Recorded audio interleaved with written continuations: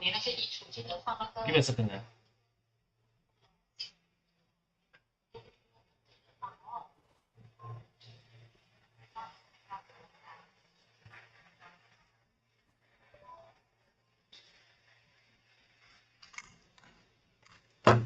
Give me a second. I need to do something else a bit. Be right back.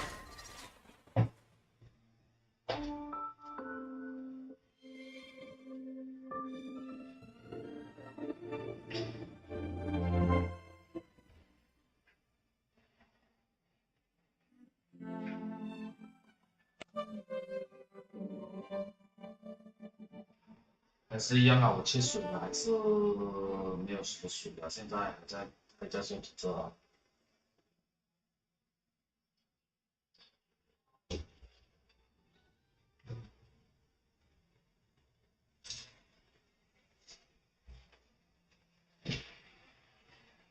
对，我在等那个处理处理那个马槽的那个东西啊。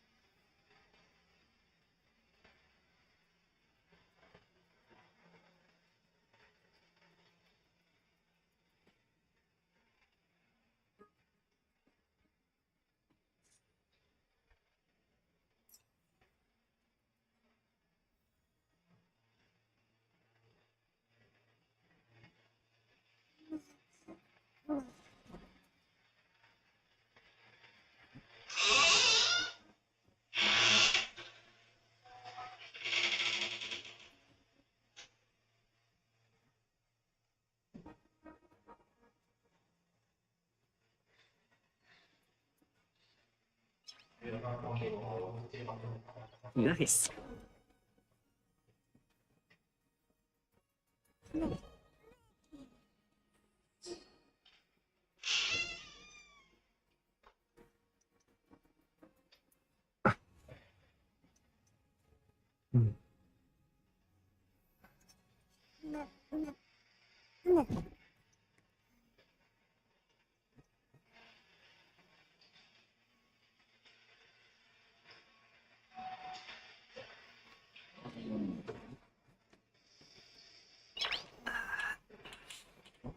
Nice.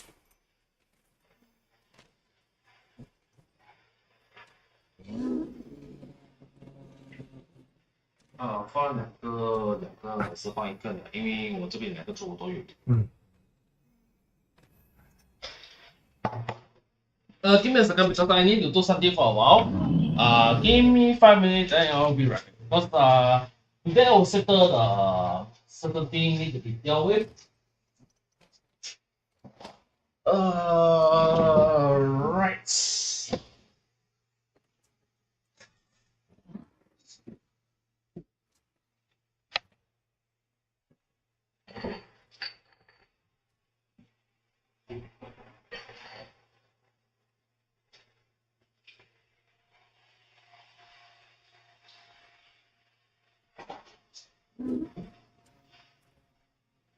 Oh.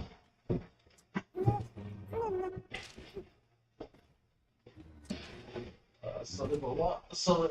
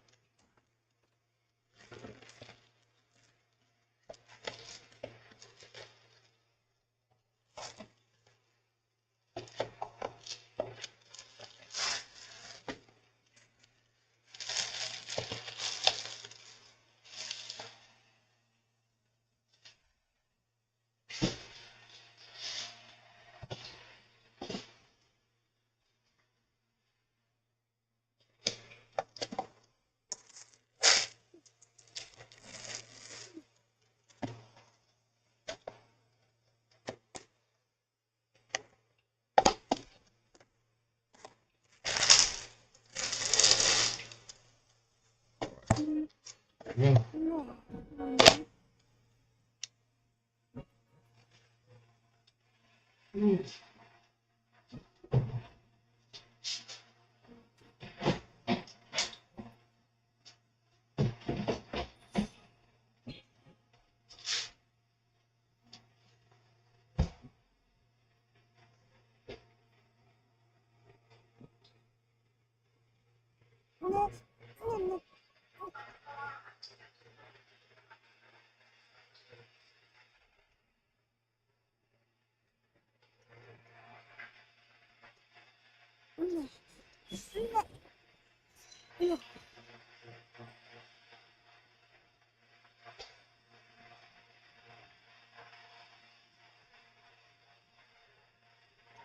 这两个。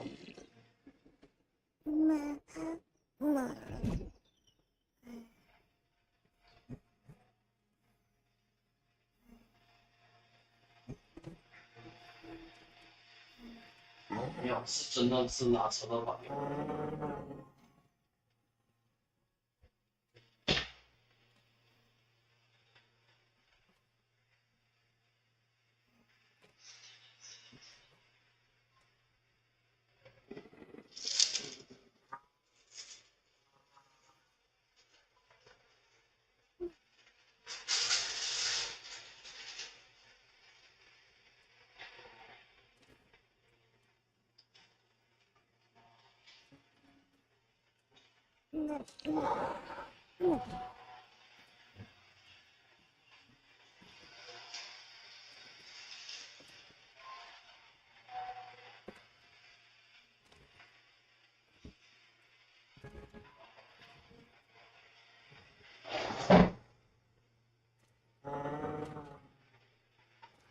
这个车那边如果不到附近的话，那边我看到了，他会等下会转账给你哦。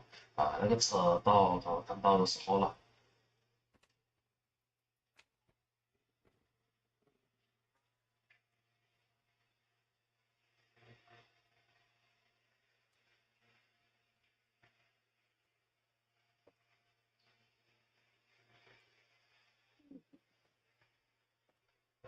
车那边如果不到的话，那边会哦，那个车到的时候了。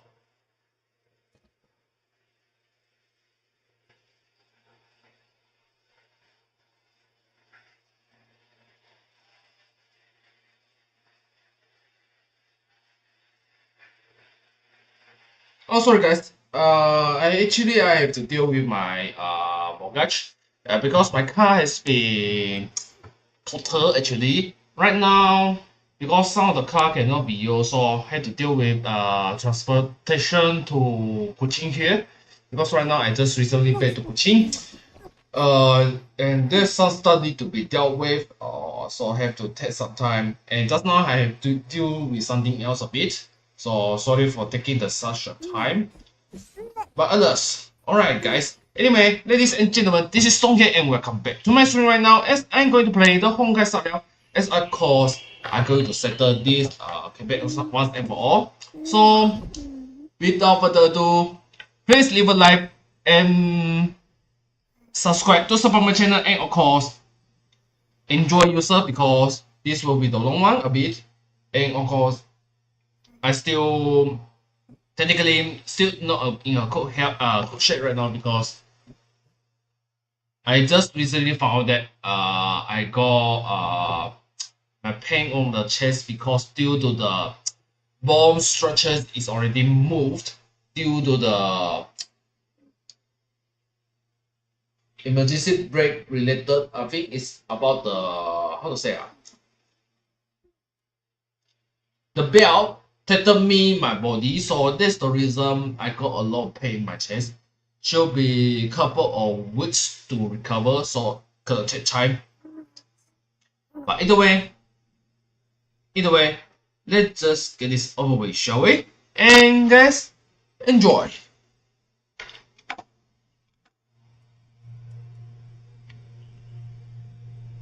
Did something happen, Clementine? Oh, that's a serious injury.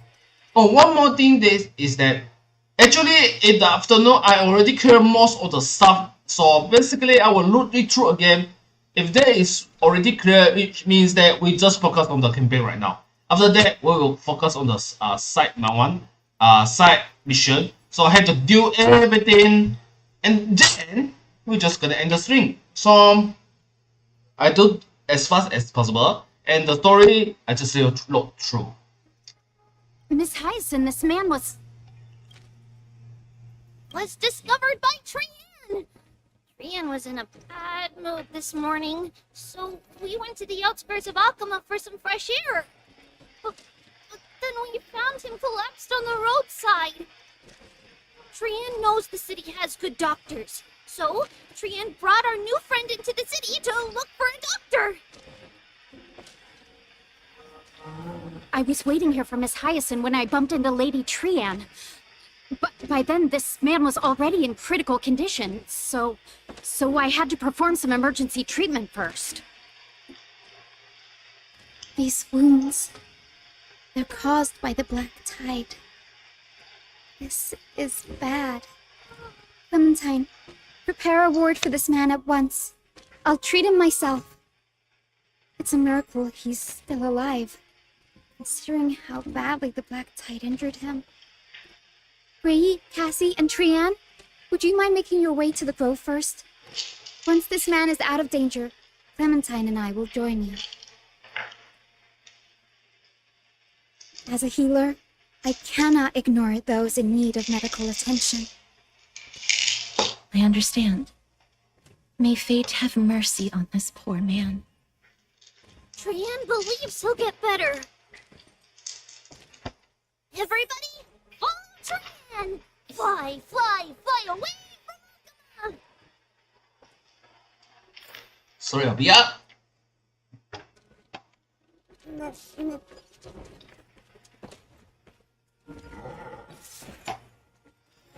Well, it's a bit late. Down this road we go, to the skies we fly, leaving Akama behind! Little Cass, little Gray, are you ready? You might not be aware of this, but using the sentry gate takes a significant toll on Lady Trian. Trian promised Treeby that we wouldn't open the gate unless we had no other choice. I'm ready, too. Okie dokie. Everybody, let's hold hands. To the grove we go. Let's go for the new map.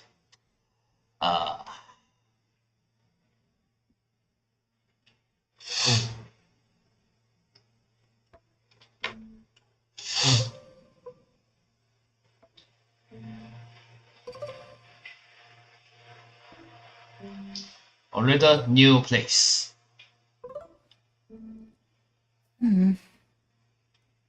It's harder than I thought to sew gemstones onto Wolfeld. Cass, memmy, mem. Mem. Mem wants to try sewing. Here, why don't you give it a go?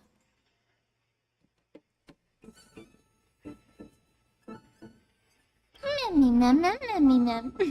Ini biasanya kalau kita sediawa sedikit It's hard back. not to like Mem when they're so adorable. Oh, this is amazing. It seems as if their voice has become more intelligible after the battle with Nikador. After spending the last few days together, I feel like I'm gradually gaining the ability to understand what they're saying. Even if it's just a little.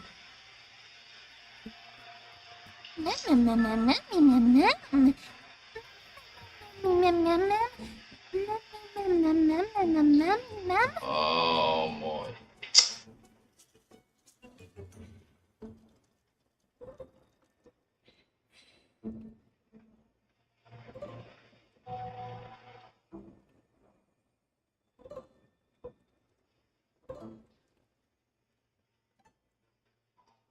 应该四个还没有开。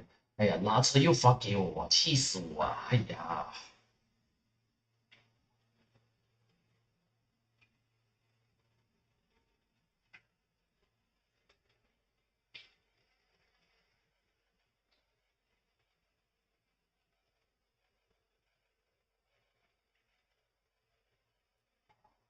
我真的，他又发给我啊，他又发给我这个东西啊，我就直接发给你了，这个东西。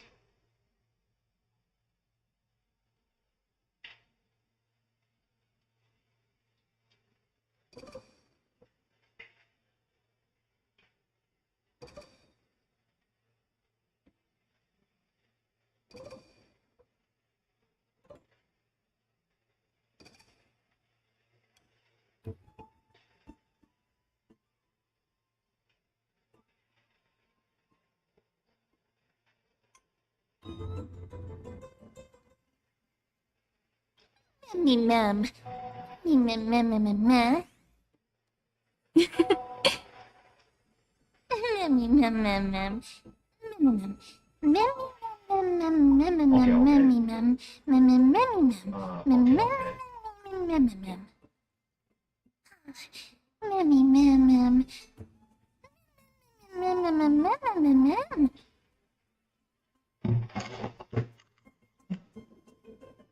I just want to become a funny guy, for transferring to Duke. Nah.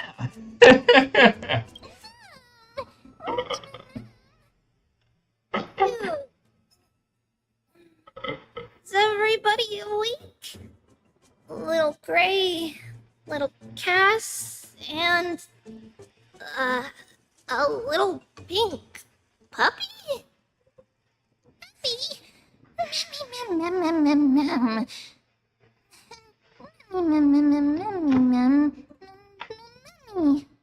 It's already action hour. Lady Trian, I hope you're well rested. You were talking in your sleep. Did you dream of many things? Sleep? What did Trian say? Something like, Mommy, all with sword. Let's fight together. We'll be brave. Ugh, it's so embarrassing.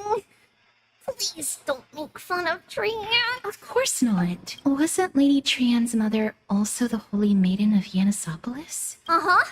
Mama was the strongest holy maiden in all of our history. She also gave us the prophecy of deliverance. And she had red hair that looked like a cute red mushroom, but Trian can't remember what Mama looked like anymore. Not even in the dream just now. Mem.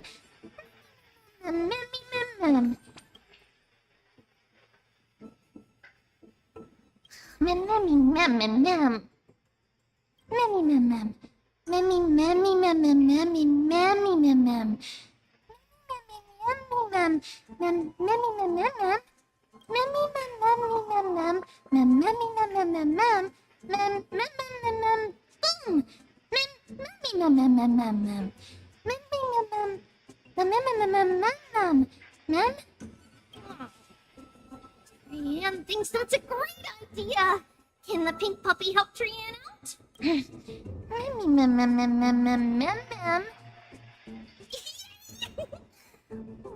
Little you. Little Aggie from now on.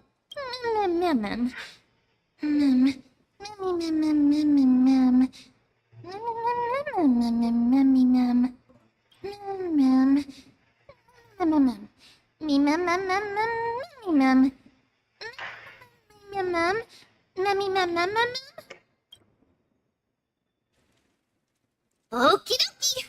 Trian remembers that we need to help Aggie ask the big tree whether Circes would be willing to visit Akama. If we follow this woven trail and keep going upward, we'll reach the grove in no time.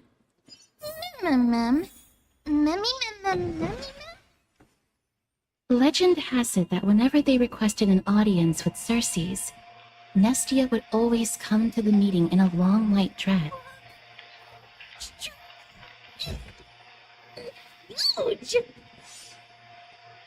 Oh yeah, I just cut short.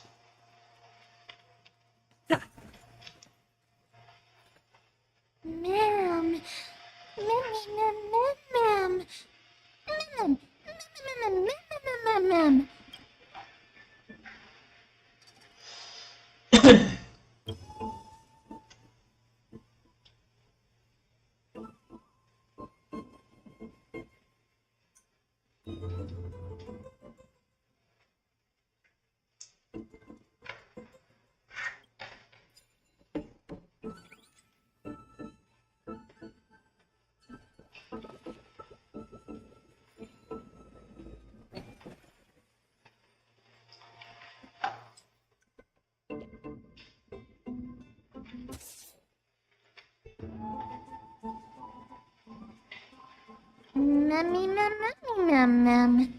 It's the Bough of Rift, the divine body of Circes.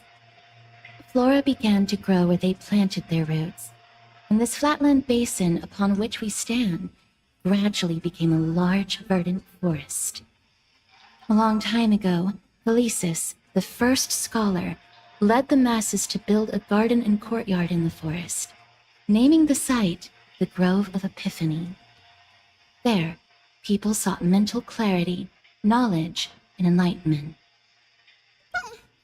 Trian knows this. Everybody says that was how this big academy came to be.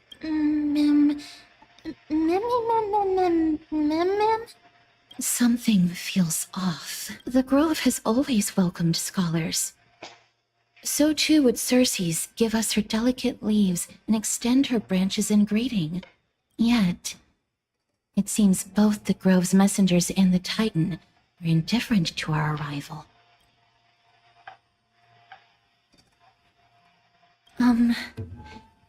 Please don't speak such words once we're in the confines of the Grove. Maybe everybody's still asleep because classes haven't started yet. We don't want to be disturbed, so they shut the entrance.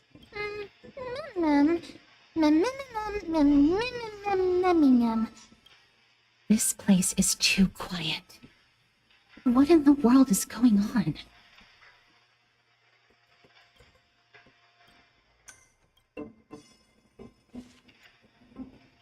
I'm dead. I just want to catch. Not that one.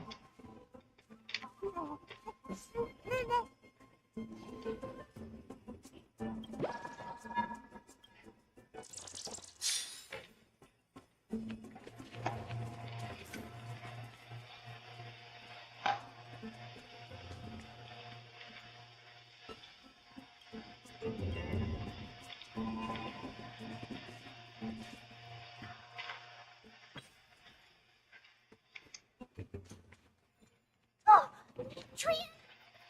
Everybody, fly across to the entrance on the other side. Where could it be?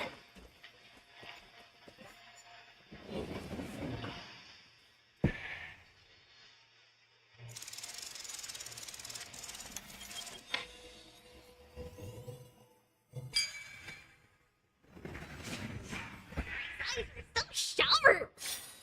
Not much. I knew you would find it. The courtyard of Storky should be just ahead of us.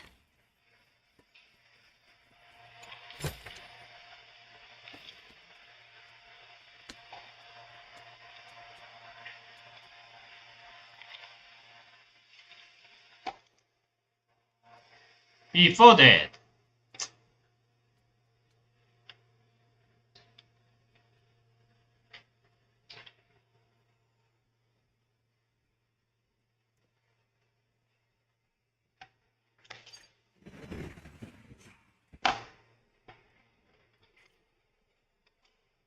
because we forgot to test something, eh?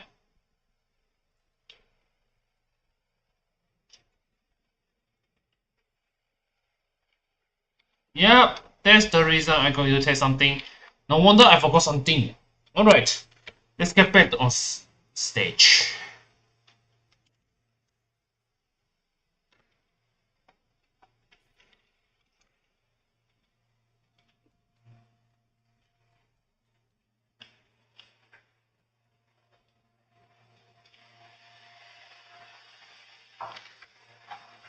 As I expected, something's not right here.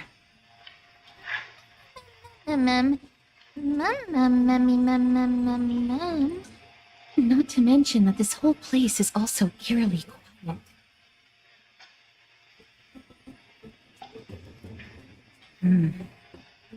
That's possible. Hello?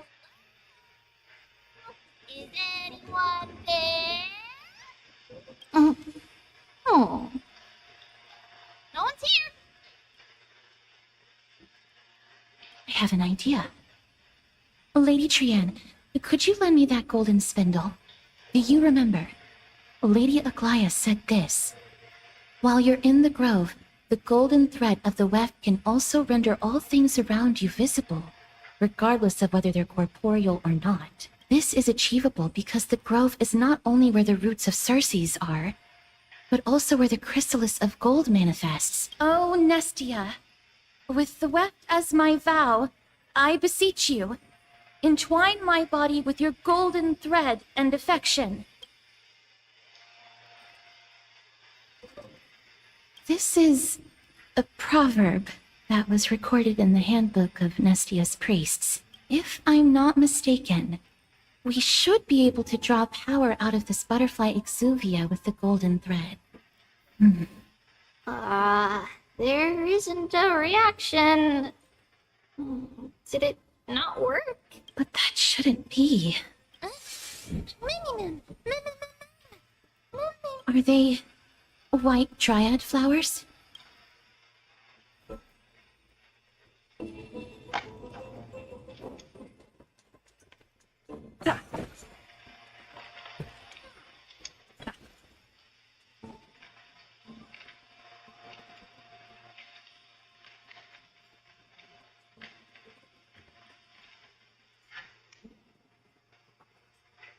How's the time?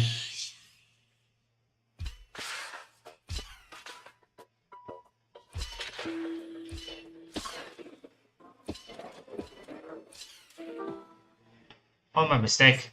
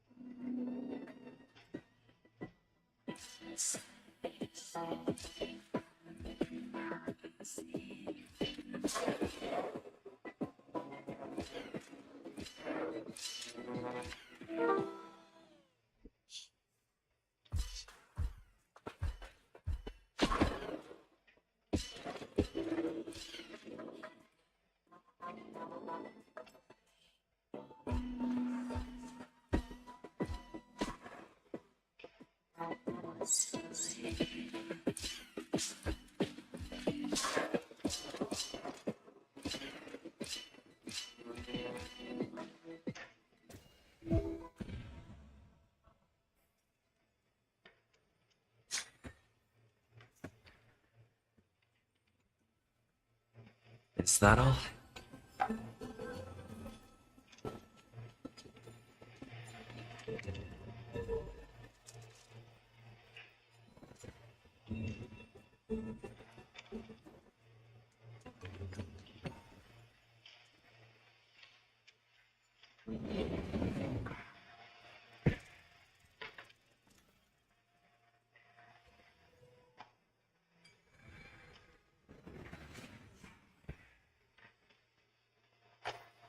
No match for me.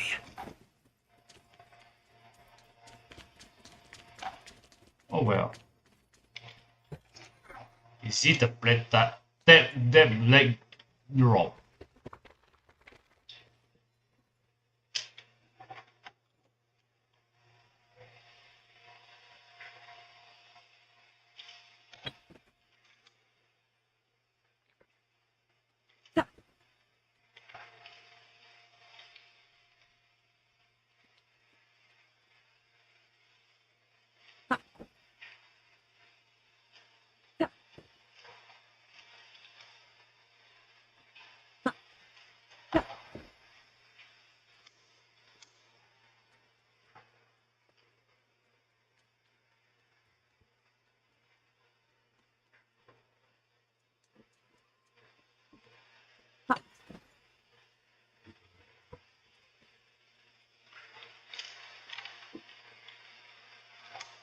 course.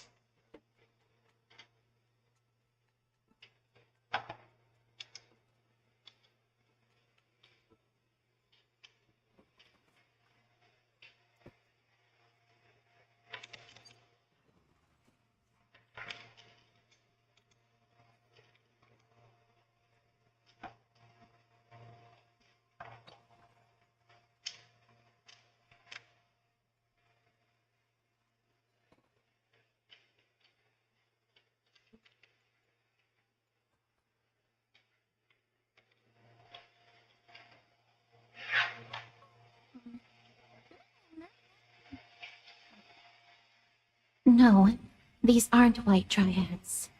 These are shadows of dead white dryads. Dead, ma'am? Shadow? Strictly speaking, these white dryads are still plants. They only gained sentience as a result of Circe's blessing of equality. But their sentience is minimal when compared to that of humans. These flowers have already died. What you see here are just faint afterimages of their souls. However, this also means that the golden thread has definitely connected with the Titan's presence. Without the golden thread's outlines, we would not have been able to see them at all. But what happened to them? Why are there only tiny shadows of them left? Ma'am, can you read their memories? Let me try.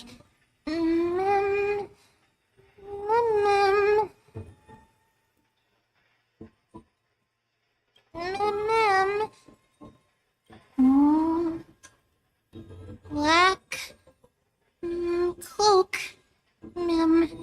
sword towards the great tree.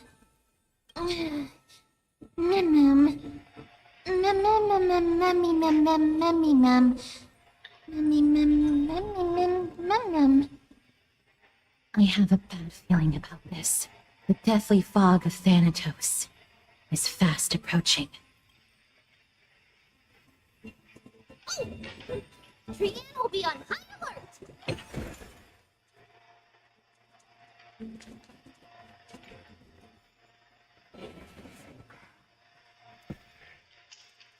The smell of death is becoming more and more intense. There. This looks really scary.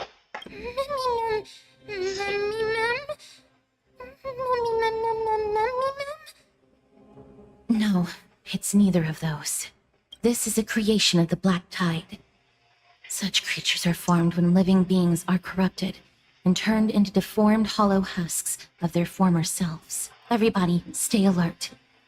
Regardless of what has happened to the Grove, the fact that we're seeing the remains of a Black Tide creation here definitely doesn't bode well. I suspecting the third one. Should we The inform Aggie about this?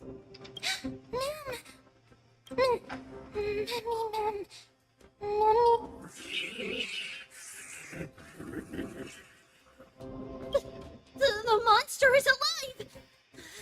Trian will protect everybody! Trian, please hide behind us. Mister, let's do this. well, this I kind of suspect the third one will be the destruction. Because it seems like this is from the Antimatter Legion, man. But it's a different tint. It's a different design. As expected, the words black, sword, and cloak. They're talking about the Black Tide.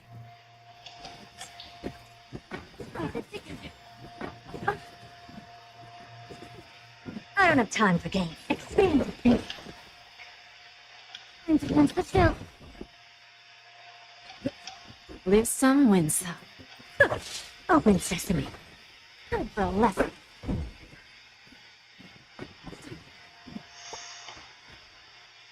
Endless riddle. Nothing but a ball. Expand your thinking. Watch it crumble.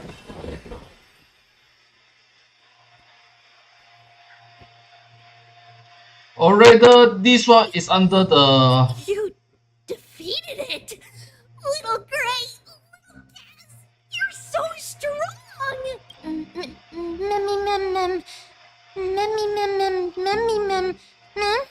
To think the black tide has spread this quickly to the grove despite its remote location. I'm afraid a world where strife has fallen is far more dangerous than we ever imagined. Oh no! Does this mean that Akuma is also in danger? Looking at this mess, it seems the scholars at least succeeded in fending off the first wave of attacks. But at what price?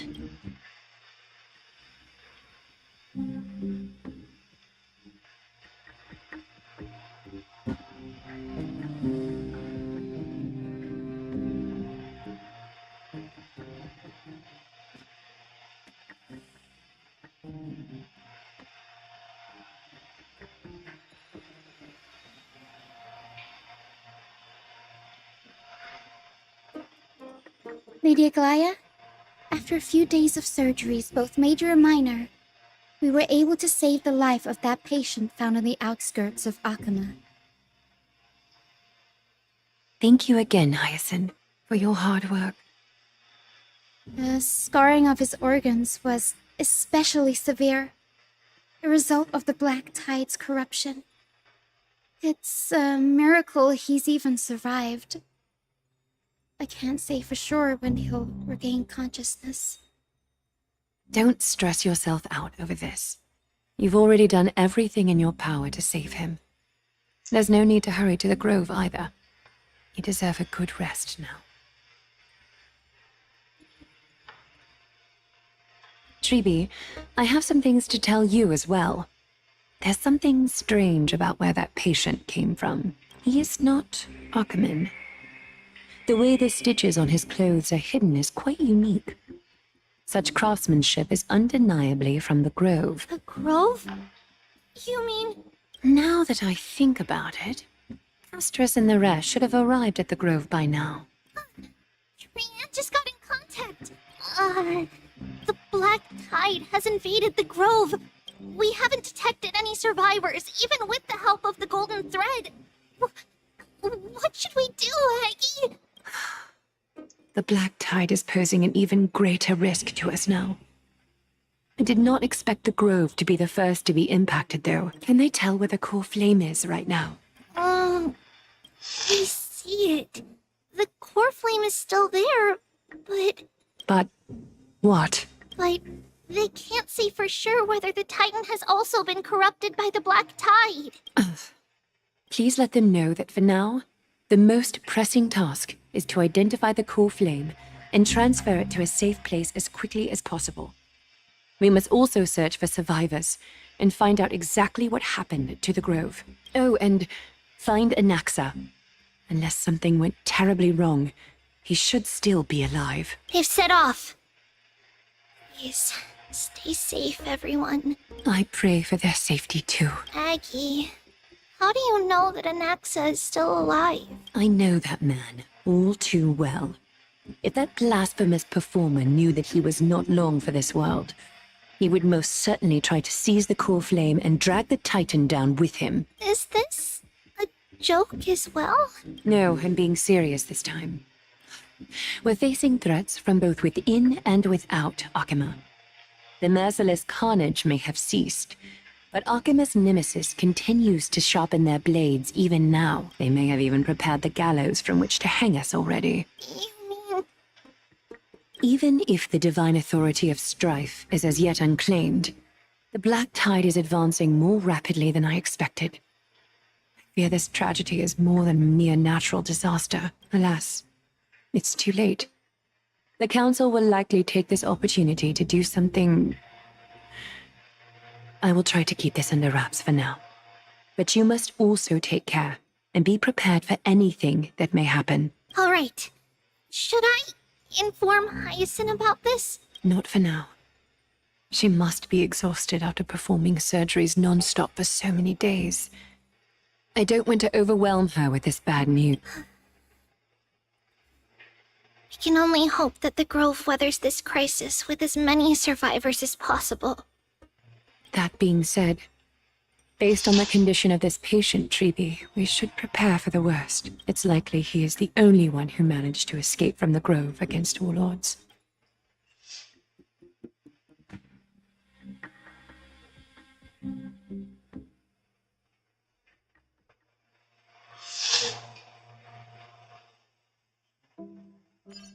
Everything will be fine. The people at the grove are really smart. They'll definitely be able to chase away the black tide.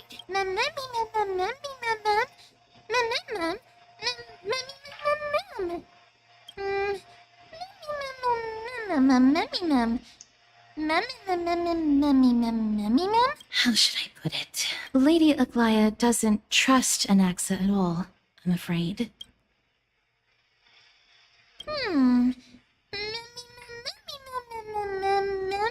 Believe me, she is far nicer to the two of you than she is to Anaxa.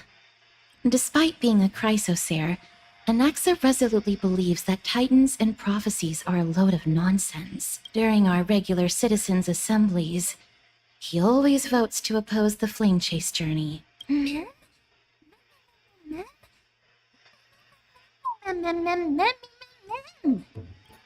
knows the answer to that. Everybody says that Circes, who symbolizes reason, is the most tolerant of novel ideas. Apart from Kefali, they're the Titan who treats us the best.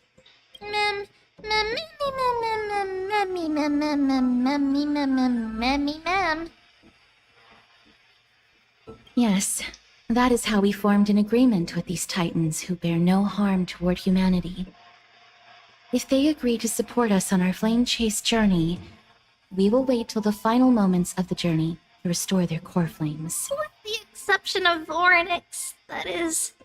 They didn't lend us their power willingly.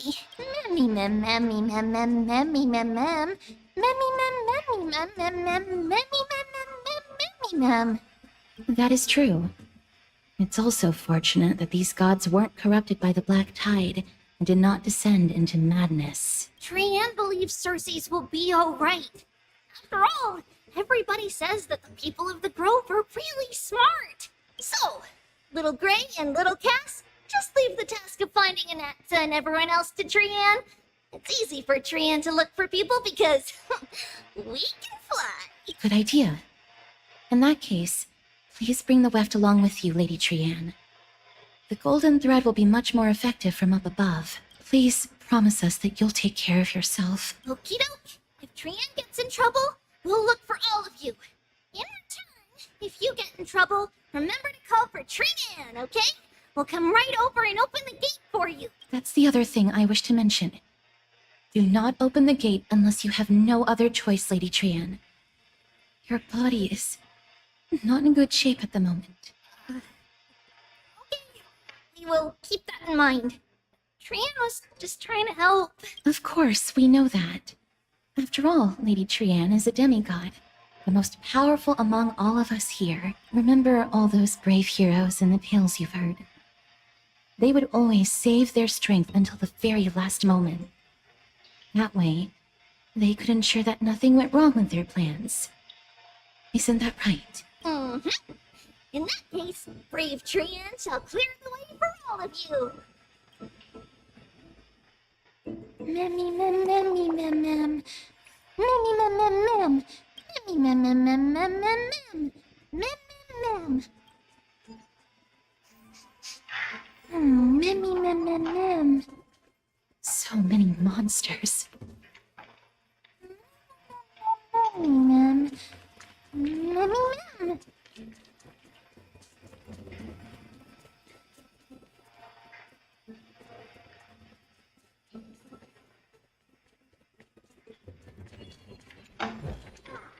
Is that all?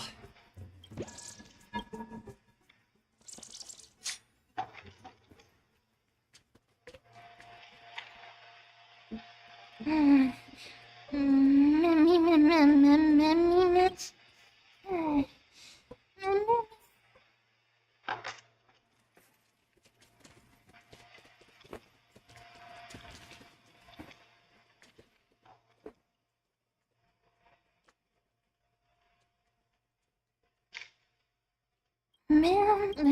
Memmy ma'am. Memmy.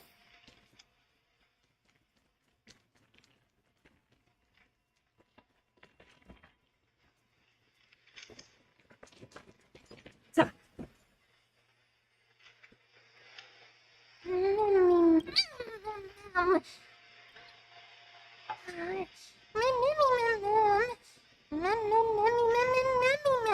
It could be because when a life is devoured by the black tide, it loses its soul. I find that this is affected by the erudition. I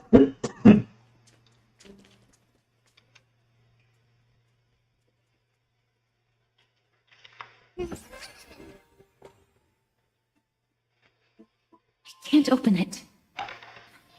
It was probably sealed in order to ward off the black tide. Save your energy. Yanis's power is far stronger than we could ever imagine. Are you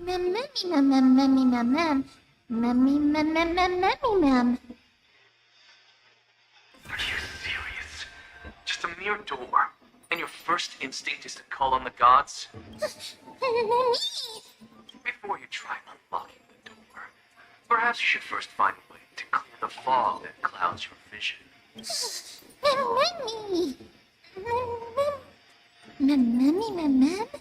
My is endless sadness. What is that say? The grove of the pit, and the founder of those forests. Before we go any further, rule number 1. Do not call me Alexa.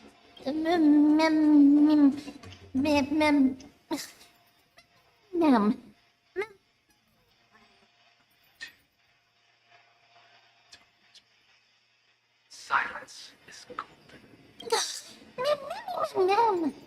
The person standing here and conversing with you right now isn't the vestiges of memory. Rather, it is the culmination of the greatness of science and the pure, irrefutable, and undeniable exalted truth through the wonders of alchemy. I have shattered my soul and transmuted it into gold before burying it in this spot.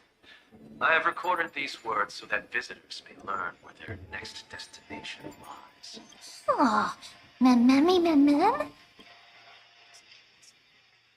Having said that, alchemy is not omnipotent. Each time you hear from me, an equivalent part of my soul is being consumed as the price. In other words, this voice isn't created out of thin air.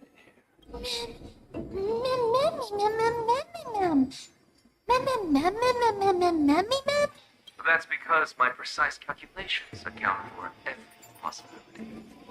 I also know that you have already discovered the cause of the calamity at the grove, the black tide, and that you mistakenly believe that the scholars have been wiped, but that is where you're wrong.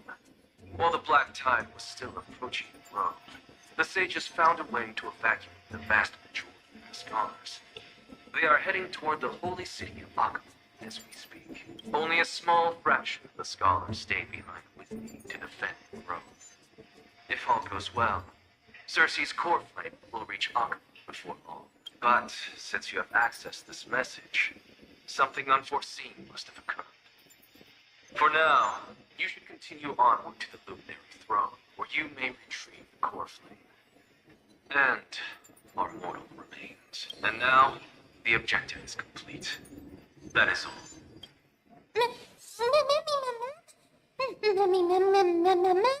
Mister, judging from your reaction, you must have found a useful memory. Professor Anaxa? That's a lot to digest at once. I'm sorry. Please give me some time. You don't have to take that too seriously. For some reason, he's especially particular about his full name. Professor Anaxa theorizes that all beings originate from the same source and have a similar composition, which in this case refers to the soul. He calls this theory Nesporism. It is an extremely complicated theory. You should get him to explain it himself if you're interested, provided that He is still alive. Yes, that seemed like the only good news so far. We can just focus on retrieving the core flame then. I do not wish to consider this possibility. Perhaps they were just unable to transfer the core flame, but managed to escape.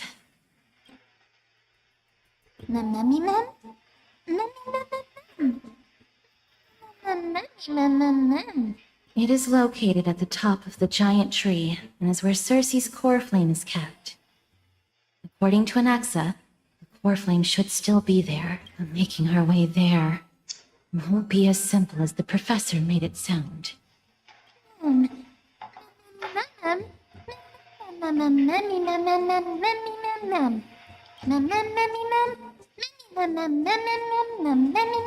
right.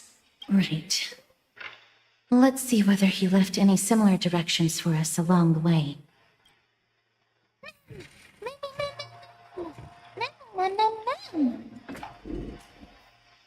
Alchemy is truly incredible.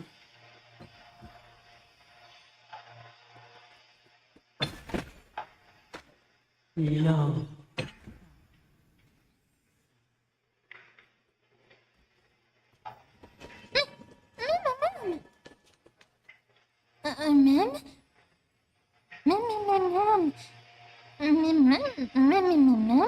No, you didn't imagine it. I heard it as well. I'm afraid that someone's probably nearby. As we are unable to ascertain whether they are friend or foe, we better remain cautious.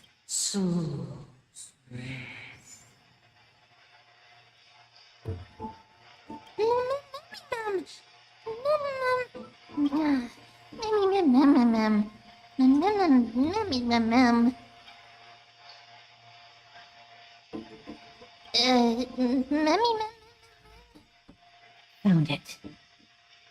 The voice is coming from over there.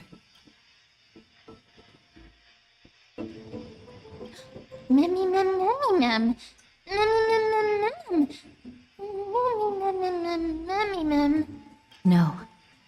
It seems to be coming from somewhere even further that way. Let's go check it out.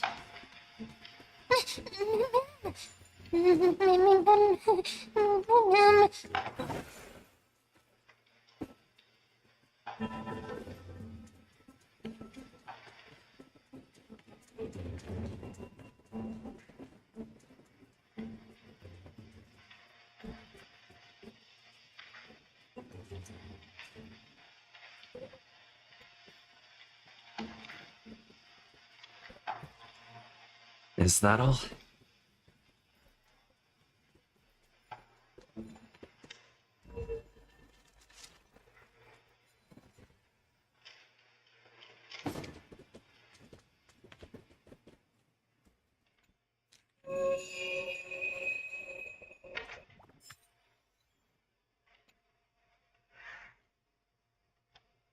No.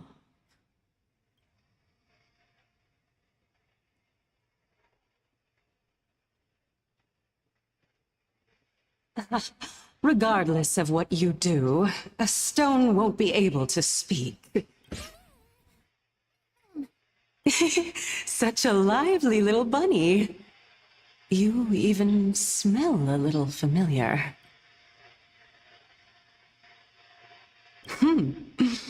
What a smooth-talking child. I'll accept your praise. Who are you? Keep your distance and identify yourself. Otherwise, you'll face the consequences. The scent of Thanatos. I recognize you. Idonia's renowned goddess of death. Since you are aware, stop provoking the authority of death. Answer my question. Baring your fangs at me. How cute. Just call me Calypso. I greet you on behalf of the 7 sages and the Litophagists. Be careful. Even if the head of the Litophagists has never shown their true identity before, we shouldn't trust this person so easily. The Weft could not detect her presence just now. That would be out of the ordinary if she were truly a phantom body. But if she is someone who has passed on, I should be able to tell. Let me test her. Do you mind if I join your private conversation? That would be rather inappropriate for someone who isn't even willing to reveal their real self. Forget it. However, I'm going to ask you some questions. Please answer them truthfully. If you can do so without hesitation, we won't treat you as an enemy for the time being. A pop quiz? Well, that sparks my interest. Go ahead. What was the topic for the grand finals of the 752nd Great Debate? Is a flying arrow in motion or at rest? Who was your representative? Medea. She went up against Phynon of the New Sporists. Who won? Nobody won because the 752nd Great Debate never took place. What I just mentioned happened during the previous debate. Phynon emerged victorious and obtained his 10th consecutive debate wreath. Also, to alleviate your worries, I shall provide you with a piece of information that's more valuable than the Great Debate. Anaxa the New Sporist is still alive. I saved him, and he is now recuperating at the Luminary Throne. So, are you satisfied with my answers? This dumbfounded expression of yours is much more adorable and likable than the previous one. As the saying goes, seeing is believing. Why don't you follow me to the throne and take a look for yourself? I'll keep my eyes on you at all times. Oh, that's truly an honor.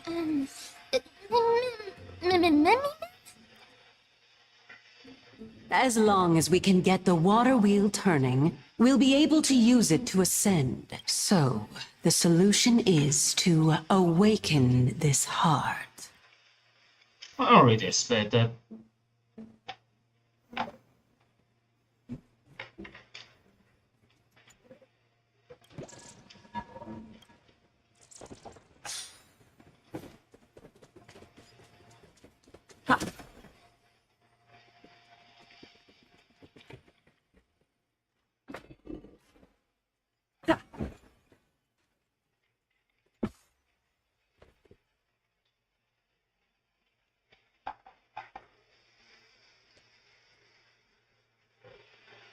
Is that the Chamber of Purifying Tears? You have a good memory. Why exactly did you bring... My intention should be obvious. See that shallow pond over there? Water lilies grow there. Initially, Circes watered them with their tears, while Nestia nurtured them with affectionate love. They are a token of the eternal companionship between the two gods. All the two of you have to do is to cross the deep well and retrieve the golden bough of vows for me. Ma'am.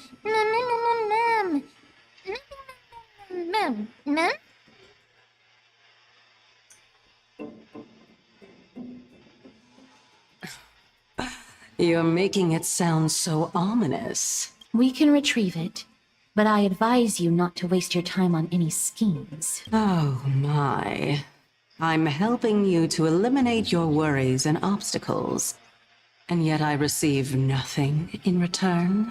Besides, the bow is essential for awakening the heart and drawing water out of the source. If you can't find it this time, we can just remain trapped here for the rest of eternity. Ma'am. You're overthinking things. We're all in the same boat, although it would be absurd to say that I have no other motives. Since you've brought it up, I might as well take this chance to explain. I'm simply making use of this opportunity to see what you two are made of. So, is that truthful enough for you? Now is not the time for me to elaborate further. So please proceed. As a student of Anaxa, equivalent exchange should be something that you are familiar with. I cannot deny that. Mister, since our interests are aligned right now, it's better for us to do as she says. Besides, she knows about my past. Even though I'm not able to elaborate much, I can tell you that she has reasons to fear me. If you unfortunately turn out to be her ultimate target, please don't worry. I will promptly intervene. Mem. Mem. Mem. Mem. Mem. Mem. Mem. Mem.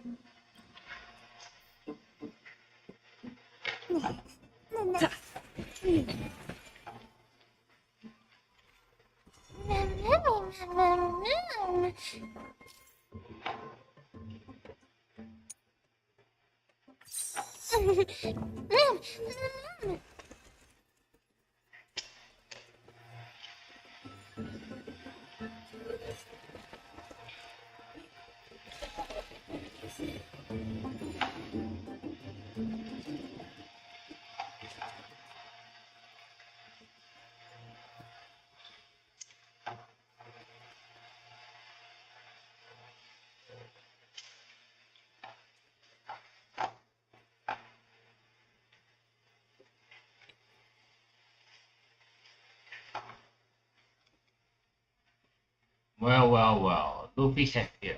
Just kill it.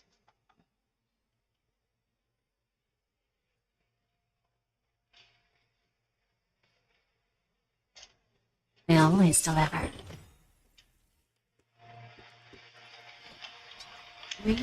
There's no backing up now. For me or you. Helpless as ever.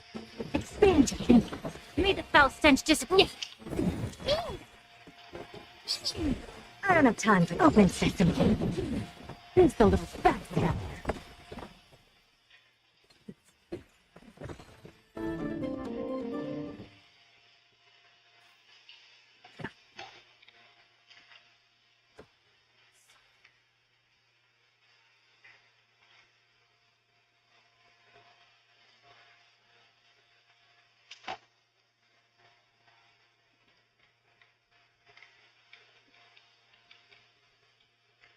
Looks good.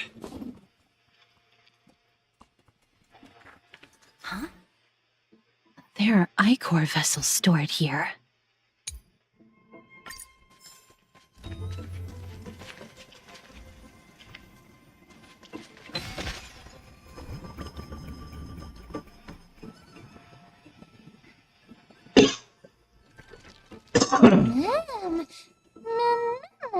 Flowers, mem.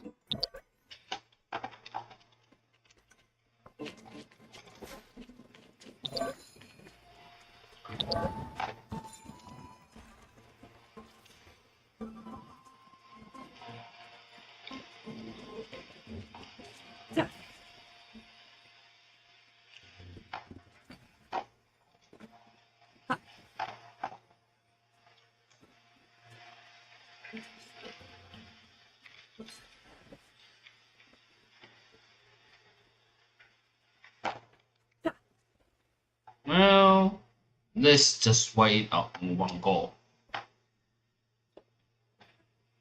Don't let me down. Curious? Endless. Nothing but a boy. Expand your thinking. Watch it crumble. Time for a lesson.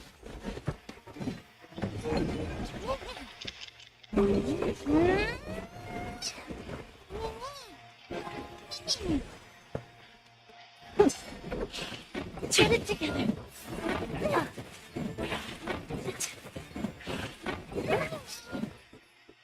Be of your body and mind the truth. For everything in this world is bleeding.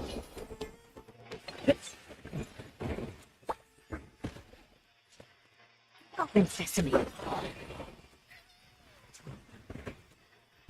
Never seen curiosity. Endless. Nothing but a boy. Bending the rule.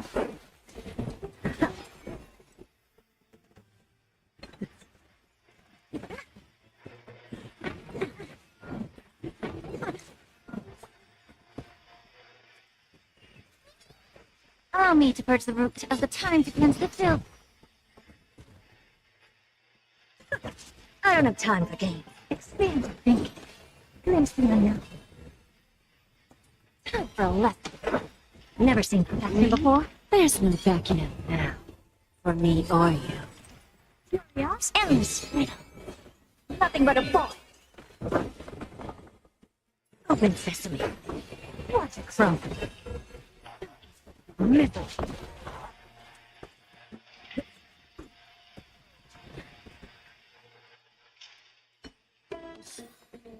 Reach the end of the story in your own way.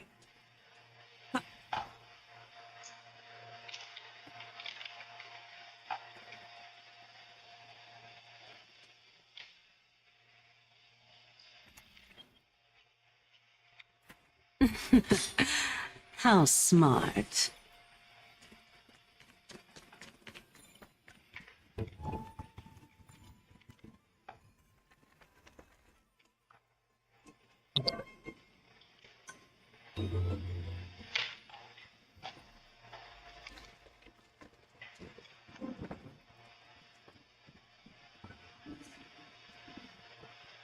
Let's hope that this is not a trap set by her.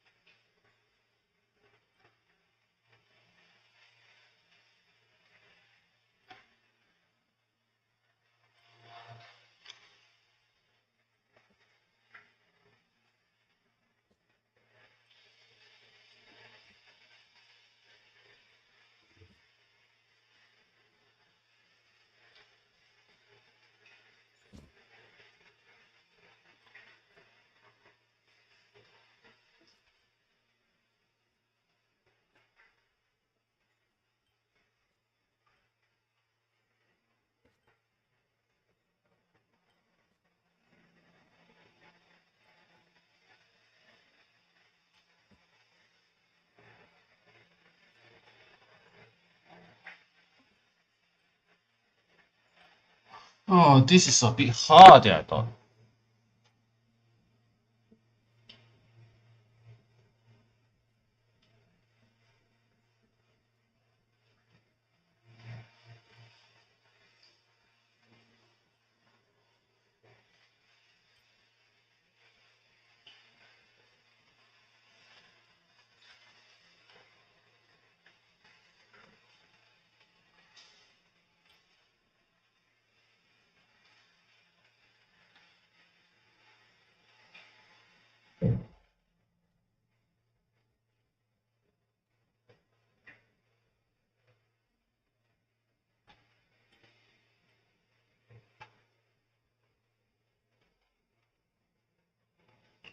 Count.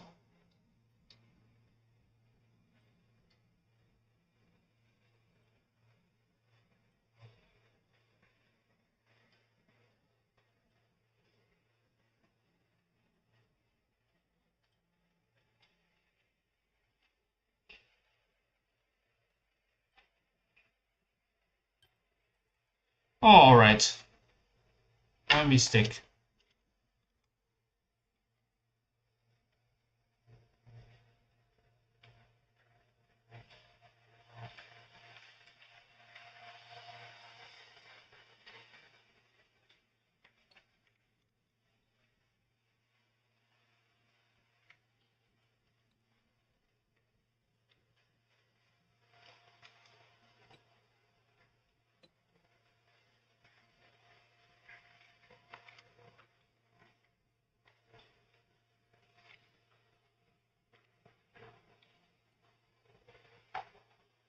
Well, wipe them all as well.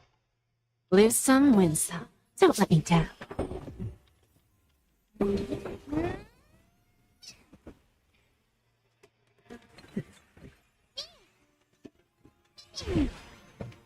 Open sesame.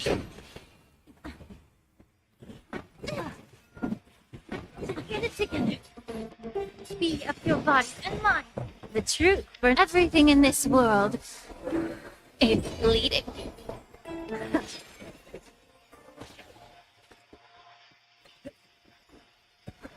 Even inch. Curious animals. Nothing but a ball. Bending the rule. I don't have time for games. Expand your thinking. Watch it crumble.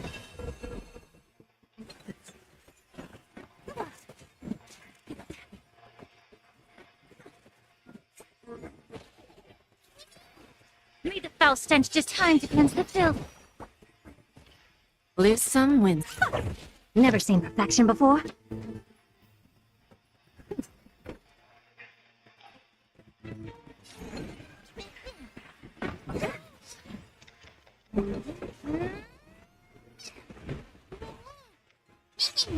I don't have time for games. Open sesame. Time for a lesson. Curiosity. Endless freedom. Nothing but a ball. There's no backing out now. For me or you. Middle. Helpless as ever. Expand your thinking. Glimpse the unknown.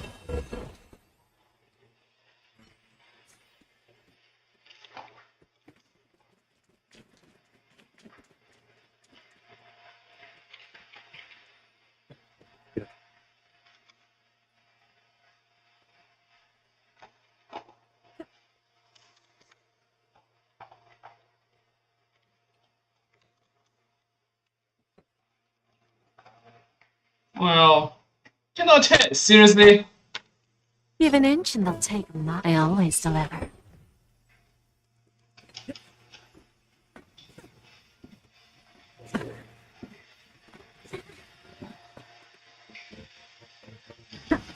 Allow me to purge the root tea of your body and mind. The truth, everything in this world is bleeding.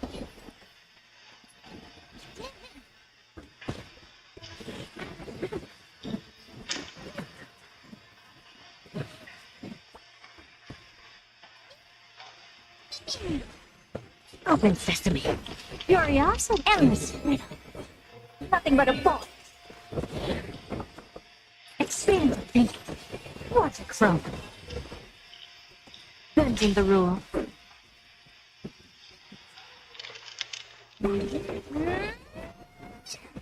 Never seen perfection before? Open sesame.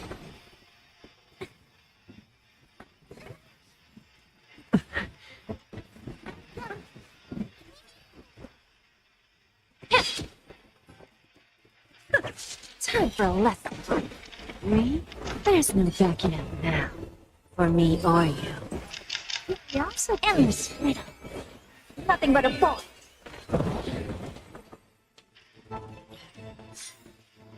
Reach the end of the story in your own way. Oh boy.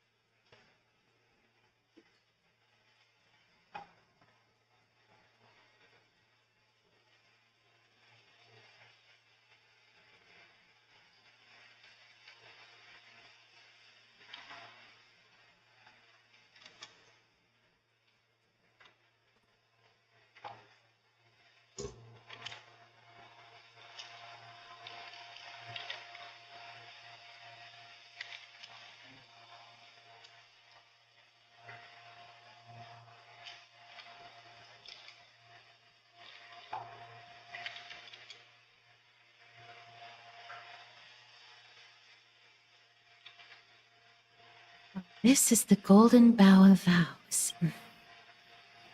I hope that the Titan will not take their anger out on us.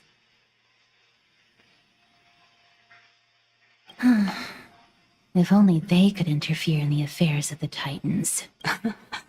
So lustrous and beautiful. It's even more magnificent than before. Cal.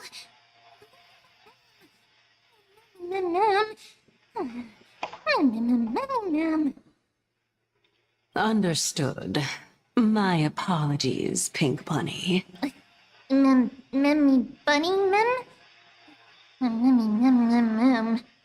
Is this the legendary Golden Bough of Vows?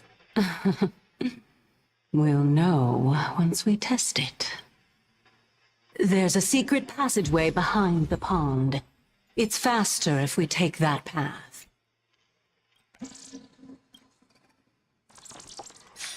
Alright.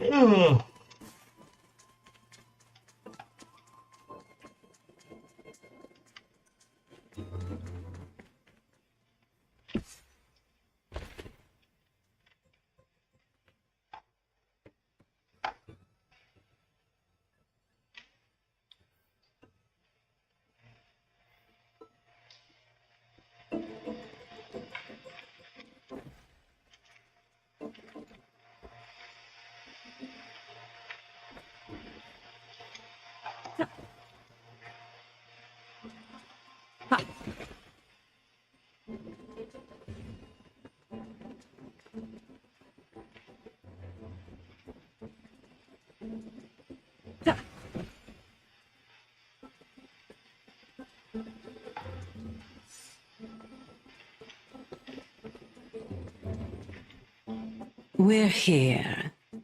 Could you kindly pluck a petal for me and place it into the pool?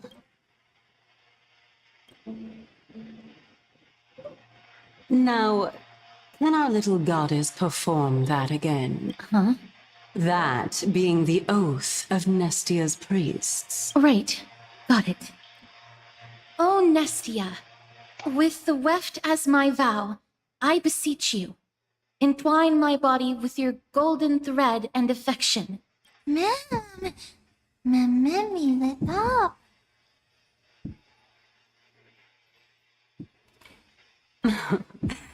It's just an ancient promise between the Titan and humans. So, what do you think? It really is the Golden Bough of Vows. And I did not set any traps for you, right? That is indeed true. You look like a sad, lost puppy. Even if this is indeed a scheme to get you to lower your guard, you don't have any other choice but to play along, do you? Therefore, why don't we just put everything aside and work together? We can always determine who's right and who's wrong once we overcome this. Yes, I agree. Great. Then, let's ride the water wheel. However, giving us half-truths is not the right attitude for cooperation. Furthermore, according to the principle of equivalent exchange, since we have passed your so-called trial, isn't it time for you to make your intentions clear to us? I really can't bear to look at your sad expressions. Although you only cleared a simple trial, I'm willing to make an exception and treat you with sincerity. I'll allow each of you to ask a question.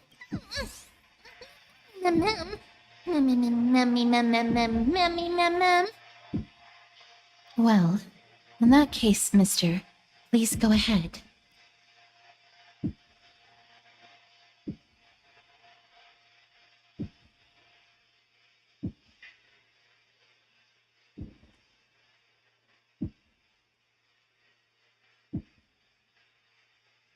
Oh, straight to the point. The Titans have cast a net over this place because of the black tide. If we want to escape, I'll require your help to reclaim my true form. Well, it's your turn now, little goddess of death. My question is, was your previous answer the whole truth and nothing but the truth? There's no point in making this unnecessarily complicated. That applies to you as well. However, we do not harbor any hostility. We merely want to avoid any potential harm to us. Lady Calypso, if you want us to work together more effectively, I advise you to answer my question honestly.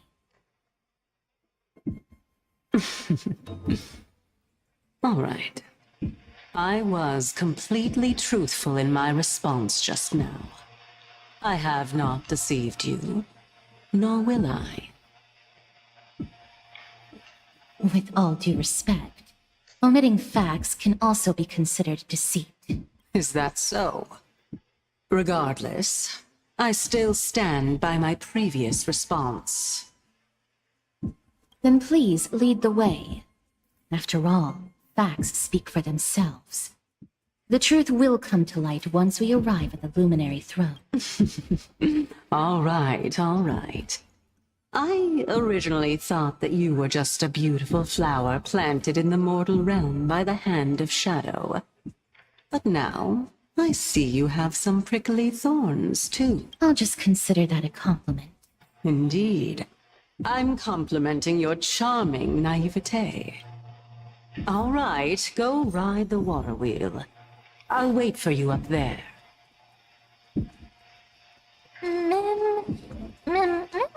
Mem.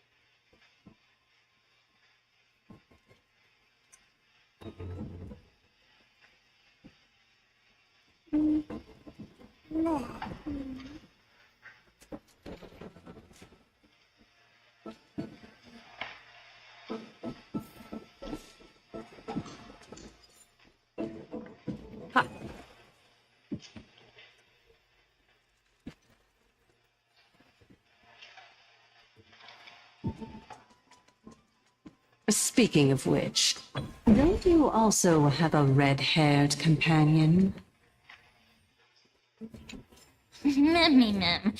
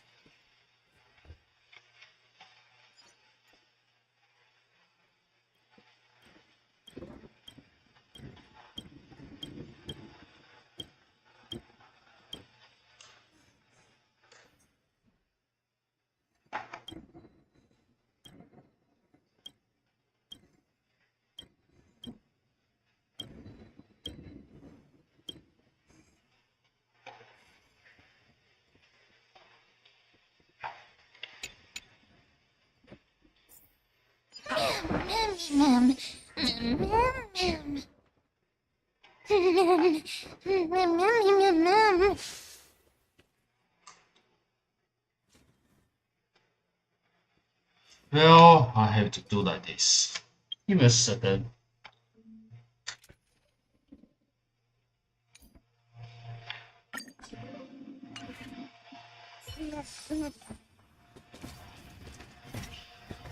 Away the heart of strife.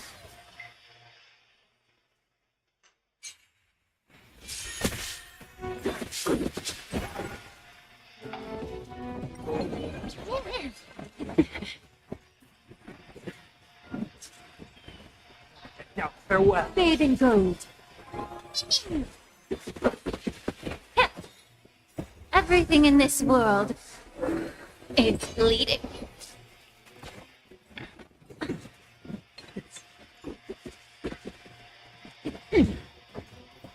Watch over you, guide you on your path. Thus our fates become one. Get it together. All lies shall be revealed.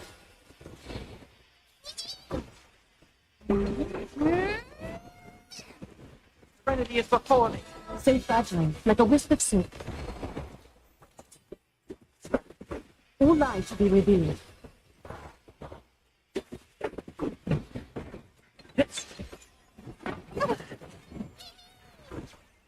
Now, farewell. Safe badgering, like a wisp of silk.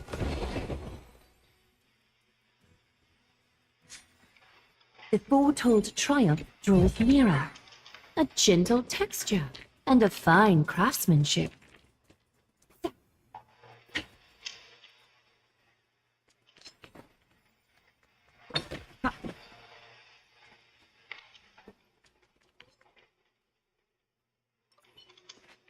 Away the hut. Right.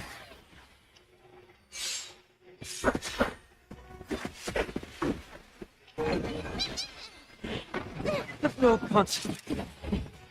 Serenity is before me. Watch over you, guide you on your path. Be of your body and mind.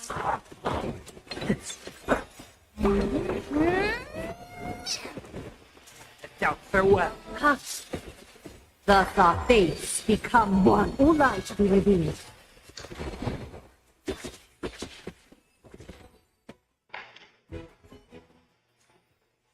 The foretold triumph draws nearer.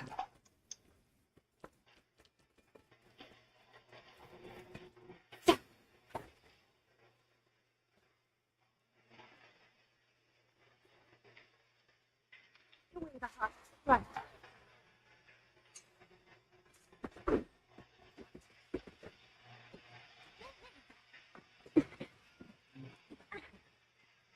Before me.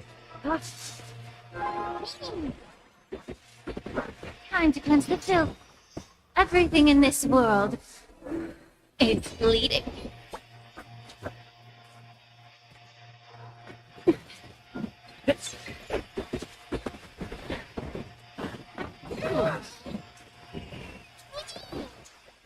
Now, farewell.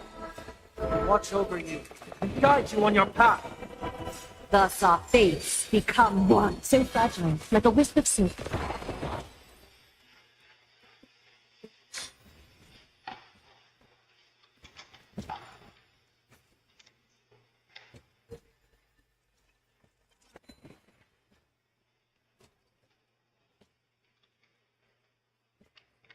Away the hut. Right.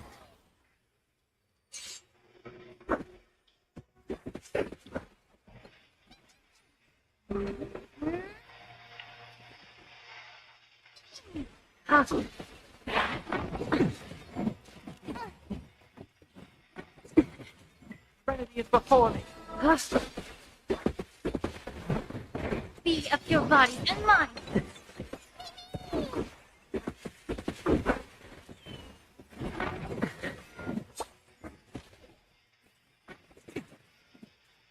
Farewell.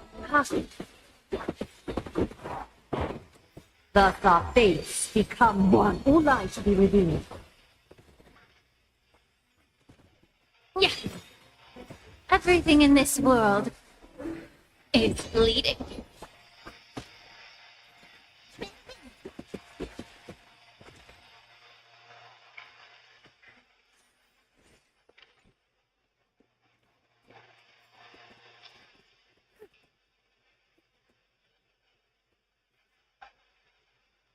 Away the hut.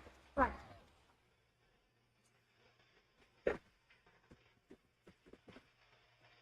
Mortal. Watch over you, guide you on your path. Serenity is before me.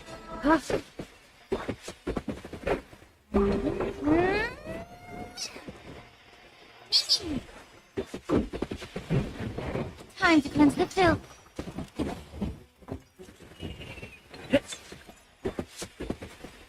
Thus our fates become one. So fragile, like a wisp of silk. The foretold triumph draws nearer.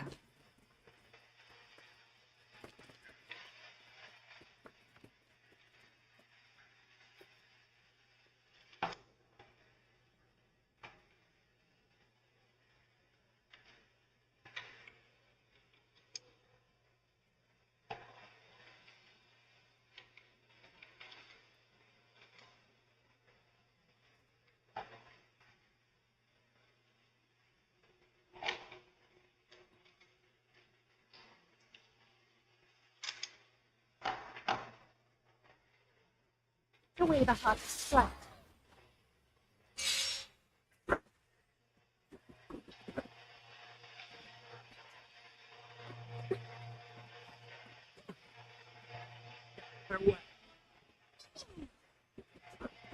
Bathe in gold.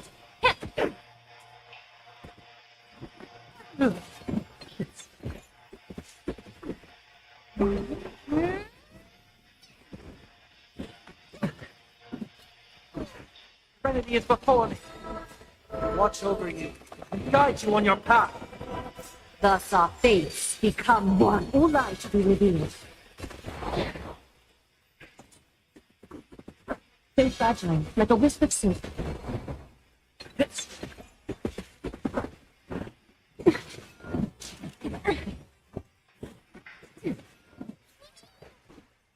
Now, farewell.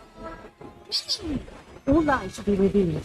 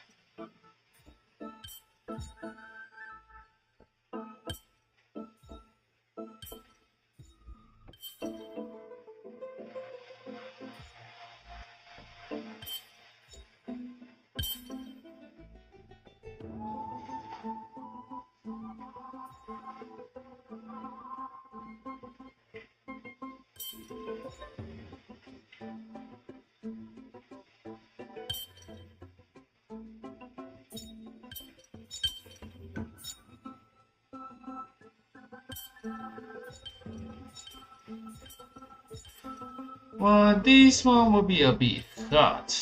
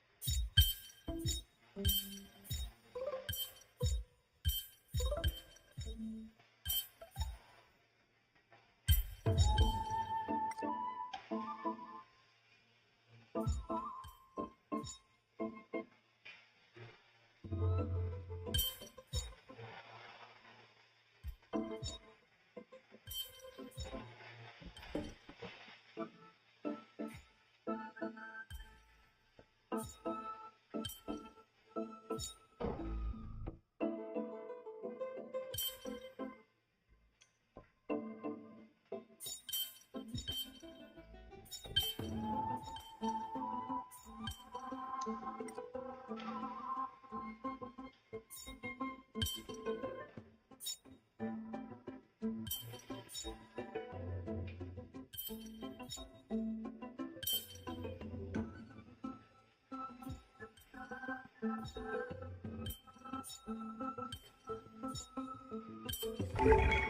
inventive approach. Truly unique.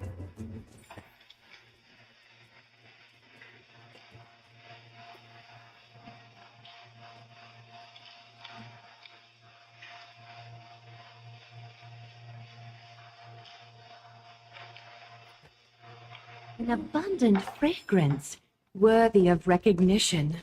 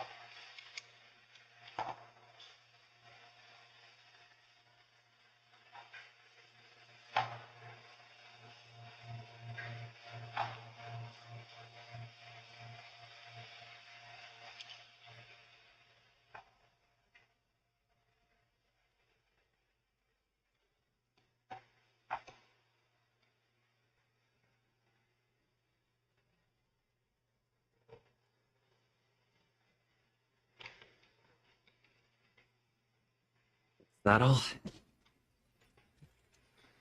Looks good.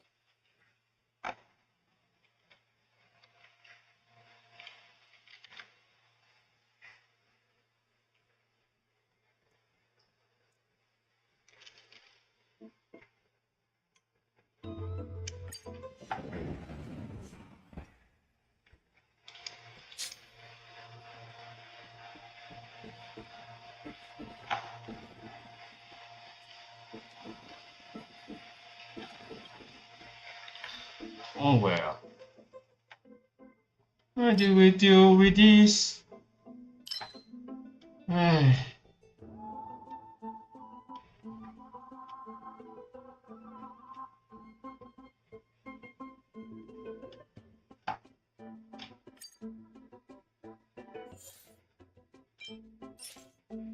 Since we're 75 for this, 60 for this, so we'll do some there.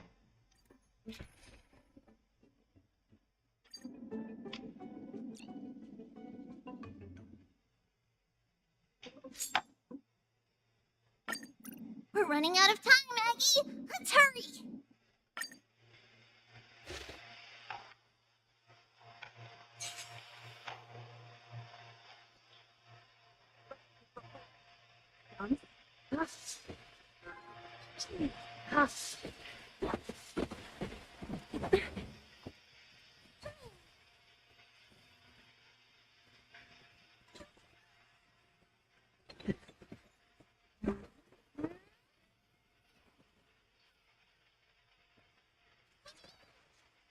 Yeah, farewell.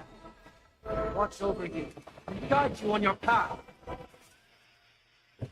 Thus, our fates become one. So fragile, like a wisp of silk.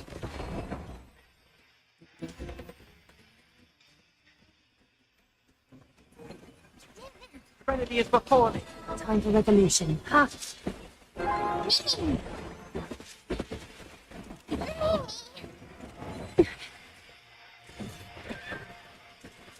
Delivery. Yeah, farewell. Ha!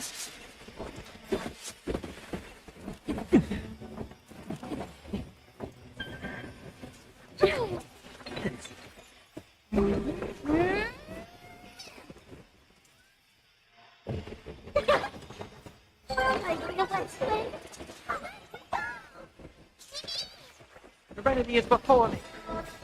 Watch over you and guide you on your path. Thus our fates become one.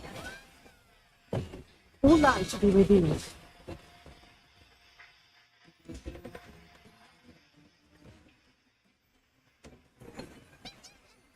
Yeah, farewell. Catch a dance? Ha!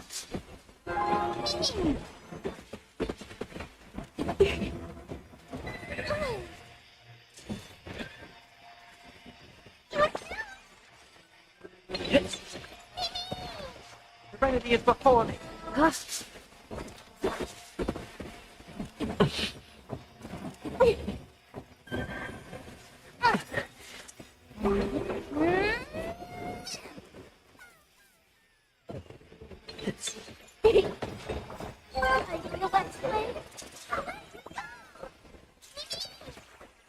Yeah, farewell. Ha!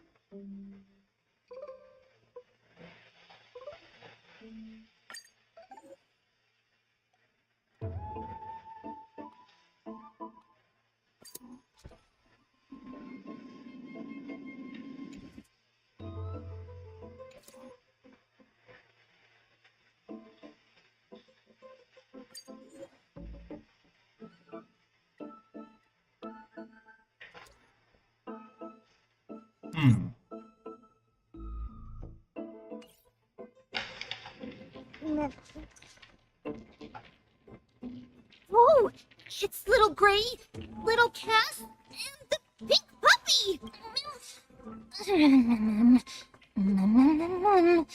Lady Trianne, are you all right? No, Trianne flew high up into the air so the monsters couldn't reach us.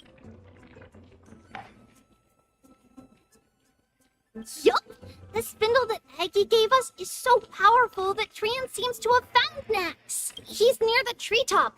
Even though our perception of him is very weak, it's not like the White Dryads from before. But since Trian was alone and afraid that it might be dangerous, we did not fly there to take a look. It seems like Lady Trian did not forget her promise. Anaxa is indeed still alive, and he's at the Luminary Throne right now. It seems like Lady Calypso did not lie regarding this. Huh? Calypso? Who's that?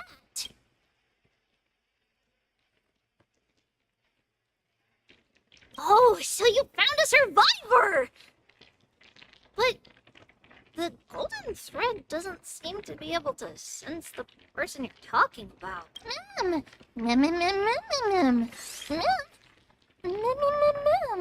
Coming and going without a trace. She's such a strange person. Actually, Trian also found this. Could this be related to the person you're talking about? This is a piece of burnt cloth. Yup. Trian found it on a branch not long ago. Trian even used the golden thread to search around and found that the entire grove is giving off a similar aura.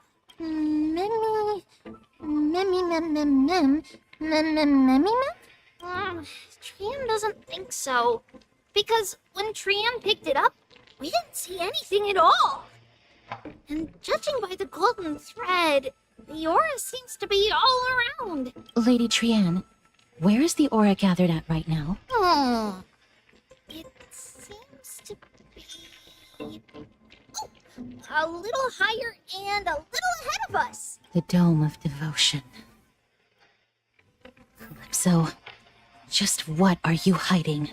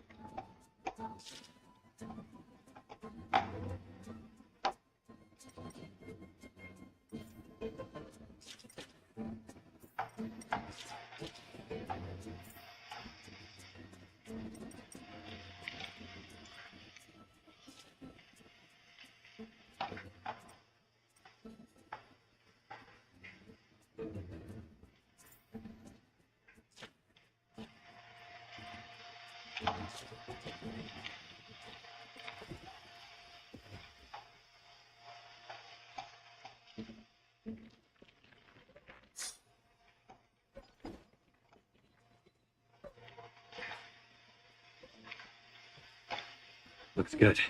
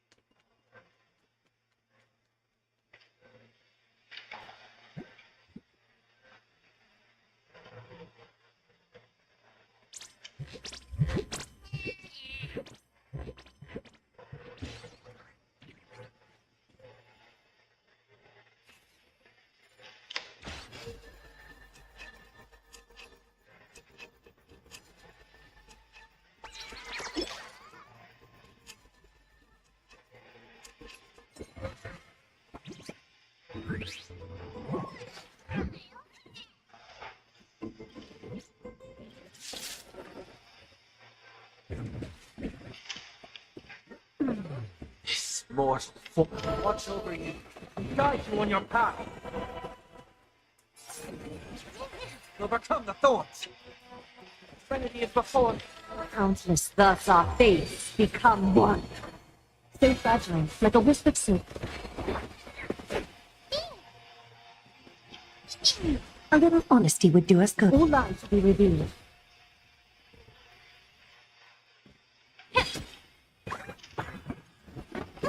The truth for everything in this world is bleeding.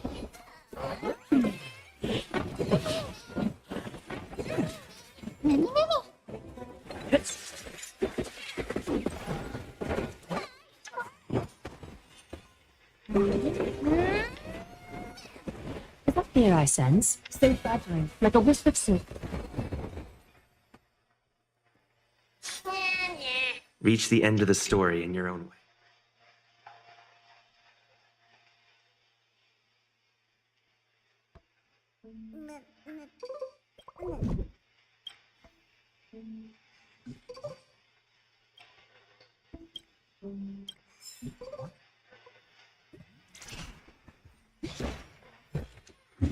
Is that all?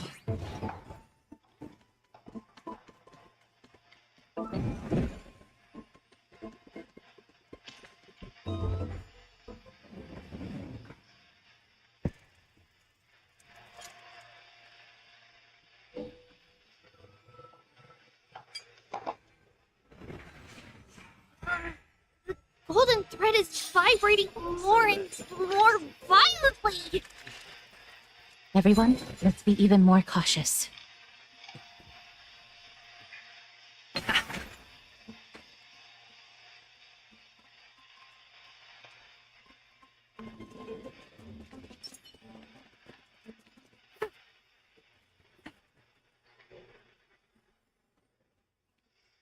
Away the hottest strike.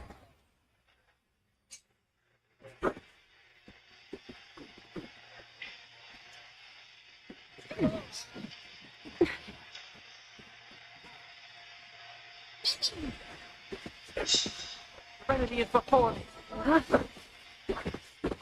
Free up your body and mine.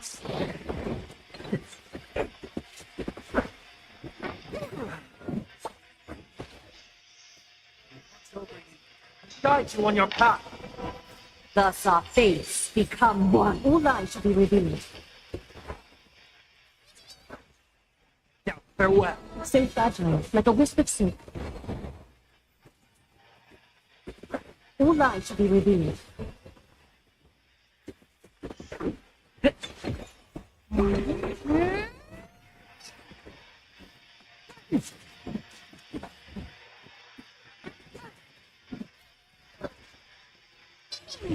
So fragile, like a wisp of silk.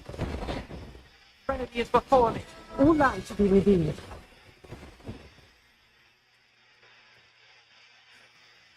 The foretold triumph draws nearer.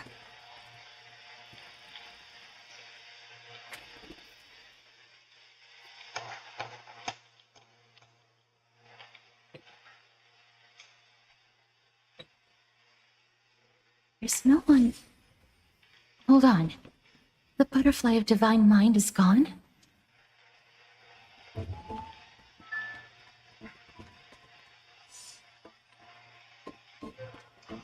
Give me a second. I'll be right back.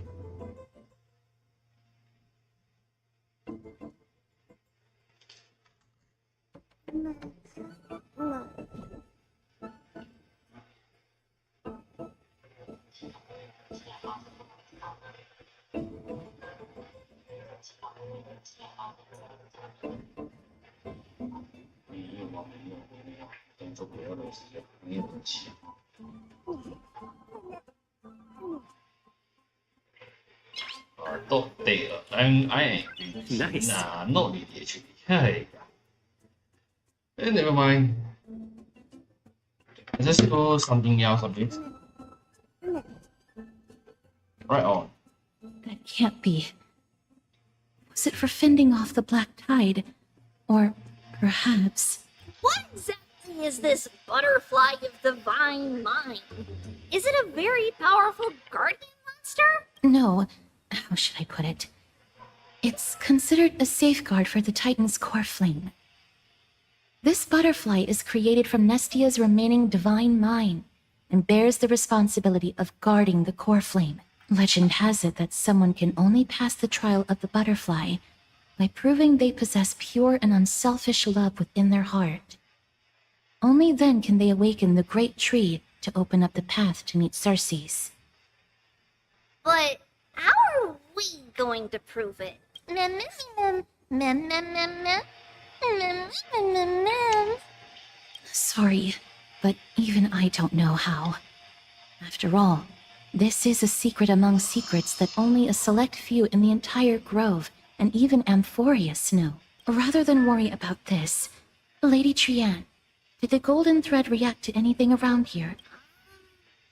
No, that unknown thing seems to be even farther ahead and higher up. Perhaps we can try again. Let's see if the butterfly will still react to the golden bough of vows despite having dissipated. If it's indeed the token mentioned in the legends, there should be a reaction.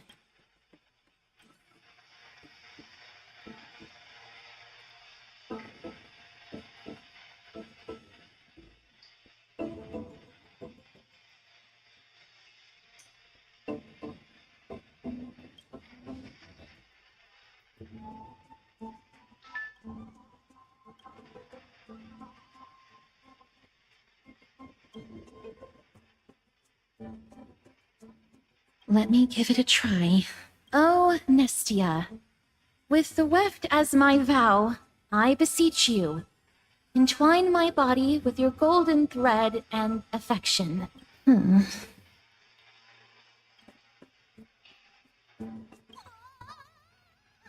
Lady Trianne, even Mem? Where have they disappeared to? Little Granny.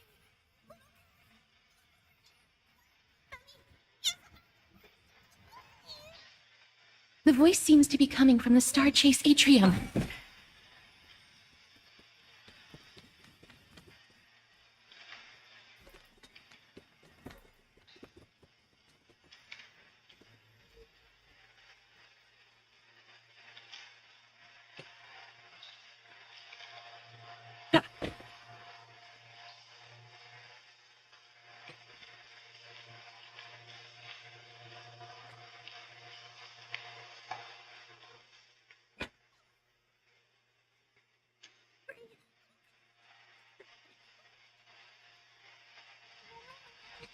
I'm fine.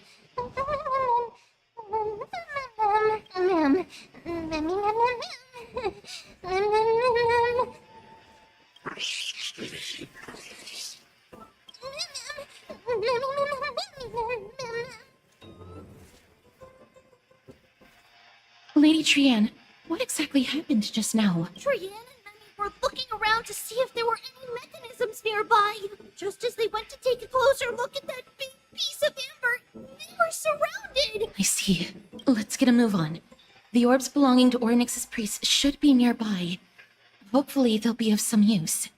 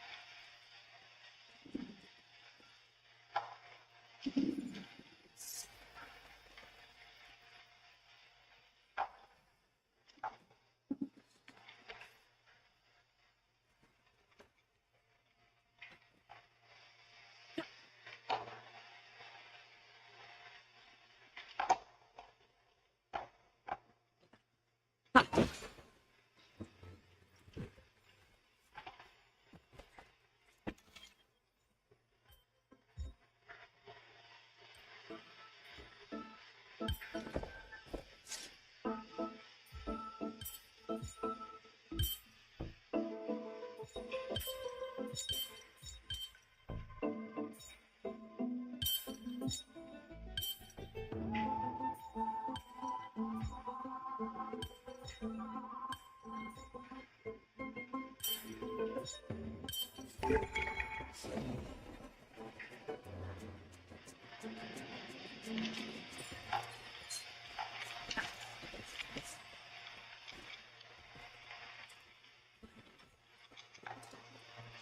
away the hot strike.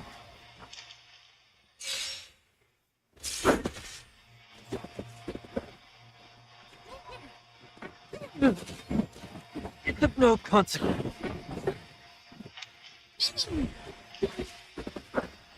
Now, farewell. Watch over you and guide you on your path.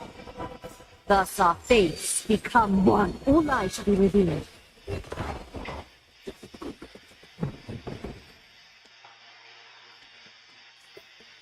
The foretold triumph draws nearer.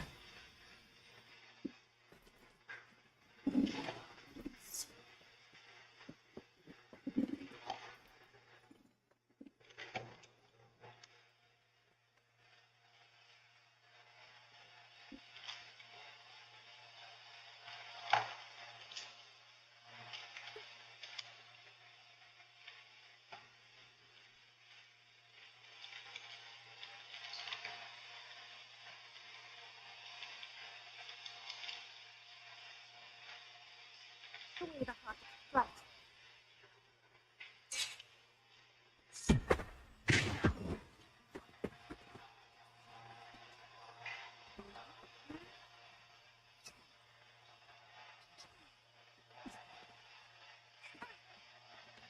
Is before me. Free up your body and mind. Everything in this world is bleeding.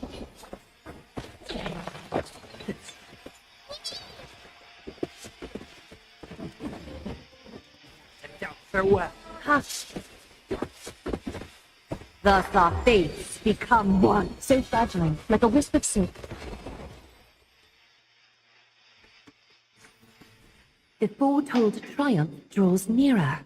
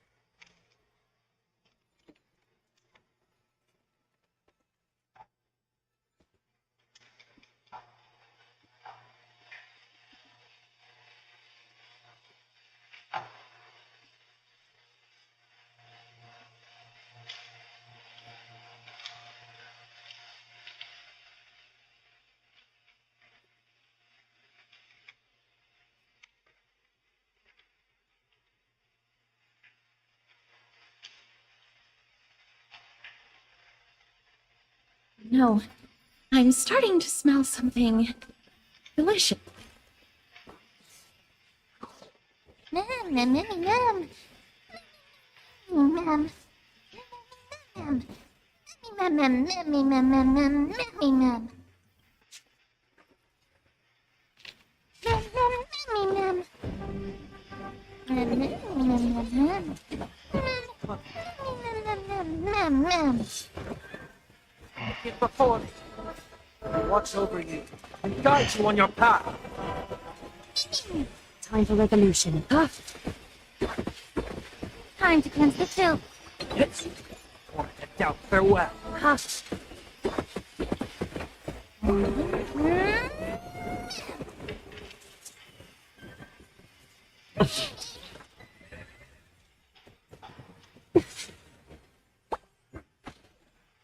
Thus our fates become one. So fragile, like a wisp of silk.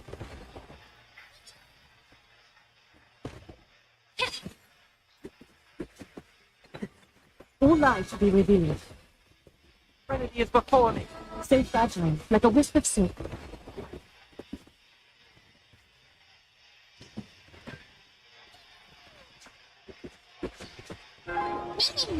All lies should be revealed.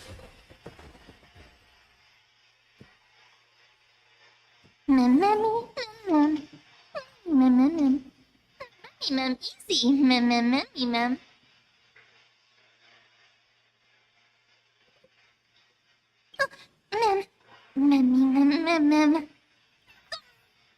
Only just flew down. I'm glad that everyone is all right.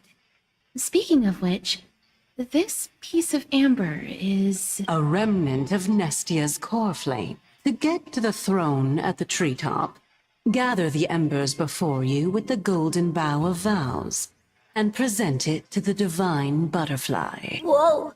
Where did you come from? You finally appeared, Lady Calypso. Yes, it's been some time. The battle just now was a true delight, and I feel quite elated. It seems like I'll really be able to rely on all of you to reclaim my true form. Lady Trianne, how does the golden thread react to her? Huh. There's no reaction at all. Obviously. After all, the fragment that you picked up just now is completely unrelated to me. All right. Just do as I say. If you're able to pass the trial, I will tell you everything truthfully. Another trial. But we have to go to the treetop to find Nax anyway, right? I've got a hunch. Come, let's collect the embers and go confront her. According to Calypso, we just have to gather the embers before us with the golden bough of vows. How incredible.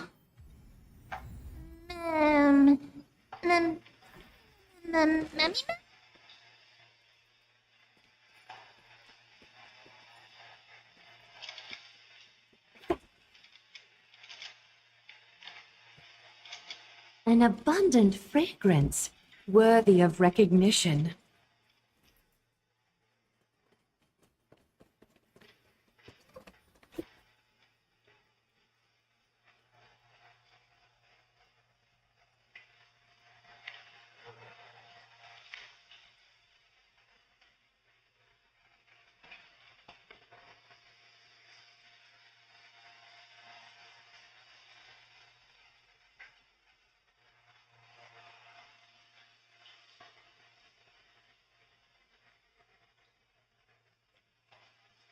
An inventive approach.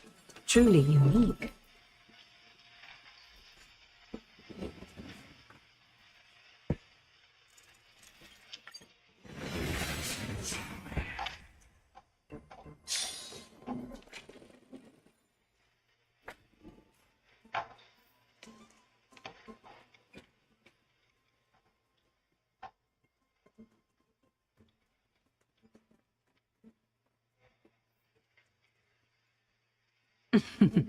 It seems like you managed to gather the embers. In that case, just offer it to the divine butterfly. It'll be fine. Let's just do as she says.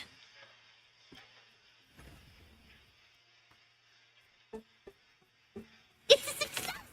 Path has appeared! All of you have indeed passed the trial. Hmm? The sound of a butterfly's wings.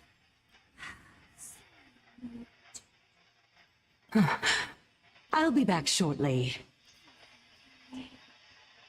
Of course, a promise still stands. But now, time for me to sacrifice myself.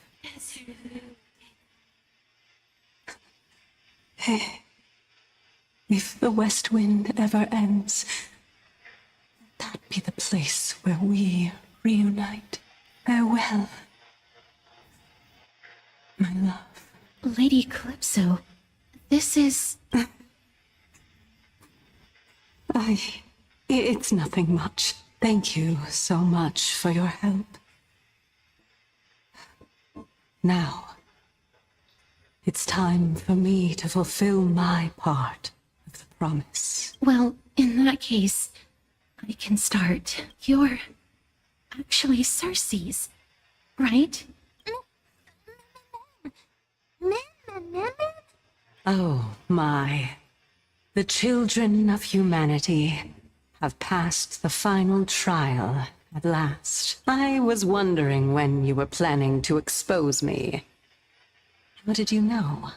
The riddle-like trials, your distrustful yet sincere character, referring to Nestia as your love, and the head of the Lithophagus is actually called Medea and not Calypso. Since you knew from the start that I was not who I said I was, why did you wait until now to expose me? Because I did not believe that Cersei's would walk this world in a human form.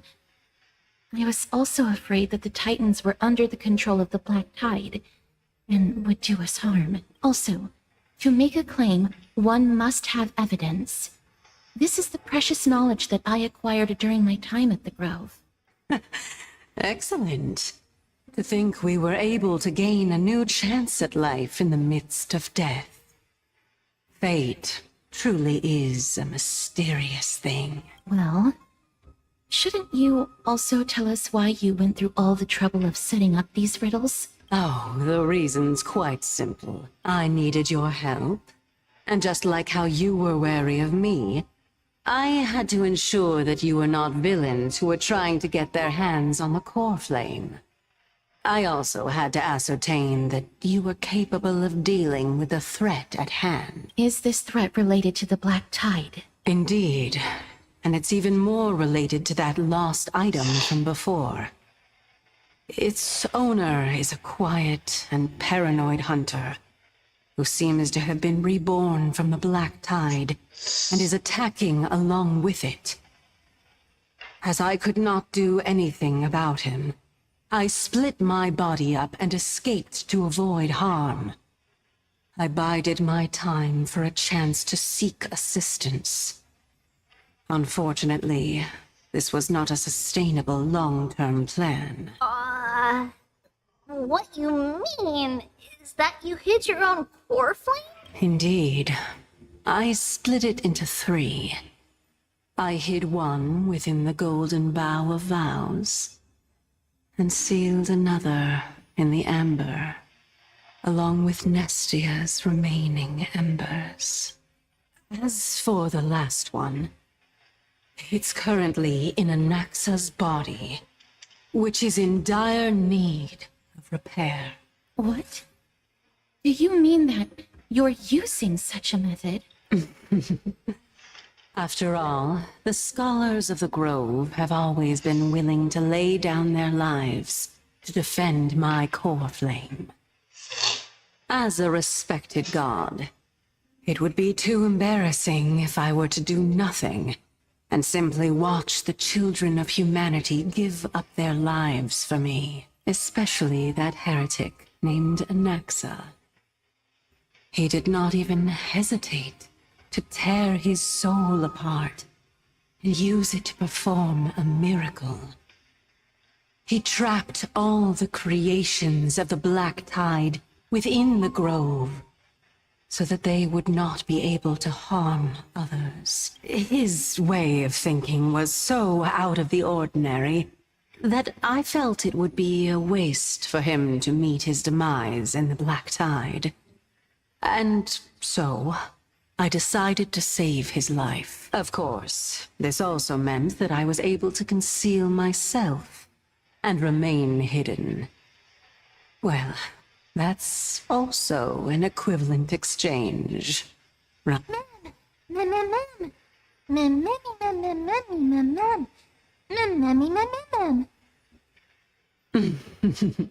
What a smart little bunny. This way, I'll be able to regain my true form, and you will be able to bring the core flame and your teacher back to Akama. We'll also take down the black-robed swordmaster at the throne. Together, in one go. But, Cersei's, aren't you the reason Titan? Even if I do not have the authority of strife, I'm still a god. I just need you to buy me some time against the warrior's blade.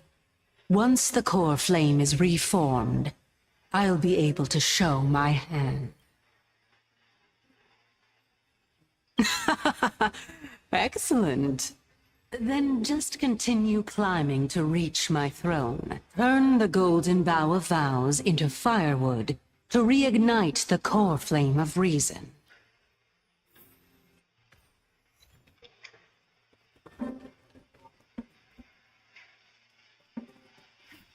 I'll leave it to you, children of humanity. May you be blessed with good fortune. It seems like a fierce battle will be inevitable. Trian will protect everyone!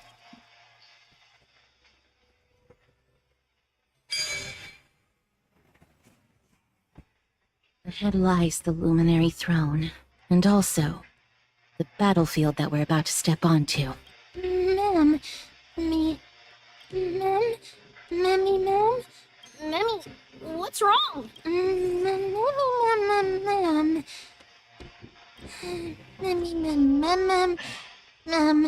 Memmy, ma'am. Is this Professor Anaxa?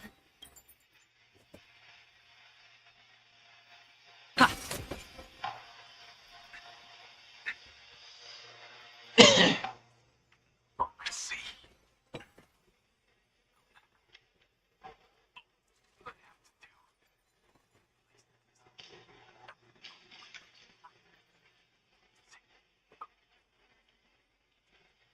Die with me, Titan. Well.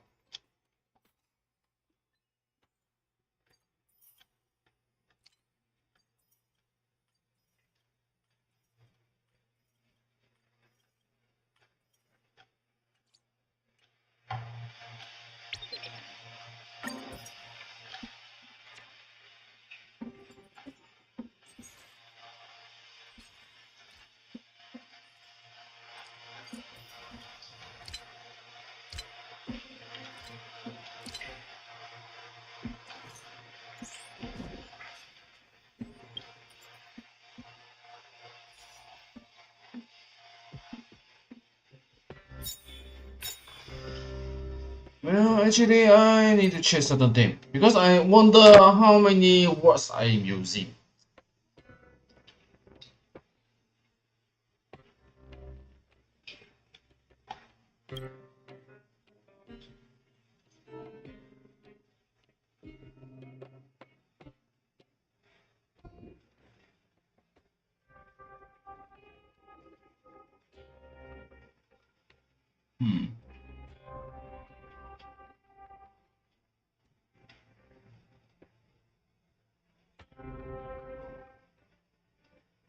I believe I using 20 BT because today actually afternoon I did use 10 actually. So let's see, I don't know. Maybe 20 or 30, I forgot already. But the boss will be fight is inevitable.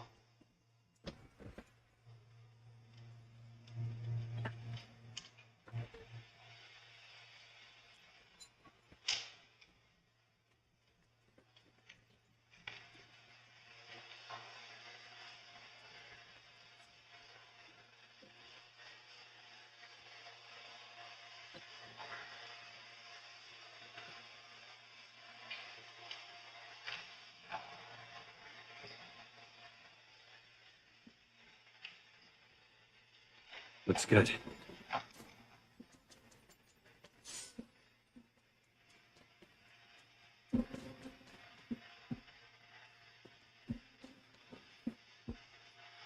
Ma'am.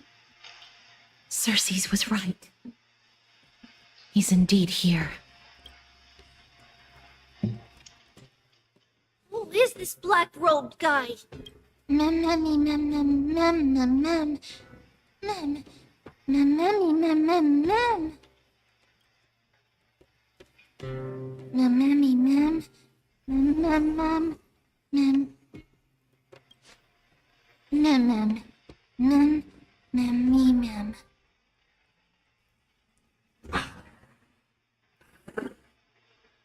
Everyone, brace yourself. This must be the hunter reborn from the black tide that Circes was talking about. The black sword and cloak. The owner of the piece of cloth. The north wind that sent over the deathly fog of Thanatos.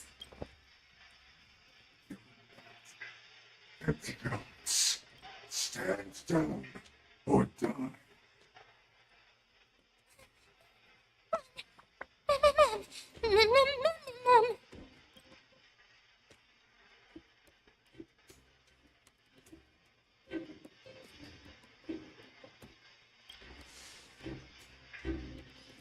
He has already discovered us. Let's do our best to buy time for Circes. Trian will also protect everyone. Trian is brave. Mister, only this time, may death protect us.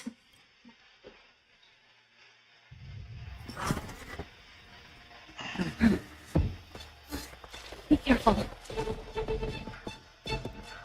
One slash. Two slashes.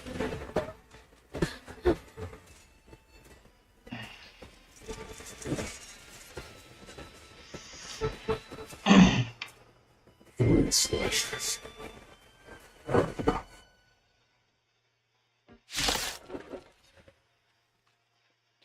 Who exactly are you?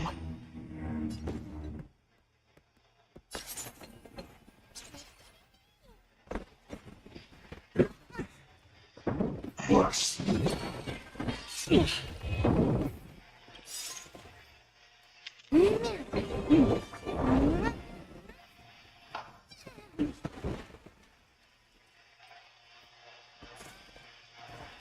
Farewell. Watch over you and guide you on your path. Time for revolution. Cautious. Allow me to purge the root of your body and mind. The truth burns everything in this world. It's bleeding.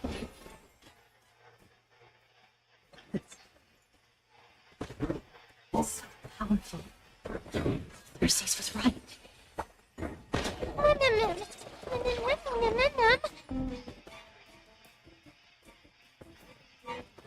Trinity is before me. Gosh, countless thus our fates become one. So fragile, like a wisp of silk. Yeah.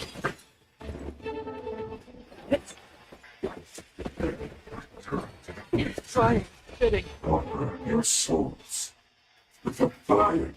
Not good. This.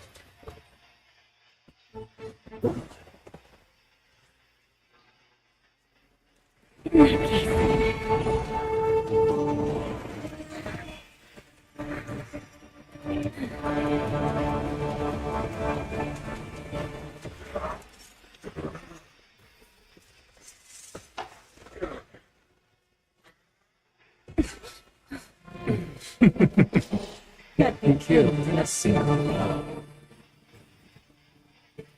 You are indeed no ordinary sheep.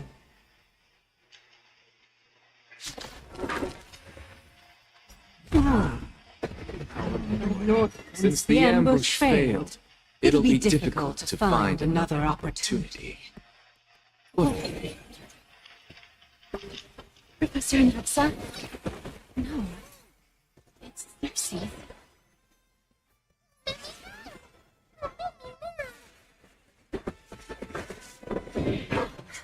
Plus.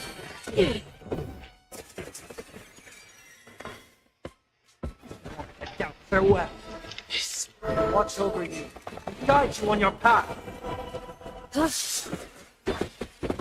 May the foul stench be of your body and mind. The truth, everything in this world, it's bleeding. Countless thus our fates become one. All light be revealed.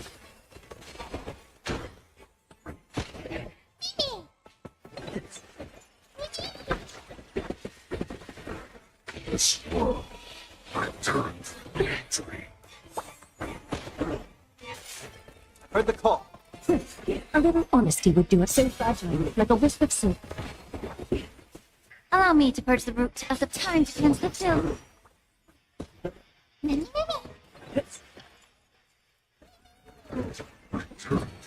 Trying. Everyone, watch each other's back.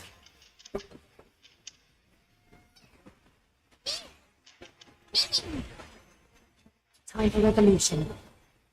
I'll overcome the thorns. Trinity is before me.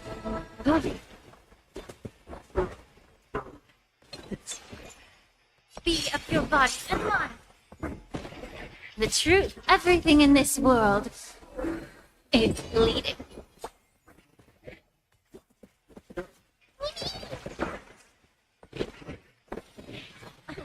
Bless. I'm about to be overwhelmed. Fighting is so much more time. Thinking. Guide you on your path. Countless thus our fates become one. All light be revealed. That was tough.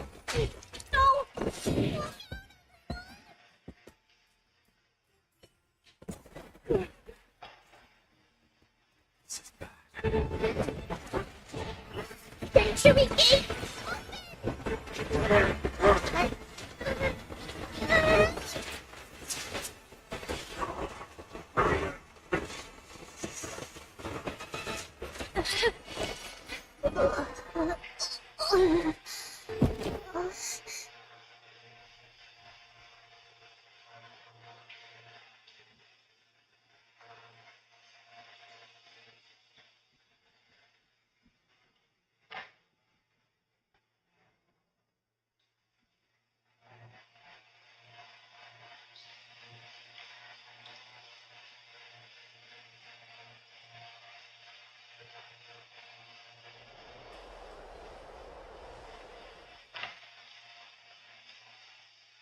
Phew.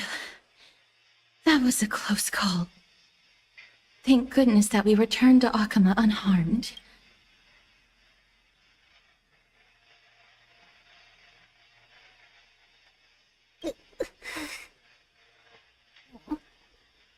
Little Cass, my head, it still hurts. Sorry. I know you told me not to open the gate. Please don't blame yourself, Lady Trianne. If it weren't for you, we would have already met our end at the Grove. I feel awful. I need to go back to get some rest. Lady Trianne, you haven't been well since you woke up. Are you sure you can make it back on your own? This noise and commotion. Akama hasn't changed a bit, has it? Are you Professor Anaxa? There's no need for doubt. The Titan no longer speaks. It is I, Anaxagoras of the New Sporists. Indeed. You are the only one who would refer to yourself like that. Professor, let me be frank.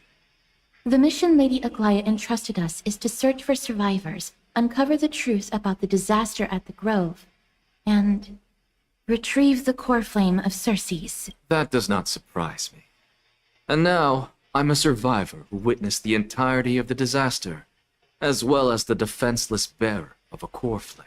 Are you going to bring me to Aglaia to fulfill your duty? That is indeed my duty.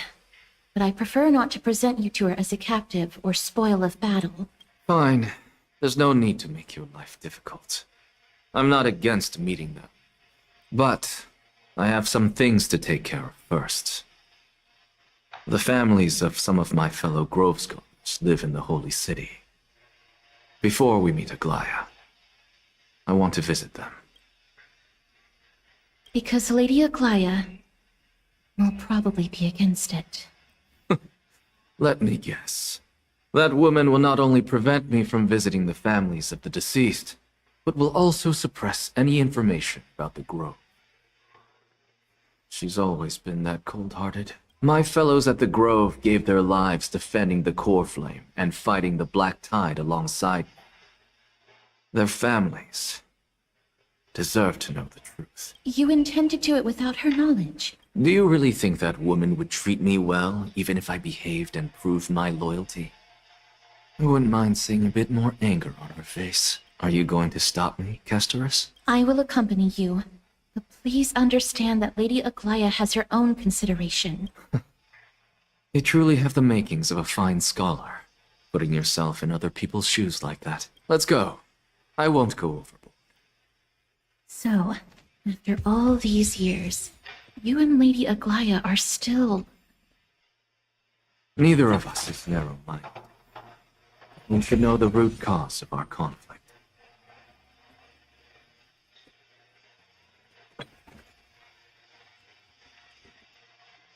Hello. And you are? Hello. If I'm not mistaken, you are Kalinicus's wife, right? Yes. Oh, are you a messenger? Wonder I haven't heard any news for so long.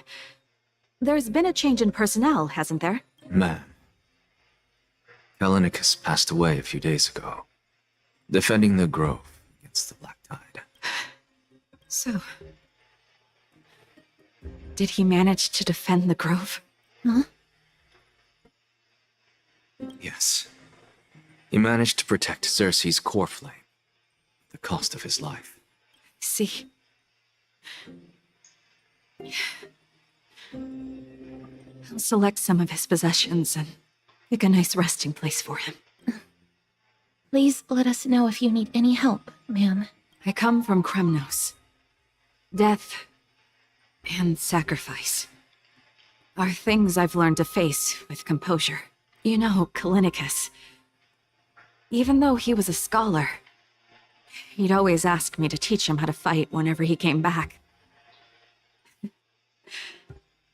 Isn't it funny that a Chrysos heir like him wants to learn from an ordinary person like me? I've been prepared for this for a long time. In times like these, any ordinary goodbye might just turn out to be a final farewell. I'm really sorry. There's nothing to be sorry for.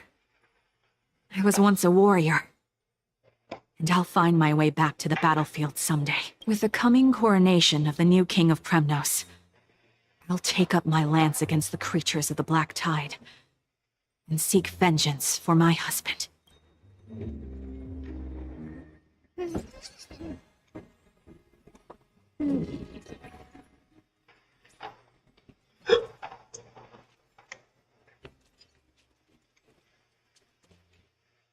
Oh, hello, young ones. Is there anything I can help you with? Are you the father of Inani and Rakama? Ah, yes. Did my daughters cause trouble at school again? Alas, forgive this old brain of mine. Both of my daughters graduated long ago, and they are now scholars at the Grove. As I get older, memories from years past tend to blend together. What's the matter, young one? Why so quiet? Did my daughters really get into some trouble? If they refuse to apologize, just let me know. Their old dad can still talk some sense into them. What should we do? I really can't tell him. Mr. Fabio, the Black Tide took Kenani and Artakama. What? They fought until their last breath against the Black Tide to defend the Grove. As the Chrysos heir stationed at the Grove, I failed to protect them. Mr. Fabio, if you're upset... Don't put it that way. Even if my Artakama wasn't one of the Chrysos heirs mentioned in the prophecy. She was still a heroine, wasn't she?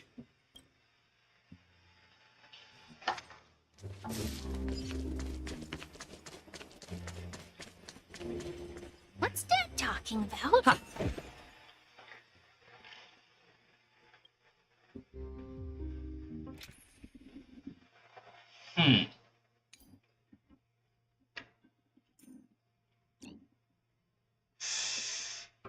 Uh,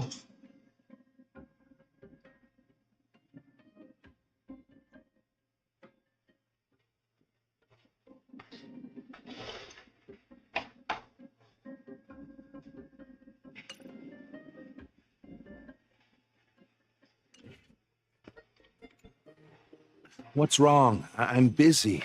There's a lot going on in the city, and I've got my hands full. Mister, we're sorry to bother you, but... Wait, Lady Castors, did Lady Aglaya send you because of some mistake I made at work? Keep your cool, Titus.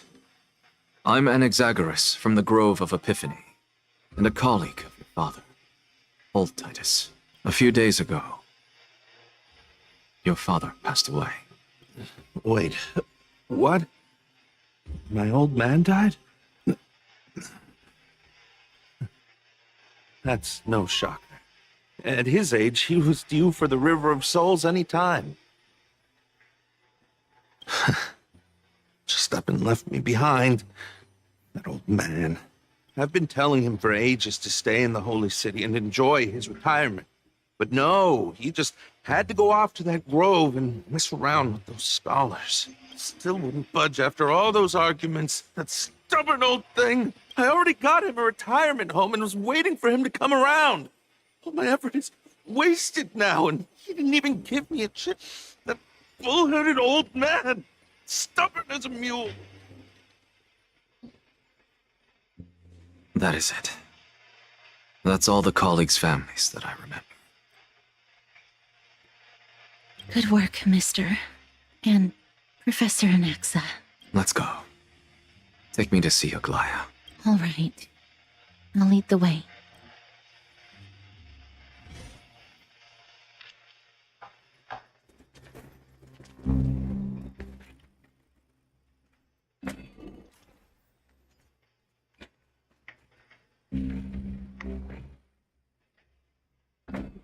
Careful, no, the spirit thing.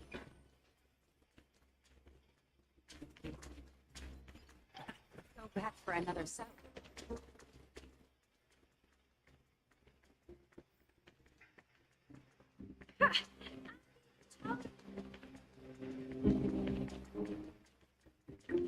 Thank you for the focus.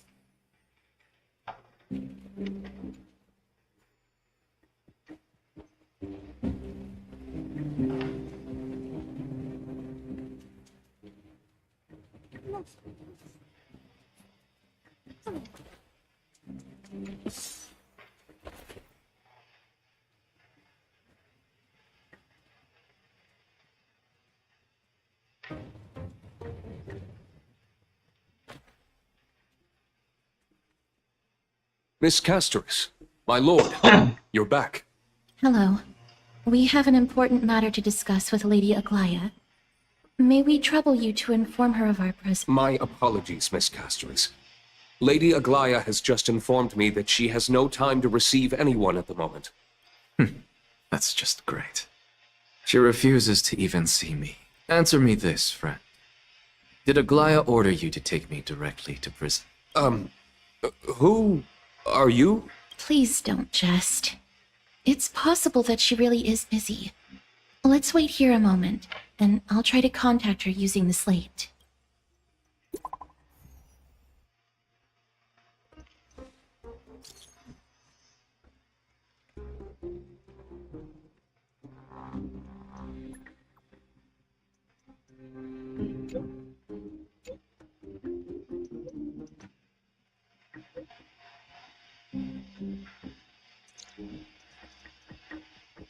It's fortunate we don't have to confront that woman while I'm hauling around this sick body.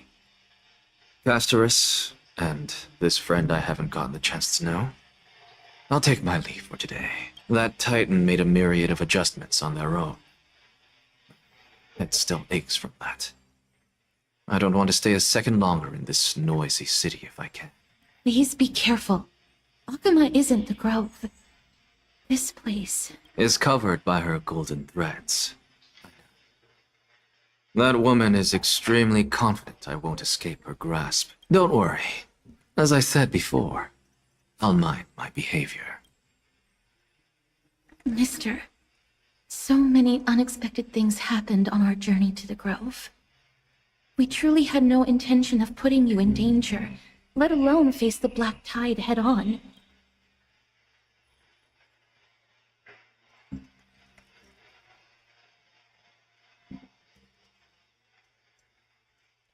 Please do not underestimate the threat the black tide poses. The black tide is not just an enemy of Akuma, but all of Amphorius. Even back when the forces of strife coveted the holy city, their warriors still undeniably halted the black tide outside Castrum Kremnos. Nigador's core flame now sits vacant, and the black tide has returned. The Grove is an academic city with the best understanding of the black tide. It shouldn't have fallen so easily, and yet it was taken overnight, leaving the city in blood and tears, haunted by the spirits of departed heroes. The trial of strife is imminent. I pray Mighty will be able to steel his resolve soon.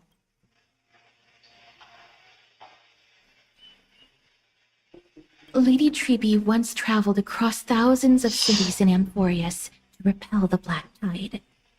But even they have no recollection of this powerful enemy in all their journeys. Perhaps the fall of strife has triggered even more terrifying events in unseen places. As for me, I detected a strong stench of death from that entity, but it wasn't because it had a connection with Thanatos. I'm afraid it's purely because it has sent countless others to their deaths. Speaking of Thanatos, Mister, there is something else I wish to verify with you.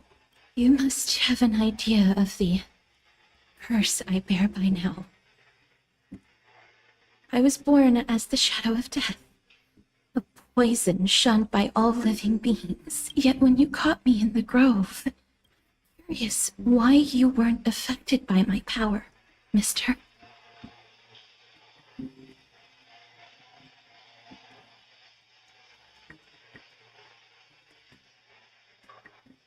My apologies for the abrupt question.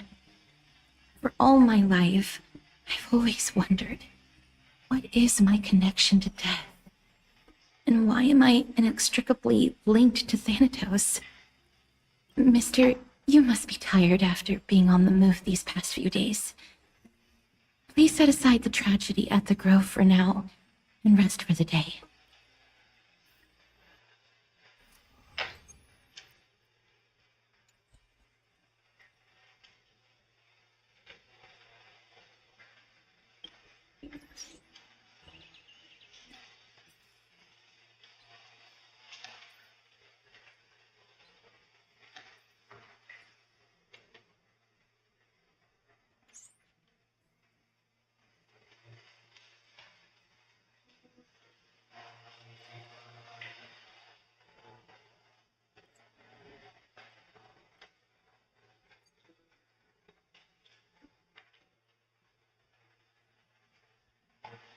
I've heard.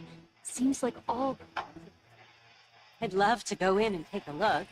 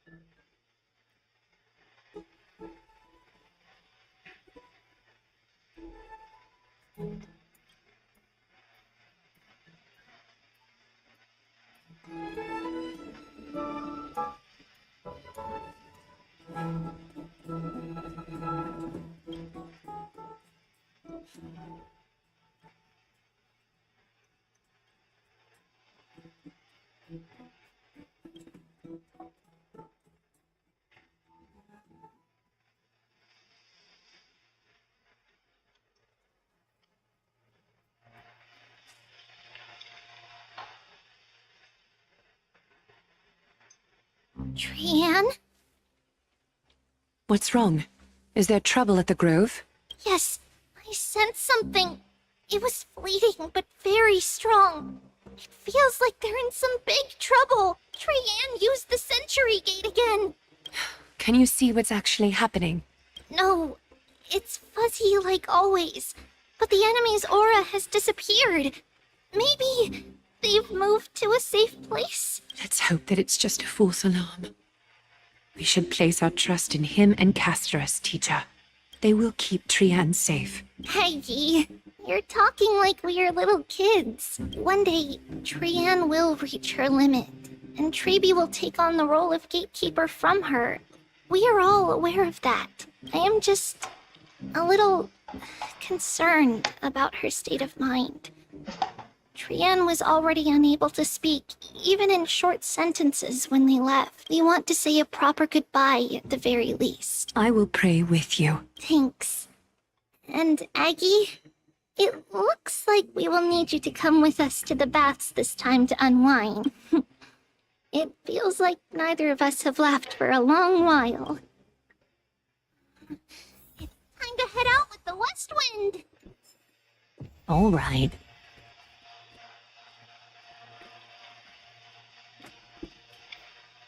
Here's really hot and heavy. Has it always been like this? Is someone... What happened here? Watch out! Watch out! For the Kremnoan! Kremnoan? This is their doing? Aggie, now's not the time to dwell on that. Let's help the injured people first. Excuse me! Coming through! Oh, you two are here as well. That's a relief. Even the Twilight Courtyard is involved? What in the world happened here? I actually just came to relax. But as soon as I got here, I saw all these people lying on the ground. I've examined them, and they don't seem to be seriously ill. It feels like they've just spent too much time in the hot water. Multiple individuals fainting simultaneously from the hot pool steam? Where is the manager of the baths? He disappeared, and no one knows where he's gone to. Some people have been saying that the Kremnoans are behind this. Lady Aglaya, what do you think about this? Let these people rest. The two of you, please come with me. Have you thought of something, Aggie? Yes. While their intentions elude me, it's time to bring this farce to a close. What's going on?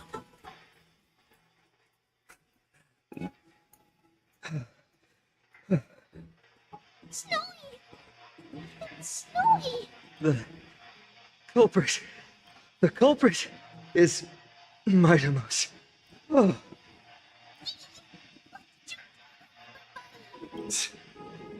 It's just another duel where I claimed victory. Duel? As I expected. On the surface, these two are the mightiest warriors in the Holy City. Still impulsive youths at heart. Speak up, Mighty. Tell us exactly what kind of foolishness you and Finan indulged in this time.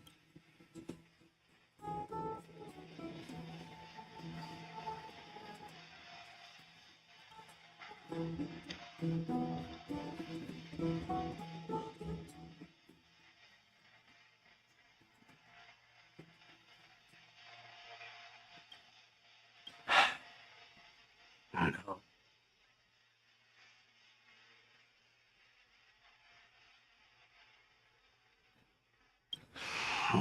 Forget it.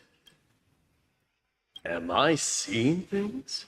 Is the magnificent deliverer finally deigning to step outside? What kind of response is that? Nothing. I was just imitating your usual response. I don't feel anything special from you. Have you passed the demigod trial? The ritual hasn't reopened yet. In case you forgot, it hasn't been that long since I pulled you out of the trial. I didn't forget. Then, you're welcome. In twilight's last gleam, Makima stands bold.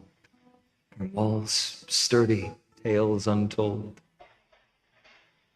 Dreaming of her fruitful gardens, pilgrims arrive from distant lands. Figs and olives, oh so grand. Yet little do they know, they will step into flames. Fuel to the fire, a burning brand. What are you playing at this time? I just felt like reciting a few lines of poetry. Surely the Crown Prince of Kremnos knows how to appreciate poetry, right? Kremnoans steer clear of such weak literature. But my library doesn't lack collections of this kind. These lines express the poet's yearning for their home, just as Akuma is distant from many people's homes. I know how to interpret poetry, Haikis. There's no point in pretending to be profound, my friend. Thank you for helping me out when I was in a tight spot, but it seems to me that you aren't prepared for the trial either. Don't compare your situation with mine. My people are still relying on me. I can't ascend to godhood on my own without first resolving their issues. So, are you suggesting that you, the mighty Mightimos, and the heir to the throne of Kremnos, wish to defy tradition that has endured among your people for millennia?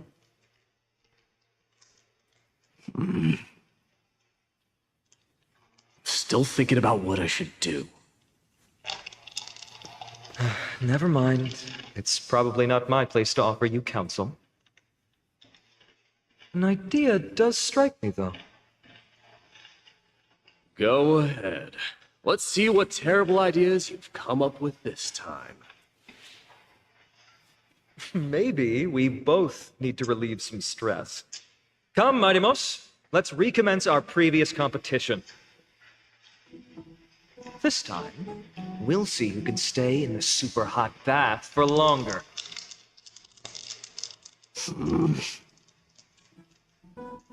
What? Are you chickening out?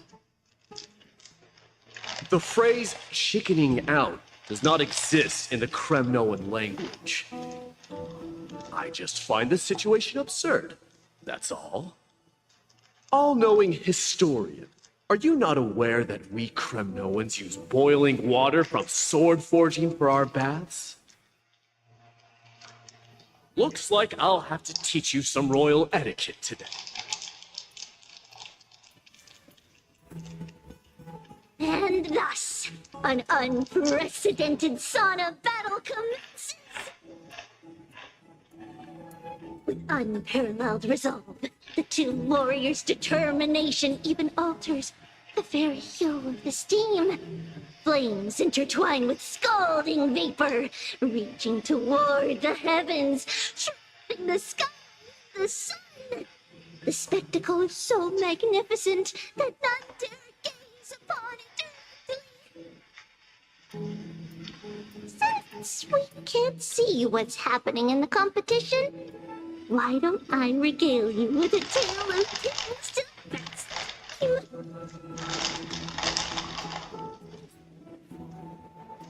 Do you recall the legend of the Gorgo lion mentioned by a certain veteran? The central figure, the main character, was not the sole sovereign of that land. An oryx stood as its formidable rival. Long before the dawn of Erechrysia, the two beasts started their timeless battle on the plains of Tritos.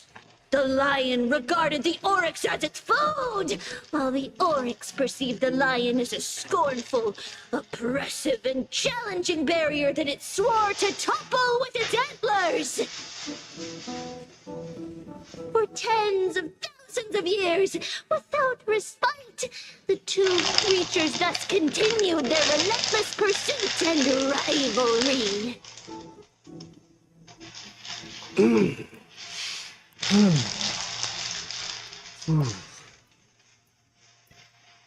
It fixated on its rival's fleeing form in the chase.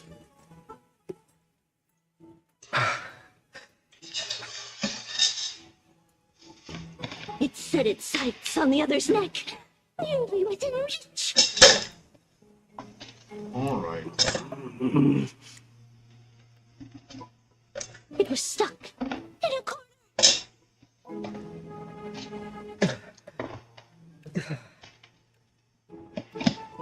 It had nowhere to escape. On the land of Amphorius, some lives meet their end at dusk, some at dawn, and yet others are fated to perish under the blistering sun at noon. And at last, the most scorching moment of the day descended upon them. The formidable hand of fate heeded their call and arrived. My lords, would you like me to reduce the temperature a little?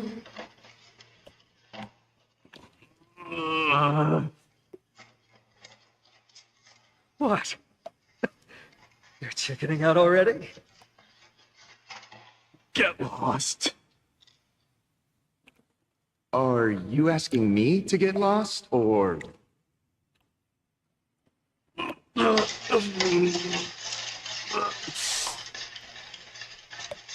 Do whatever you want. Oh, please forgive my presumptuousness, my lords.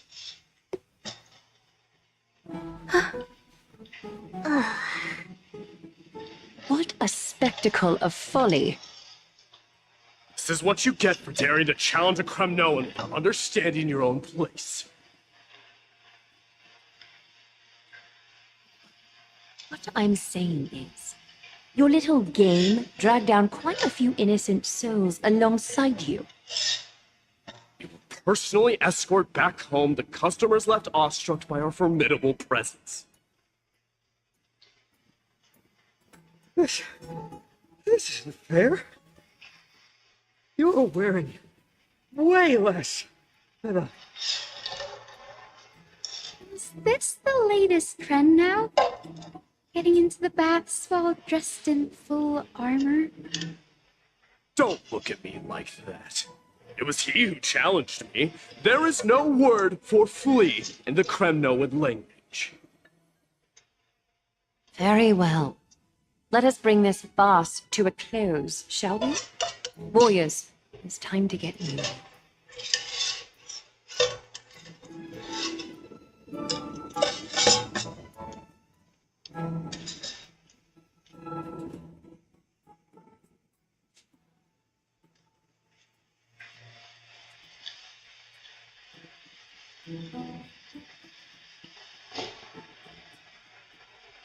Yes. The flame chase journey is destined to be a lengthy one, replete with obstacles. But thanks to those two, all the gloom has vanished into thin air. Oh, we just had quite the commotion. It's not every day we find the Marmoreal Palace this serene. Shall we continue with our previous plans? Hyacinth, would you care to join us? Such an empty bath is indeed a rare sight. I was looking forward to unwinding after work. I'd be delighted to accept your invitation, Lady Treevee. How about we go to the biggest bath?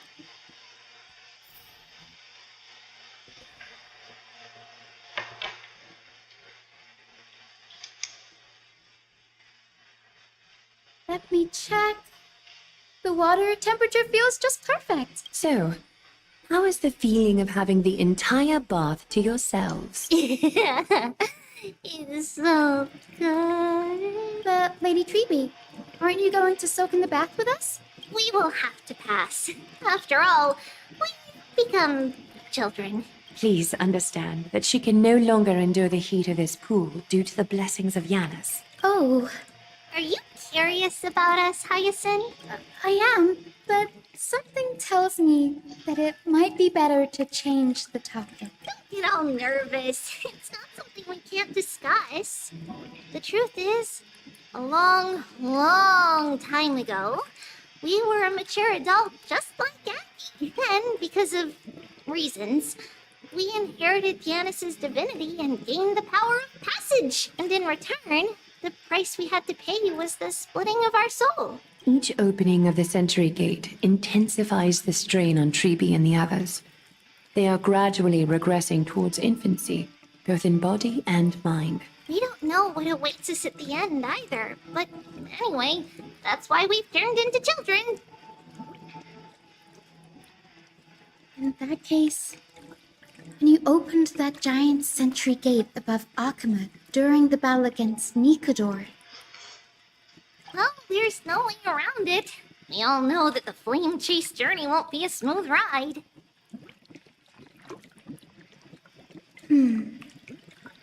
maybe we can find a way to fix it. The primary research focus of Noosporists is the soul. We explore its depletion and methods to restore dispersed souls. As long as research continues, there might be a breakthrough that can help. We will do everything we can. So your first reaction is in fact denial. You're indeed an Access student. I look forward to your good news, Hyacinth. Now there's another reason to look forward to tomorrow. Lady Treeby, what's wrong? Something's off. It's that strong feeling again. Is it Trian? Wait, no. It's not Trian this time. It's Trinan. Trinan is in danger.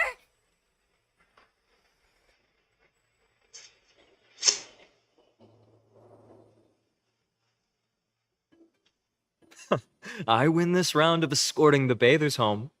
How does one contender alone make a valid competition? Offering a compliment or two wouldn't be the end of you, you know. What is that word? Is that your native tongue? It means hyena. I'm likening you to a weak hyena. By the way, you emphasize the completely wrong syllable. Though we've been acquainted for some time, I have rarely heard you talk in the ancient tongue of Kremna. It's because I'm not exactly a master at it either. Listen and read just fine, but when it comes to writing... You can write? You speak as if you don't have a brain. That was in jest. I understand. After all, you spent all your childhood wandering far from home. Worry about yourself first, Deliverer. You also never mention your hometown, apart from when you need to introduce yourself. Well, it's because there isn't much to say. Ides Elysiae is simply a tiny village that disappeared many years ago in the flames of war. The only times I get to see it are in my dreams, and in the trial from the Lance of Fury. I knew it. Yes, I saw it all. Ides Elysiae ablaze with everyone. My family, friends, and my kin, lying in a sea of flames. A blood-red half-sun hung in the sky, just like on that day. And before my eyes, that murderer killed Cyrene. But I saw its form this time. A black cloak, an eerie mask, and a broken giant sword that carried an ominous aura. I fought it in the trial. But even though I've been fighting improving and resolutely getting stronger all this time, I still couldn't defeat it. You were blinded by hatred and almost lost yourself in that trial. That's right. And that's why I am truly thankful to you, Mighty Mouse. You finally picked up some manners. Better late than never. Then what about you, Mighty? What did you see in that trial? What do you fear? There is no word for fear in the Kremnoan language. I'm getting the feeling that your language has no words at all. But to answer your question, I saw Akuma in the trial. As well as my old comrades, Hephaestion, Perdiccas, Ionius, Ptolemy, and Possesta. Ever since I returned from the Sea of Souls, these 5 have been by my side. We faced life and death together during our days in exile. Those 10 years were arduous, filled with moments worth treasuring. Each night, we would gather by the campfire, savoring honey brews and singing our hearts out. The wind in the wilds of Amphorius smelled like rust. Hephaestion would always tease me about adding goat milk to the honey brew, claiming I ruined the blood-red color of the drink. He had a scrawny figure, but was a relentless force on the battlefield, dispatching foes without so much as a blink. Perdiccas was an expert in concocting medicines, delving into all those strange folk remedies. Ionius was a swift runner, and our most reliable messenger. Ptolemy was a real bookworm, always spouting off in chapters and verses. When we left Kremnos, he made off with a stack of ancient tomes from the Grand Library. Not like it mattered, as my family owns the library. Then there was Possesta. He was the silent type, a truly masterful musician. This is the first time I've heard you mention these 5. They died on the battlefield before the Kremnoan detachment managed to join Akuma. Perdiccas was the first to go. He was shot in the stomach by a poisonous arrow from the people of Ladon in the 2nd month of cultivation. Mightymouse, do not mourn. I have achieved honor. So noble death. Leonius died in the 5th winter.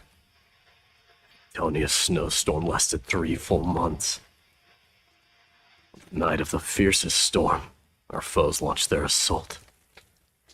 Idonia. Is that the city Castorus used to live in? Yes. Zealots were as fearless as Kremnoans in the face of death. But they lacked respect for honor. They cornered us in a bottomless swamp. Leonius covered for our retreat. They cut his legs off. He vanished into the mire of a foreign land, his body never to be recovered. This is perfect. Mighty Most, I can finally deliver the news of you ascending the throne to the Netherrealm. 20 dusks later, we finally breached the walls of Idonia and entertained the usurper's plea for peace. However, rebels refused to surrender and set up an ambush within the city. Ptolemy and his cavalry met their end before they could even relish our triumph. Those obelisks that collapsed after being set on fire became their final resting place. Mighty Most, please tell my family. It was not cunning schemes that vanquished Ptolemy, but the immense weight of Amphorius' entire history. Then, it was Possesta. He lured the enemies into the city of Aenionis with his melodies, buying us invaluable time. Our enemies consumed by indignation when they discovered the trick. Set the entire city and my soldiers on fire. His final words were recorded on a small clay tablet, fractured by the flames. Mightiness, on the crown. And at last, my most trusted friend, Festian. He was supposed to stand by my side through it all. A sudden relapse of his illness hit him on the eve of my duel against my father. He hid his condition from me. By the time I returned victorious, he had but a breath left in him. A Kremnoan dying on a sickbed? I would be a laughingstock to everyone. Festian, my dear friend, spare your strength. I'll go get a physician. No need. Even if Perdiccas were here, he couldn't stop destiny from taking me away. No! And take you away. Mightimos, our king, do not shed tears for me. It's not befitting of your status. Farewell, my dear friend. You must lead us back home. What a grave trial indeed. Now I understand why you see immortality as a defect, or even a curse. My father threw me into the sea of souls to break the wheel of karma. But little did he realize it would grant me an immortal body and summon a fated revenge on his head. Following his demise, I considered leading my people back to our homeland. Kremnos had already turned it into a wasteland. Only darkness and insanity thrived there, against the dissent of many, Hadaros included. I made the Kremnoan detachment stay in Akama. I know that their glory will never be doused out. The instant of strife shall inevitably arrive. If you take over Nikador, then you must begin the journey back to your homeland. So, you hesitate because you think leaving your people in the Holy City is a better choice? I don't know, but I have never been crowned. Those 5 were never endowed with any titles. None is aware of their glory. Your predicament is truly complicated. I don't know how I can give you any useful advice. Maybe you could seek counsel from more people, such as the Grand Craftsman. Partonus's people seem to have been through comparable dilemmas. And that teacher of yours, Krataros?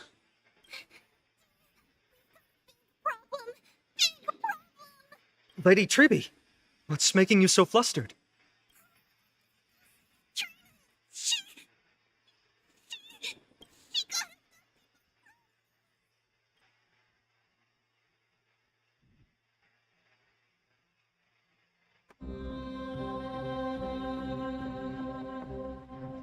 Hadaros, what's going on? Mightimos. It seems I was the one who exposed my vulnerabilities first. Glaya, I demand an explanation.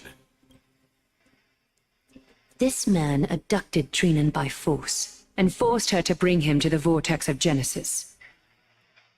He then brazenly stepped into the trial of the Lance of Fury, and naturally failed. Is she telling the truth? Why did you do that? Because I don't want to wait anymore. Your hesitation made me desperate. If you want to run away from your destiny to become king, then keep running. Someone will eventually stand up and fill in the gap left by strife. Then they will lead our people home. Age has blinded you, teacher. Can't you see that I'm hesitating because of this very recklessness seared into your blood? Krataros, do you truly believe you're worthy of entering the trial? To blaspheme against the prophecy? Does the mission we Chrysos heirs bear seem like child's play to you? Do you know how the Kremnoans see you, Aglaya? You're a hypocrite and a megalomaniac. The prophecy of Genesis and the flame chase journey are just excuses for you to seize power. Silence, Kratos. Do you even know what you're saying? Are you defending this woman, Mighty Mos? How many wars did people start because of her and her so-called prophecy? How many cities fell in the past millennium? Their people massacring each other. Even if this so-called Genesis really exists, will there be a place for the Kremnoans in that new world?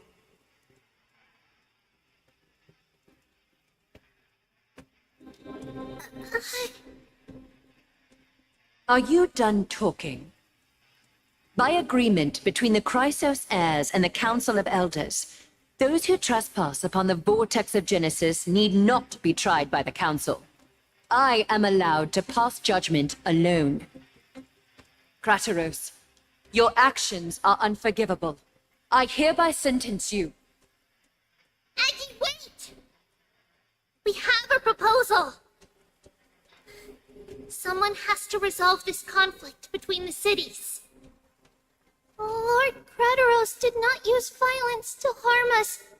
We can sense that his anxiety stems from his concern for his people's future. Please, Aglaya, hear us out first. I'm listening. I'm sorry, Lord Kratos. We were so preoccupied with deciphering the fragments of prophecy that we neglected those of you not favored by its message. Your accusations were harsh, but justified. We wish to earn your trust and those of the Kremnoans. I think the best way to do that is to take you to witness the source of the prophecy for yourself. How are you going to show me something that has no form? You've heard about that Outlander, right? He has somehow made a connection with Orynyx and can completely replicate scenes from the past. We will ask for his aid. Tomorrow, at the Abyss of Fate in the Temple of Yanisopolis, we will show you everything from that distant memory, Kratos. A fair proposal. I accept. Until then, you will be stripped of your freedom. That is my one condition, and I will brook no argument. It is not the first time I've been made someone else's prisoner. Do as you please, demigod. Teacher, why did you do this? Forgive me, young master, but I just cannot wait any longer. Ever since your father died, our people and I have been waiting for a day to revive Kremnos. We placed all of our hopes in you. Never received an answer. This obsession for returning home has become a sickness for our people. Wise as you are, I refuse to believe that you can't see the truth. You have a clear head, which is why you're also incomparably alone. A smart person can only choose to tangle himself with the mundane of this world. If you're truly capable of leading our people beyond this blood-stained fate, then prove it to me once more, Mighty Mos. Just as you did back then.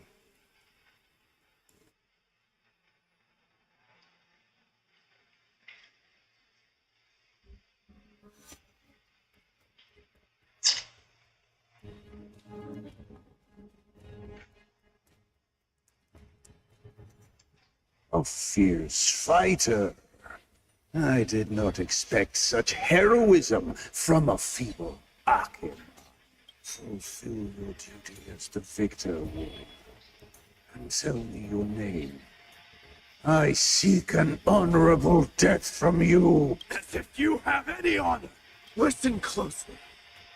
I am the leader of the Kremnoan detachment, Midimos. I'm here to finish you, Father. It is you, the beast spurned by all. It defied death. The prophecy was true. You bring an end to my Kremnoan dynasty. Defy? You're wrong. Death fears me. It's the reason I have this body of steel. As for you, you already stand at death's door, Father. You were the one who threw me into the Sea of Souls. The one who tried in vain to enslave a Titan. And the one who desecrated the body of a god. Hykes! You're a weak king. So weak that even the lowliest hyena is a more noble existence than you. Fate's reckoning is upon you.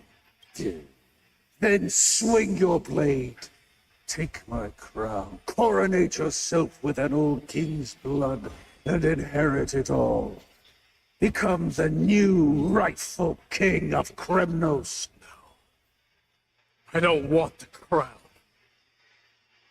Listen, there's only one end for the kings of Kremnos. Then the crown means nothing to me. All I want is your life. To avenge Mother and my comrades. But the walls of Kremnos will not fall. Do you truly think you can escape fate's grasp, my son? You and I, we're both the same. On strife and fear. Now, tell me, the son of Borgo is destined to be crowned in blood.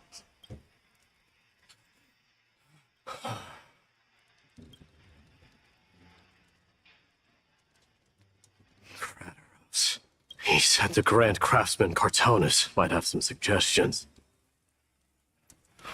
Might as well go see him. Grand Craftsman, how have you been?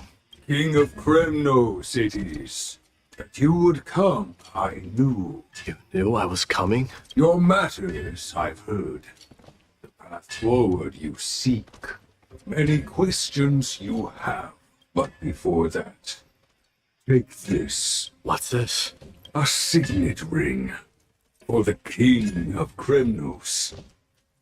Belong to your mother. Recast and restore it. What? Mother threw it into the Sea of Souls. A long time to fish out it took. Very fortunate we were. Can hardly imagine how much patience, courage it must have taken to find such a small signet ring in the Sea of Souls. I owe you one. Gratitude there is no need for. Repayment for saving me. This is questions you bring with you. Now.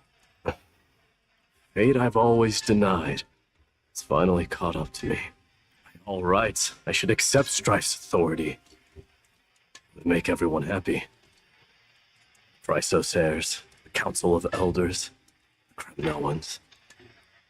Even the bards who will write it all into song. Yet hesitate still you do. Hesitate, why do you, young king? Because of my people. Be they men, women, the elderly or children. Hearts of all Kremnoans yearn for home. They've all been waiting for this day, for the day their king returns. Children of Strife would then be able to go home and embrace the old traditions.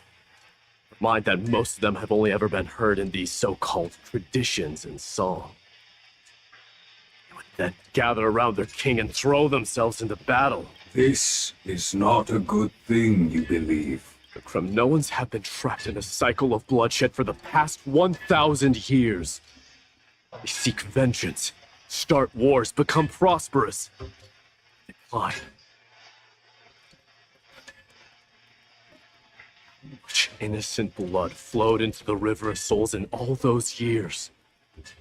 How many needless sacrifices could we have avoided? I accept that fate to become the totem of strife, that lead my people into repeating the same mistakes. Of course I would be terrified. I'd be terrified of becoming king. A different kind of Kremnoan you truly are.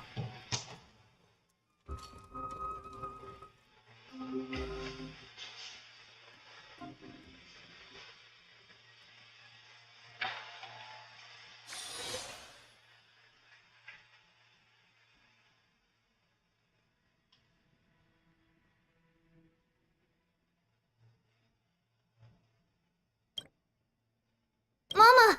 Mama! I had a dream last night. Oh. Now what did you dream about, my darling Treebios? I had a dream that I turned into many me's. Then we made the moon into a ship and made the stars into our sails. Then we floated on the ocean and let the wind blow us in any direction it wanted. Well, that sounds like a lovely dream. The ocean and the sky were really, really dark. But there were so many of me that I wasn't scared at all because we'd all sing together. The ocean wind blew us onto an island where the wind tasted like flowers.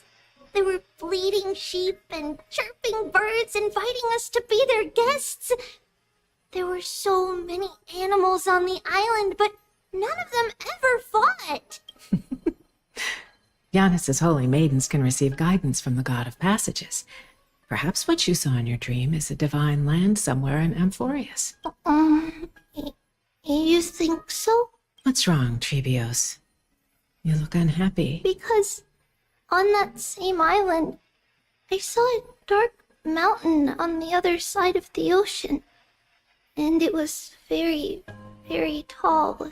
The mountain looked alive, and it kept getting closer to the island. Then I realized it wasn't a mountain, but a very, very tall wave made of water. When the wave smashed against the island, it looked like it was going to eat the island up.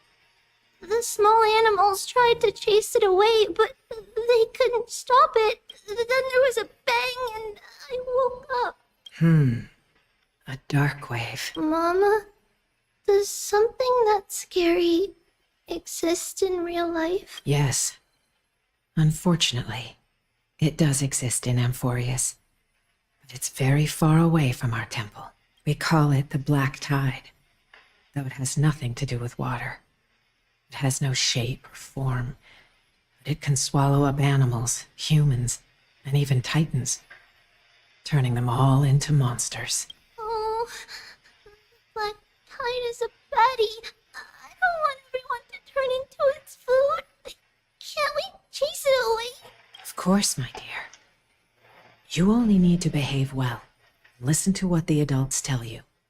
Study all the knowledge and etiquette you need.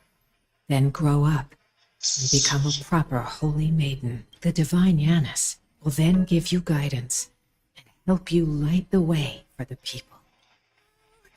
I'm gonna eat a lot and study a lot and become a holy maiden. But Mama, you said the Black Tide can swallow up titans too. What do we do if even Yanis is eaten? If that happens, then the holy maiden will have to be the one to guide people on the right path. After all, we are the human avatars of the god of passages, yeah?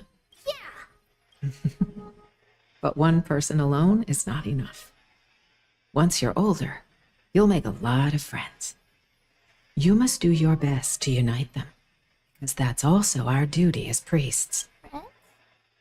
Are they also like me and Mama with pretty red hair? They might not, but they'll certainly be just as smart and kind as you. Mama? Am I dreaming? Don't be silly, dear. Of course you're not dreaming. I've always been by your side. What? Now be a good girl. Call your friends over too.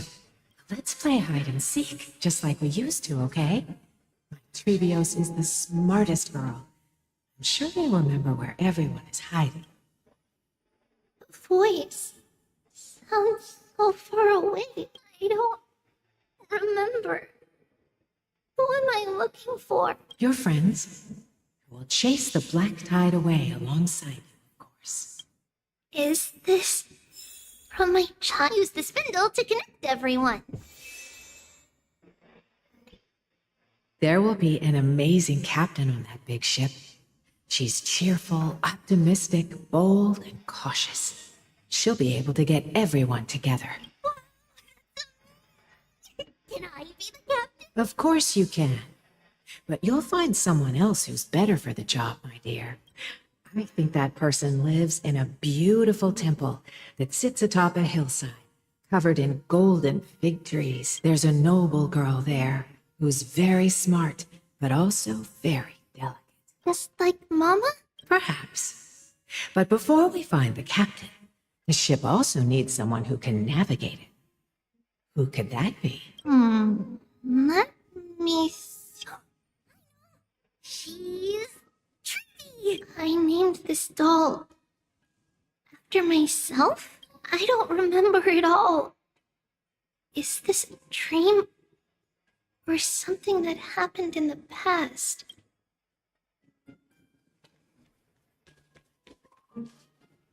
I used to sit here and listen to Mama tell stories. Oh, how I wish to see you again, Mama. Am I dreaming?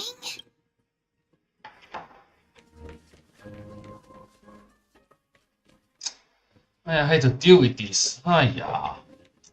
Just, you can't lock me away. It's packed full.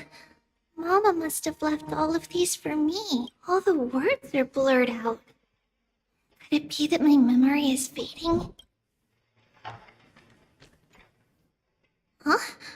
Why is this doll inside a chest? It's holding a sword.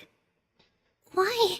Many years later, many brave warriors will board this ship. They're skilled combatants who fear no danger. Ooh, I can learn how to fight too and protect everybody. Silly girl. You're Yanisopoulos' holy maiden. It's not your duty to fight. There will be many others to protect you. All right. Then where will they come from? I believe one warrior hails from a lovely village where bulrushes flourish, while another comes from a magnificent royal city. Though each has their own troubles, both are ready to lend their strength for the ship's long voyage. In that case, let Trian fight by their side. This way, they'll always stay on course. How could I have known the name Trian back then? Was it just a coincidence? Or...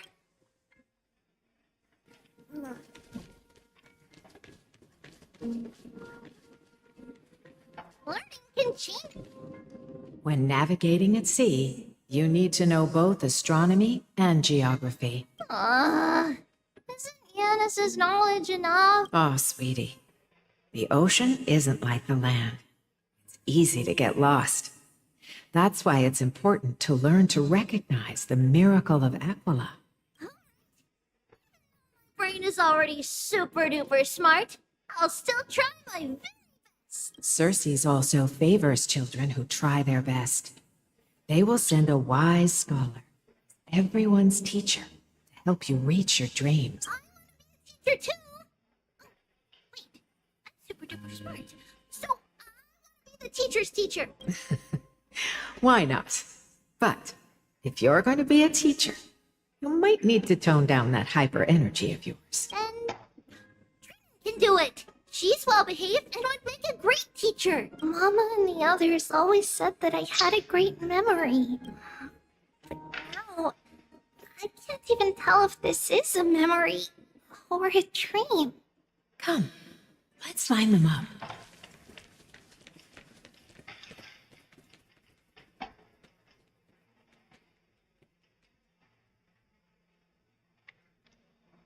Who is this?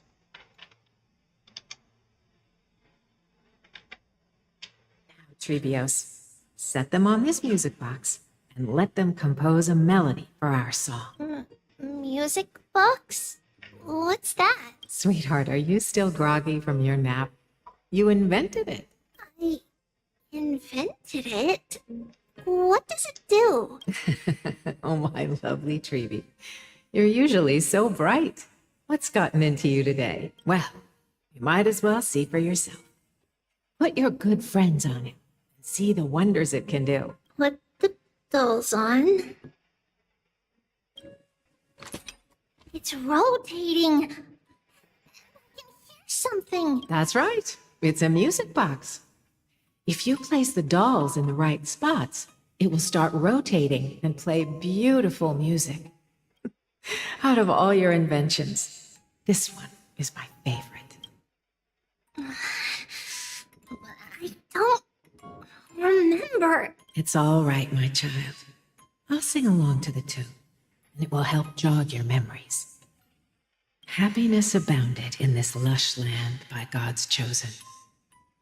Giants raised their glasses in a toast, beheld by the 12 constellations. 3 carved the heavens and the earth. 3 wove the threads of fate. 3 molded life with their hands.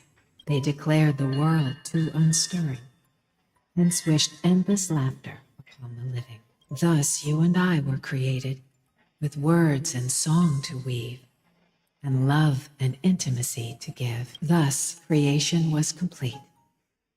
Who then will bear the weight of humanity's souls, to lighten the steps of the living as a whole? O great Kephale, all-knowing Father of stature so tall, yet low does their gaze willingly fall. With light of dawn heavy upon their shoulders, golden blood spills unto the land, converging into a boiling river that flows to the heroic heirs of this world.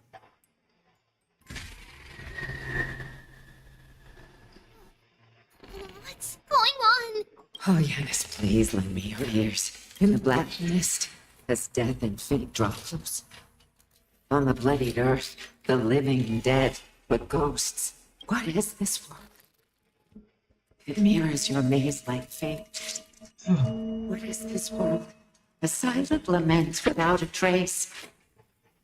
What is the past? Wandering ghosts that linger. What is the future? Souls scattered by fate's finger. What is the start? A voyage born in solitude. What is the end? The spirit, lonely and subdued. Lonely and subdued. And subdued. And subdued. Subdued. Subdued. Subdued. Subdued. Subdued.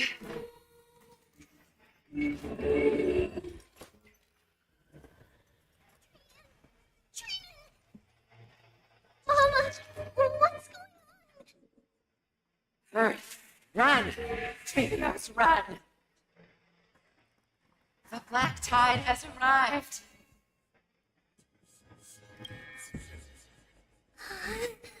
Where can I go? Oh, so it's a blacksmith, huh?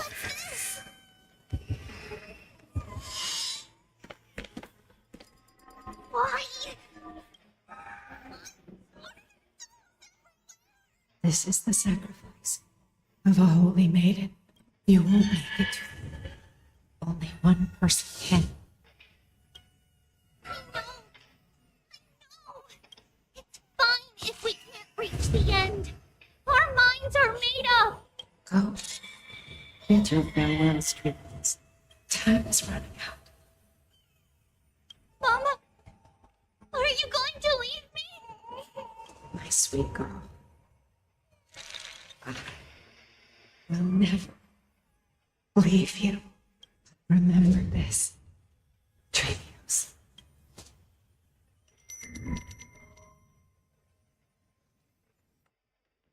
All shall bid farewell to one, and that person alone will witness the miracle.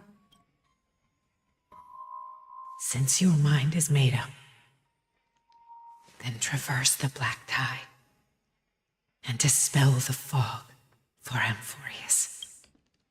I shall see you tomorrow, my dearest Trivius. Oh well.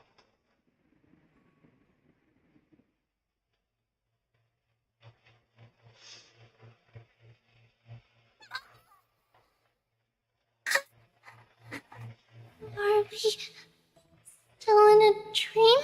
Did you have a nightmare? Maybe. But it's been a long time since we had any dreams. It's not yet the entry hour. You still have plenty of time to rest.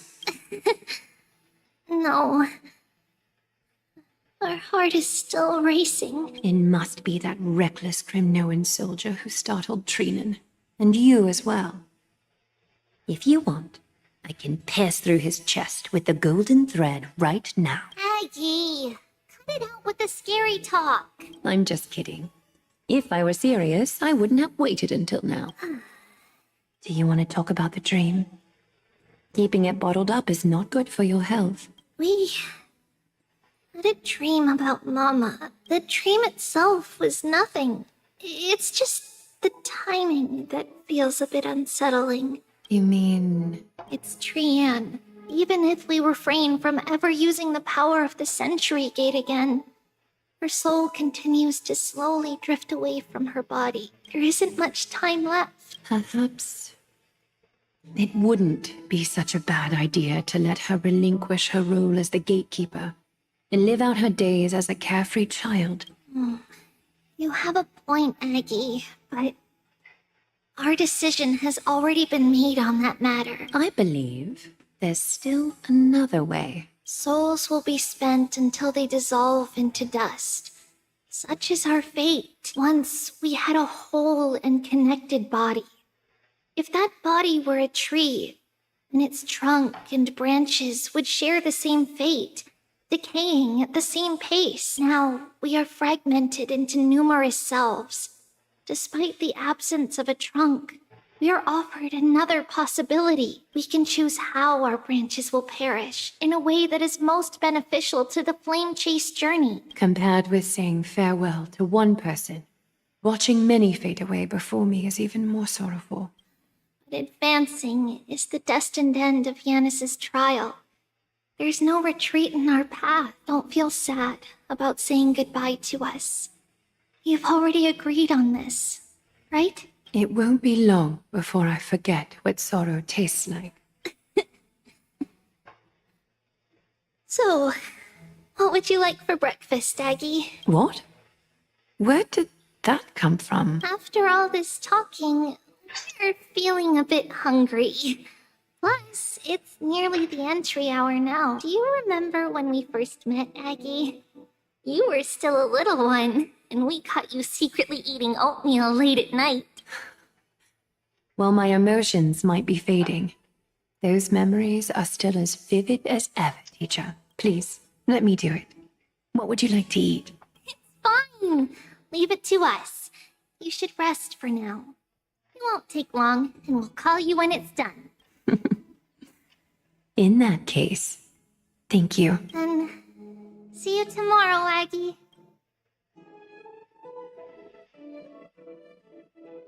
Nevertheless, that nightmare is ominous. Memories are slipping away. Even the image of Mama, just as expected. Another trip must be made into the abyss of fate. Hopefully Orynyx will be willing to help us.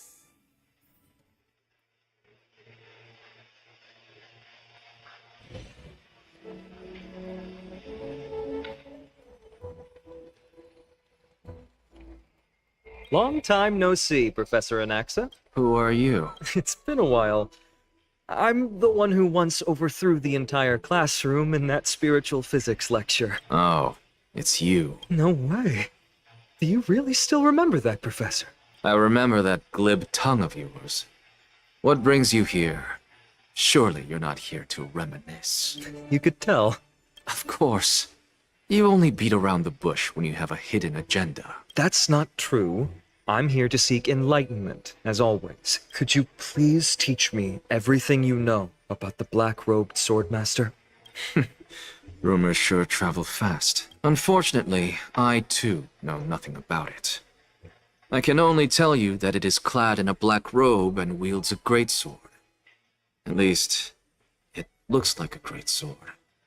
It's shaped like a twisted half-sun, and a peculiar dagger resembling a crescent moon. By the way, take this with you. I got it from the sneak attack. It's yours now. I was right. It is this thing. The one who torched ID's Elysiae to the ground. And killed everyone. Don't try to be a hero. No one in Akama stands a chance against that thing right now. Is that what the Titan said as well? Not at first. But the god relented after having had a taste of its power. Even with the god possessing me, I couldn't fight against that blade. That incredible power doesn't seem to be granted by any Titan. Are you suggesting that it originates from beyond Amphorius? It's possible. Much like the Black Tide, no? Nonetheless, it's an enemy we must overcome. We? Drop the pipe dream, Phynon. No one wants to see you fall by their blade. His mere presence will endanger the Holy City and the Flame Chase. You know that I don't believe. You don't believe in the so-called prophecy. I know.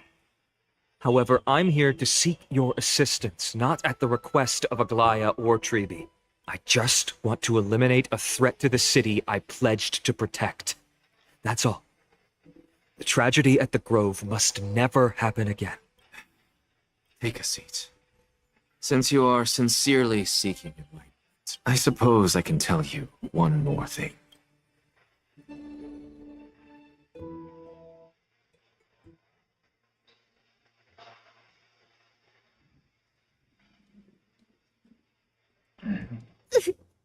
What's wrong, Trian? Nothing. Just remembering what happened at the Grove. The monster in the black cloak. So scary. Everyone in danger. Nightmare. I can't forget. Don't be scared. There are no bad guys here. Didn't you save everyone with the Century Gate, Trian? Trian threw it away. Far, far away. It's never coming back. We got back safe from the Grove because of you, Trian. You're the reason the Flame Chase journey can continue. Sorry. Trian feels a bit dizzy. Why are we here again? For the same thing, of course. Remember? Tomorrow, we will reveal the prophecies past to everyone. First, we need to restore the memories that have been blurred by the fragmentation. We hope to present the full truth to everyone, without hiding anything, since Yanis caused the fragmentation. We can only turn to another Titan, or Onyx, for help. Also, remember to get breakfast ready for Aggie before the Lucid Hour tomorrow. Oh, yes! Trian remembers now. Oh, on that note, we had better prepare some saffron before we meet with the Titan. Saffron? Oh, it's an essential offering for rituals in the Temple of the Three Fates. You think we shouldn't go to Orynyx empty-handed? Yes, it's also a symbol of Yanisopolis. If we are to replicate memories, we need to use something that has experienced those days. And when we first met Aggie, we added that to the porridge we made for her, and she really loved it. I see. It's like killing 3 birds with 1 stone. But It all depends on whether Oryx is willing to help us. This could be a problem. After all, it was us who took the core flame from Yanis, from Oryx's kin. We will have to give it a try. If there's truly no other way... In our current state, we probably can't do anything to them. We'll cross that bridge when we get there. Leave it to Trian. Trian knows how to play king. In any case, let's look for Saffron first. I hope there's still some left in the temple, untouched by Nikador's soldiers. I remember that aged saffron is preserved in sealed jars. Let's be on the lookout as we go.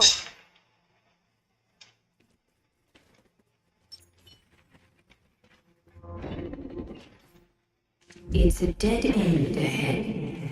Turn back. What? Oh, it's an illusion.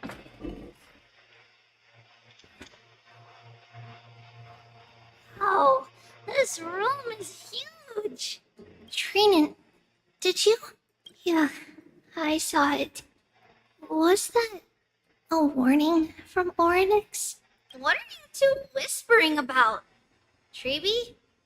Trinan? Trian can't even hear our own telecommunication. Well, never mind. Trian suddenly feels like this place is quite familiar. Oh, there's a whiff of safari in this room.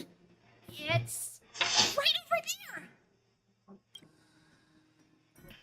Over here. Follow Trian. Trian, slow down. Well, well, well.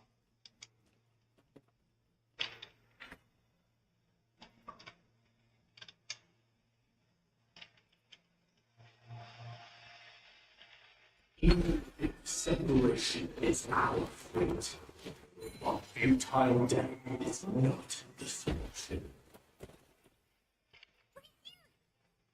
Summon the Oryx. Stir up ripples of past Wait, we should read it first.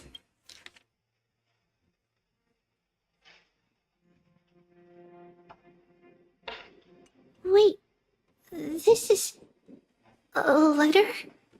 It mentions something about Saffron and Trebios. Isn't that name... Never mind that for now. Why is this letter here? And how did Trian sense it? Could it be Our lost memories? Is it possible that we were already noticed by Oryx and entered their trial? But why haven't they said a word? Oryx has the whims of a child. Perhaps they're toying with us on purpose. Come on, this isn't the right time to be playing games.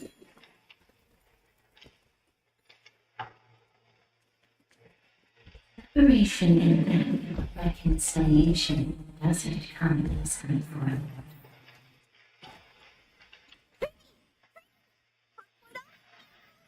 Is this the safari? Come. We'll take a look. But Trian, there's nothing in here. What? It was right in the Stolium. There's really nothing here. That can't be. I swear I saw it. I swear. Trian is telling the truth. It was right there. Where did it go? Trian, why aren't you saying anything? Trian can't seem to hear you at all. We were just lost in our thoughts. Don't worry, Trian. What you saw was likely, Yanis' hair. We must have startled. Okay. Could Oryx be trying to make us falter? But why would they do that? Something feels off. Treeby, don't you think this temple is a little too quiet? What do you mean? It might just be an illusion. But Trinan wonders, is Oryx really putting us through a trial?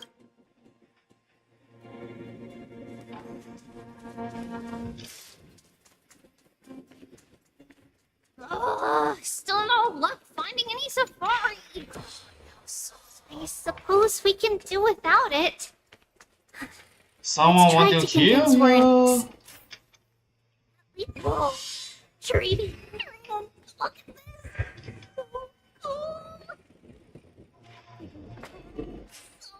It's really quiet in here. Do all Titans live in dark places like this?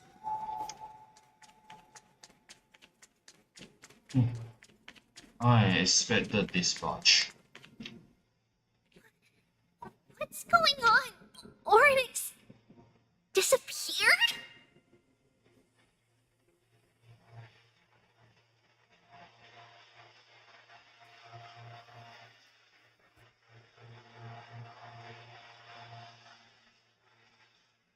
Are you saying that the black-robed swordmaster is not just tied to the Black Tide, but is also hunting for core flames everywhere?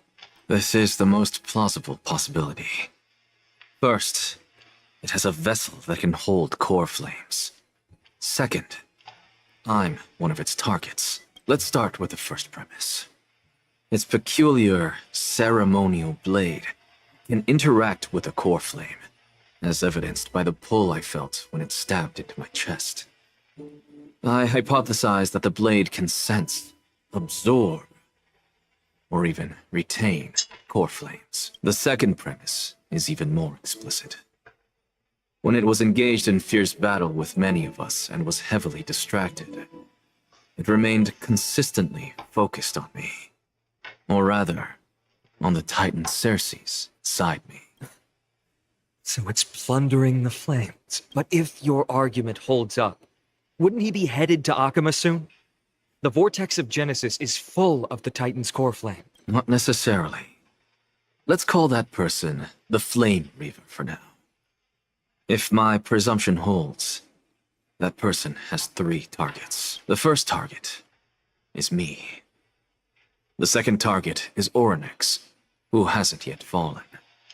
And the third is Akama and the Vortex of Genesis, where the core flames are housed. But I suspect Akama won't be their first target.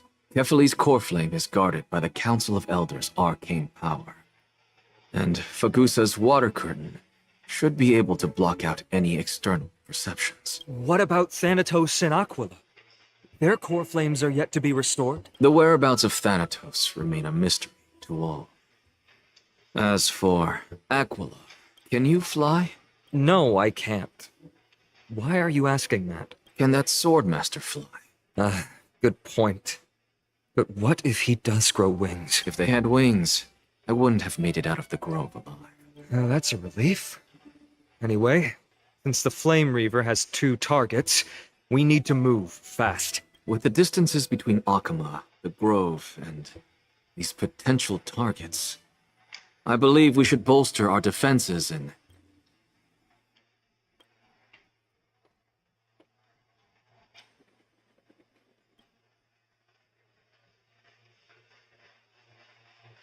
Oryx! Are you in here?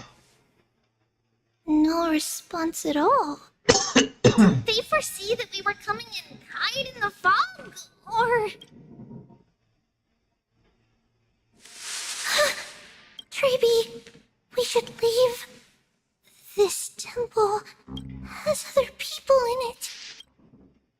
What?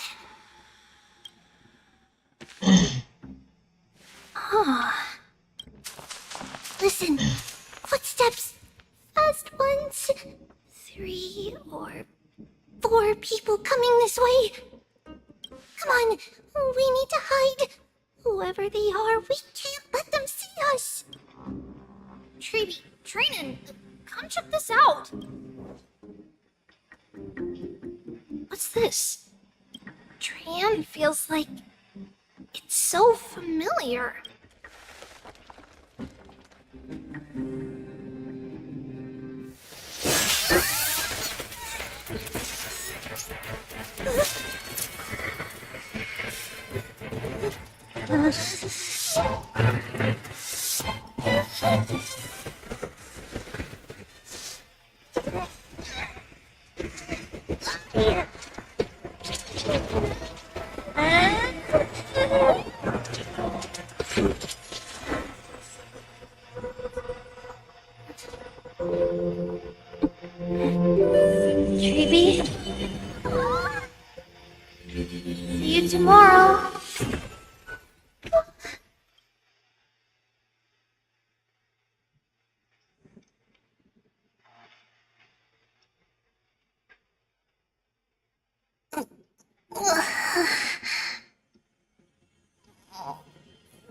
Where am I? Little Gray? Snowy? And... Wait. Where's Trianne? Is she back? We only saw the two of you collapsed on the side of the road when we arrived. Danny and I looked around, but we couldn't find any traces of Lady Trianne. What about the black-robed swordmaster? Blast it! Of course it's him.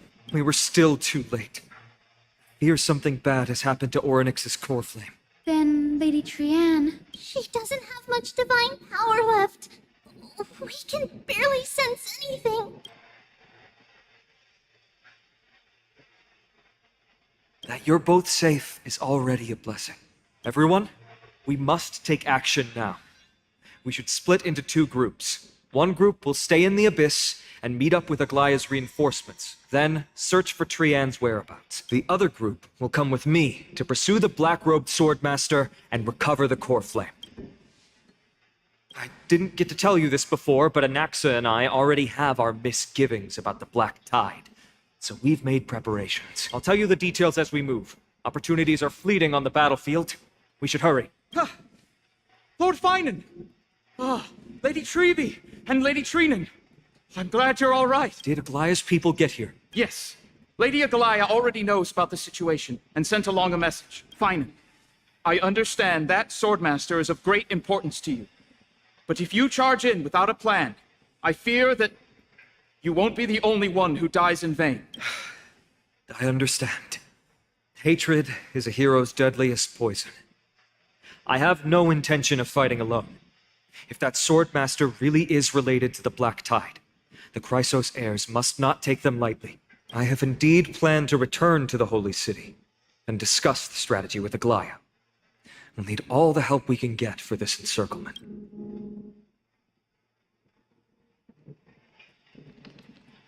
Trinan will stay in the Abyss too. That way, both sides can communicate with each other if anything happens. Thank you, everyone. Partner, Trebi, let's go. I had a suspect about this. Why is they want to retrieve the core phrase for? I think it is related to several. Back, Aglaya. You should have come to me first, Finan. Aggie, there's no need to scold Snowy. Akama is currently in grave danger. I know. It's beyond my imagination that the only two titans humankind can still rely on fell in such quick succession. I've never seen the golden thread pulled this taut, as if it could snap at any moment. Finan, tell us your plan. Time is of the essence.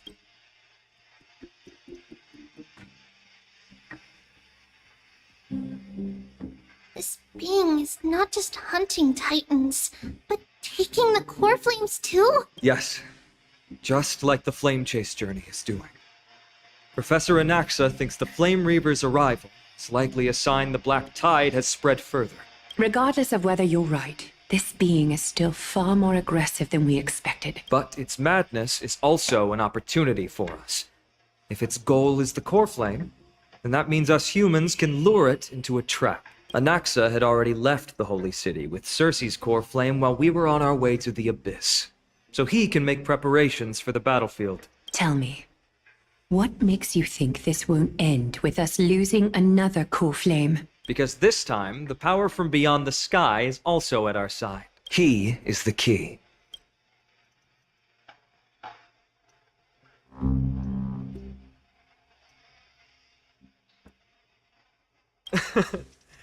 We need your other companion, too. Ma'am, do you mean me? I see.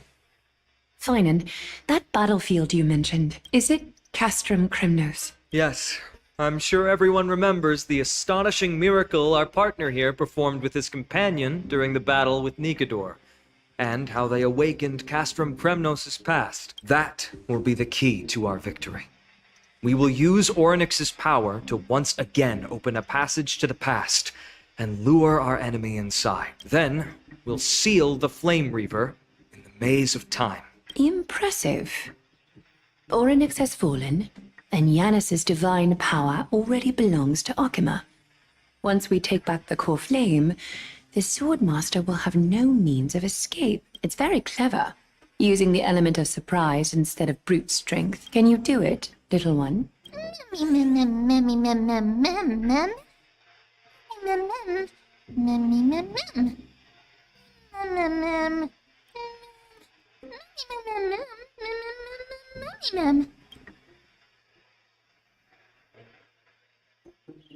Yeah.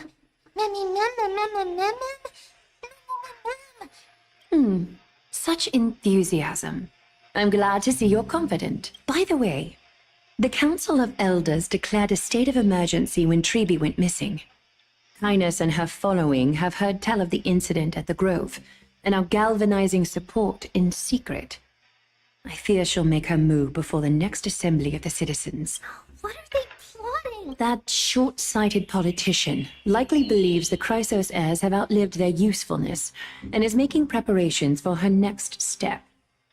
That ugly side of humanity is something we'll have to deal with eventually, but that's a problem for another day. I've sent Casterus ahead to the council with a message.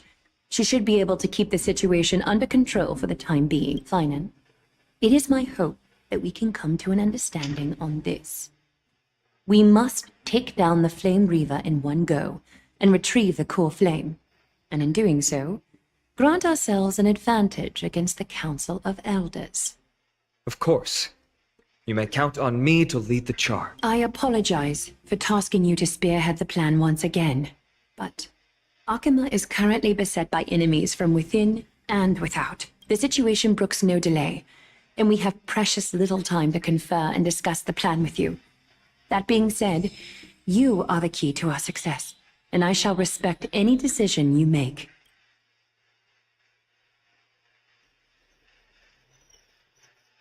Of course. Should you feel fatigued after our confrontation with the Flame Reaver, you are free to withdraw from the battlefield. We are grateful to you for your aid, and to the rest of you as well.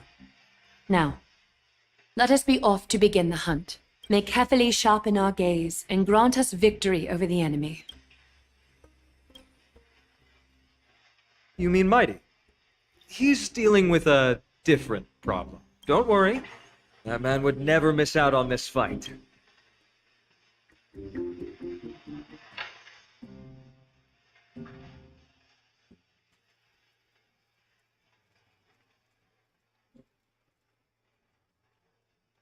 Farewell, my dear friend. You must lead us back home. You and I, we're both the same. We feast on strife and fear. If you're truly capable of leading our people beyond this blood-stained fate, then prove it to me once more, mighty Mos.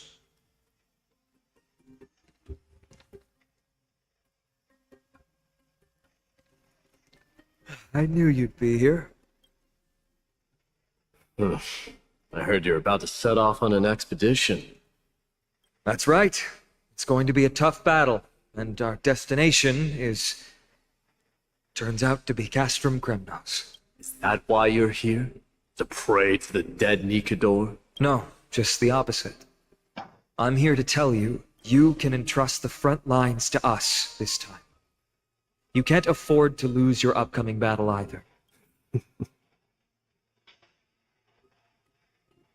Have you heard the story of Geocles the Mountain Breaker? Sounds like you've spoken with Cartonus. That's the name of the legendary mountain dweller, right? Let's have a chat before we go our separate ways. Cartonus told me that back in ancient times, the mountain dwellers lived in seclusion. They spent their days quarrying and gathering, living a simple and peaceful life away from strife. But Geocles was different. He resisted their traditional way of life, yearning for the world beyond the mountain. They're safe, but humdrum culture was like fetters around him. He sounds a lot like you. Yes. That is why he, too, faced the same dilemma as I do. One day, during one of Geocles' many ventures beyond the mountain, He spied a battalion of Ladonians stationed at the foot of the mountain. The Ladonians were at war with their arch-enemies, the Companions, and they used the mountain as a base to carry out guerrilla warfare operations. When Geocles, who had taught himself the common tongue, approached a soldier, he learned a shocking piece of news. Ladonians were planning to plant mines and explosives all over the mountain, then lure their enemies within. With danger lurking with every step, the mountain dwellers' homes were no longer safe. Geocles quickly returned to his village to bring the news to his people. But... Let me guess. They refused change and chose to put up with the situation instead. That's right. The mountain dwellers were fearful of even the smallest change to their lifestyle, let alone leaving their home. Despite the imminent war, the elders would rather negotiate for peace instead of leaving the mountains. This made Geocles both angry and sad. But he didn't give up. If you were in his shoes, what would you have done?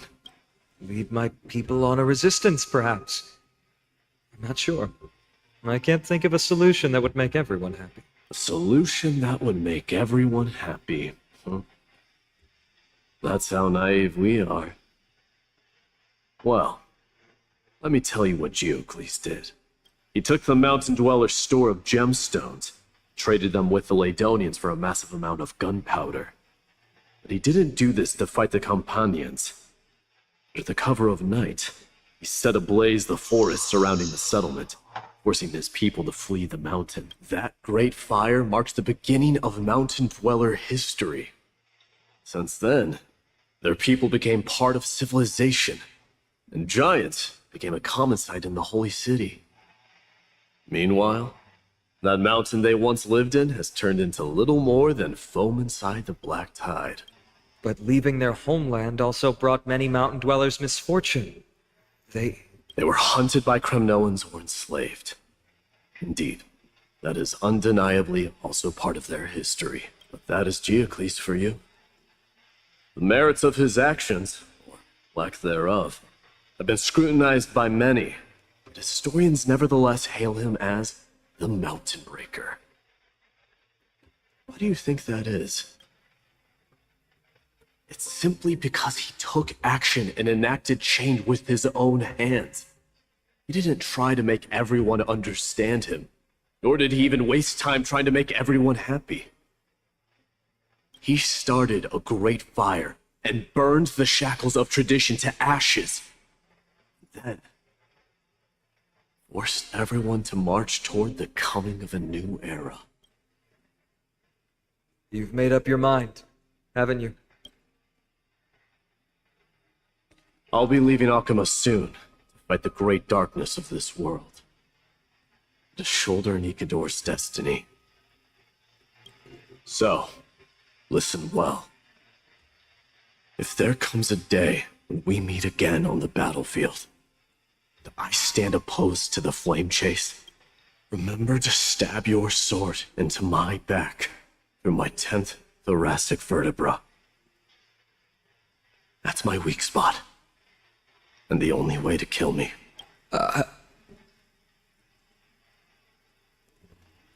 You have my word.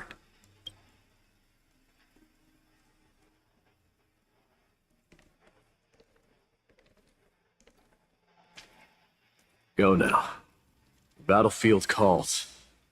Send that flame-thieving hyena to their death. If you find yourselves with no other recourse, pray to that blade in the sky. Loudly call out the name of the new god.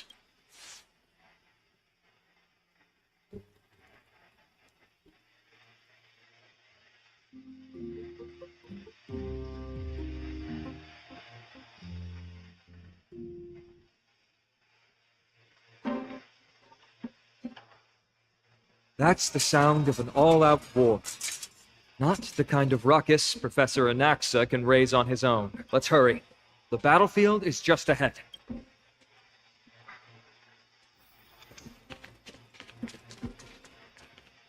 No way. From Noah. I didn't think she'd manage to send the Kremnoans to assist. Brave warrior. What's the situation on the front line? I mean, why are you here? What? Didn't Aglaya tell you? You've been instructed to assist you in trapping the Flame Reaver. Vile usurper.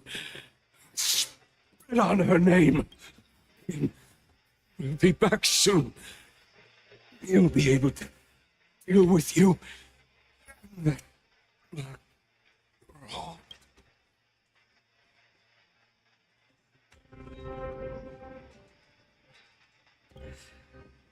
The Kremnoans really are just like their king. Rest in peace.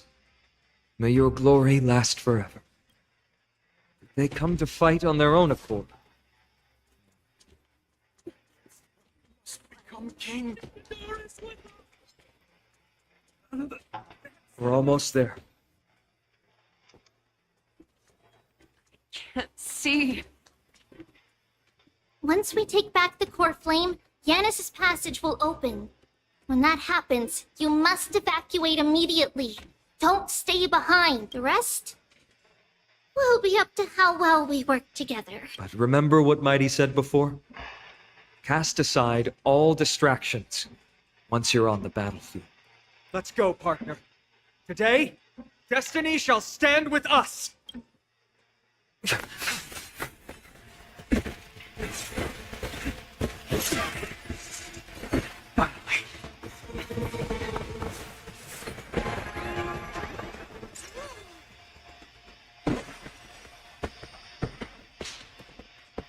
Strengthen the memories of the dead! Executioner!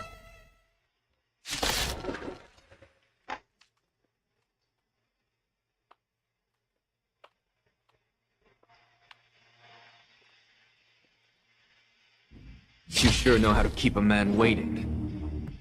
Any later, and I fear the tight sacrifice. Frail child of humanity, it is more effort keeping you hale and whole against that blade than it is in seeking the truth of the world. Now, farewell. Adorned in splendor.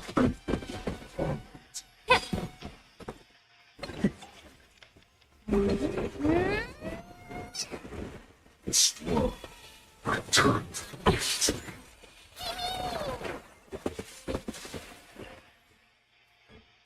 Trinity is before me.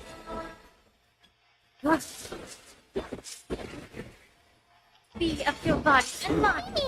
The truth for everything in this world is bleeding.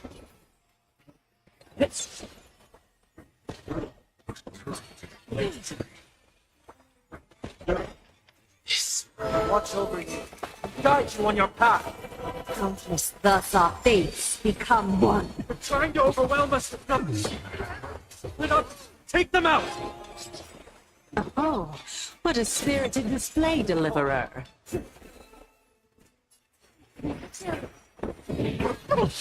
Bless.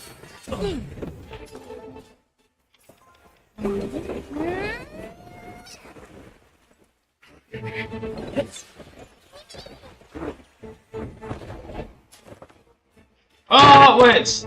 This is a bad move. Oh. You know what? Give me a scan. You sure know how to keep a man waiting.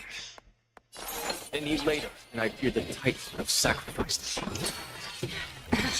Frail child of humanity, it is more effort keeping you hale and whole against that blade than it is in seeking the truth of the world.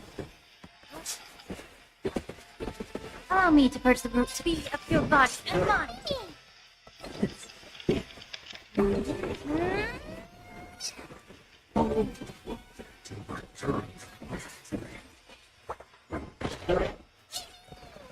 Overcome the thorns.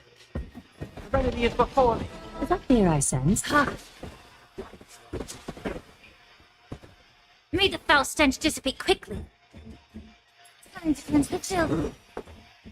The truth, everything in this world, is bleeding.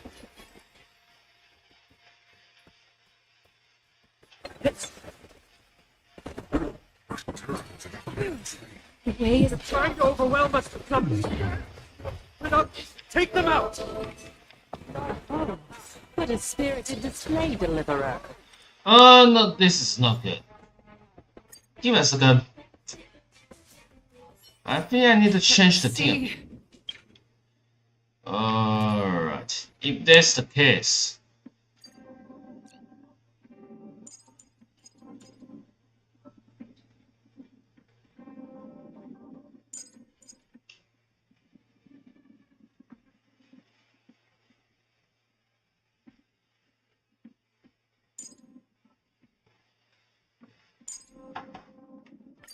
I ain't no choice but to use this method.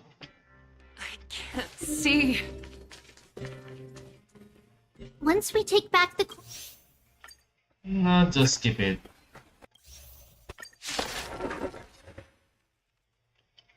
You sure know how to keep a man waiting. Any later, and I fear the titan would have sacrificed you.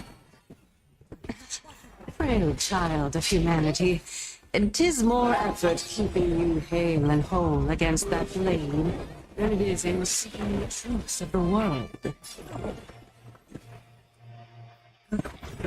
The dice have been bust. Or maybe I'll take it off. Be of your body and mine. Oh.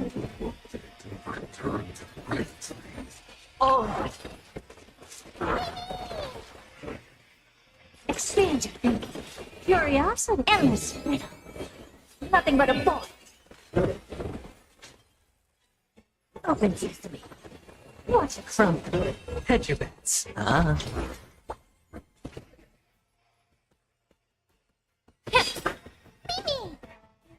The truth, everything in this world is bleeding.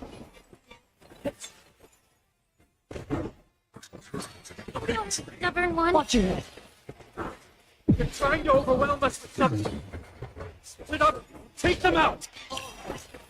Oh, what a spirited display, Deliverer. All day long. Spend freely. The dice have bust.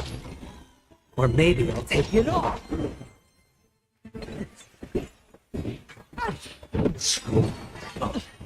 Watch your head.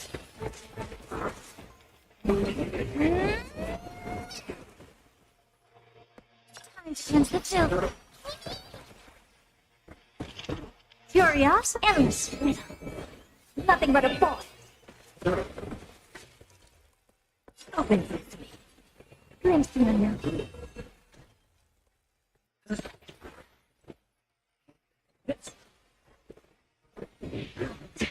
Oh.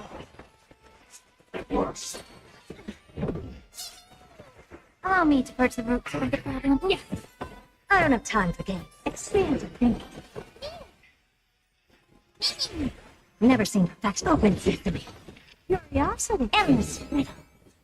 Nothing but a ball. The truth burns everything in this world. It's bleeding. Many. Hedge your bets. It's on me. Watch your head. May the foul stench dissipate. Get ready, Prof. Can't hold out much longer. Quiet. I know what I'm doing. Stubborn one. Oh. The dice have been bust.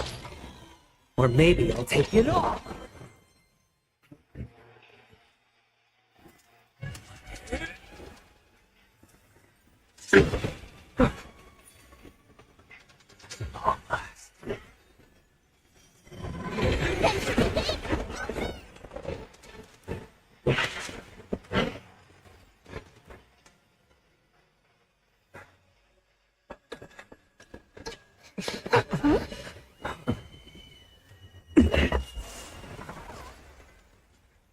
How embarrassing. You didn't come down from the sky? The city is mine anyway. Shouldn't I go through the front door?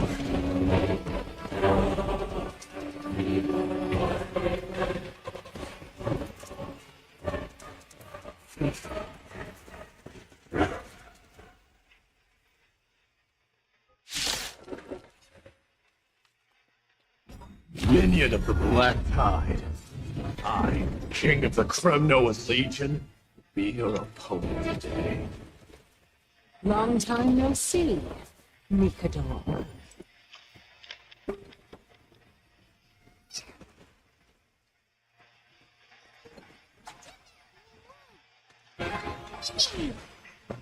Open sesame. Curiosity. Endless riddle. Nothing but a bullet. Spend freely. I don't have time. Time to cleanse the filth. The petty truth. Many.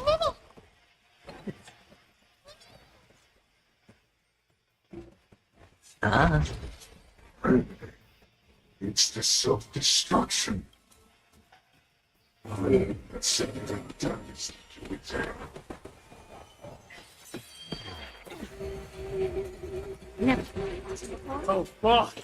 That was a good opener to the ceremony! We honor the fallen gods with this fight to the death!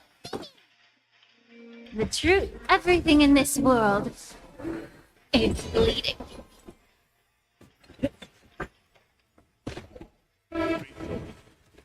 I grant you the honor of sharing your final resting place with Kremno's departed hero!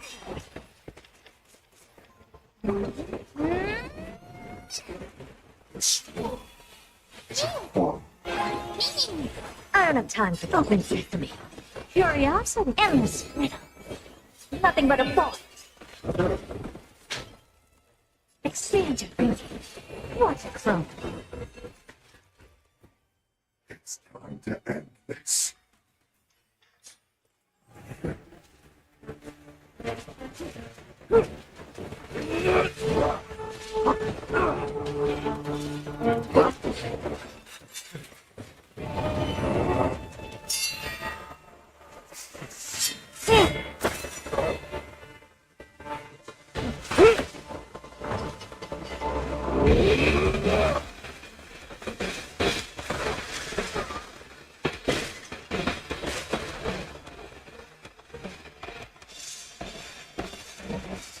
Strike!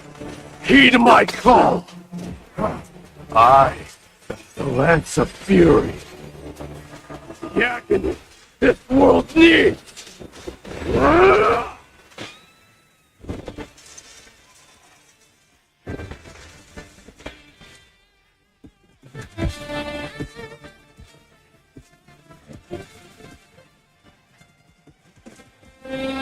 Witness this. The new god has come to Castle Kronos.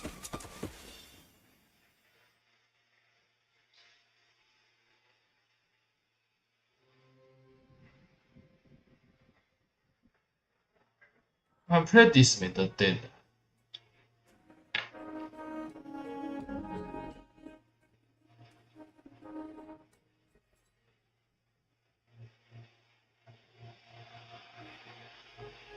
Look! The warriors have returned! Are the rumors true? Has Oryx fallen? It's as the Council of Elders said. We face a dangerous threat. Yet the Chrysos heirs are only inciting more chaos. They don't care about the people's safety. They really gave the core flame of strife to a Kremnoan at the end. What a noisy crowd. This, doesn't feel right. It's probably because Oryx is gone. Oryx was a generous titan in the eyes of the people. They graced us with miracles, allowing humanity to reap many a convenience from the past. What they don't know is the Titan didn't do all of that of its own volition. Regardless, the Titan has fallen, and we must surrender Oryx's core flame. A meeting with that woman again so soon? I just can't catch a break. Professor Anaxa, why don't you find someplace to rest first? Matters that require Aglaya's attention are piling up. You two meeting again will, forgive my honesty, only distract her. Just try to stay on your best behavior, if you know what I mean. That's not up to me, I'm afraid. I've been trapped in her prison the moment I set foot in this holy city. The price of having a Titan living in my head, I suppose. Don't worry, I don't want trouble either.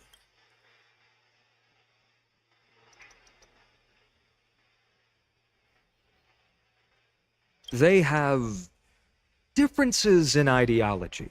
All right, I suppose that's putting it lightly. Don't worry, you'll figure out the intricacies of these relationships sooner or later. I'm sure you don't need my help handling Ornyx's core flame. So I'll be off. I have some personal matters to attend to. It somehow feels like D has closed himself off even more after he completed his trial. Yeah, a lot has happened in the past few days. You've been lost in thought for a while now too, Treeby. Did Trinon bring news? Yes. She has found Trian. She was at the bottom of the valley outside the temple. But that's where the good news ends. I'm sorry. It's alright. They also found someone else besides Trian. He was no better than a corpse when Trinan and Hyacinth arrived. He had suffered more cuts than could be counted and leaped off a cliff from a great height. All to free Trian's body from the clutches of the black-robed swordmaster. What a brave soul. Do we know who he is? Yes, it's Crateros.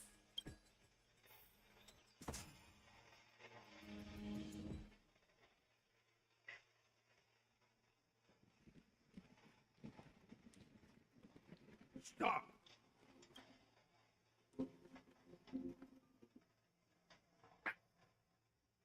You want this girl dead? You'll have to kill me first.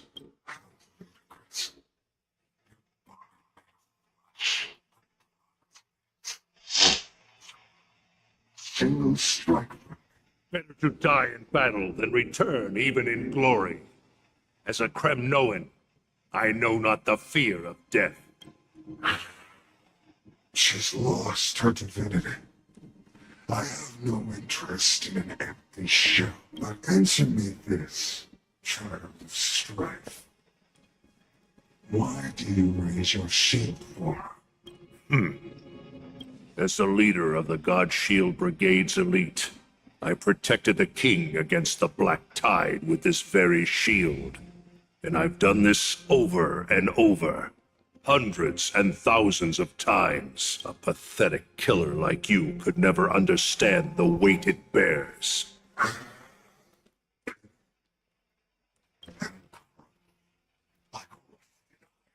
Good. Supreme glory shall be mine, as I indulge in the libations and incense offered by my descendants. Come, let us fight! For Kremnos! For my king! For Amphorius!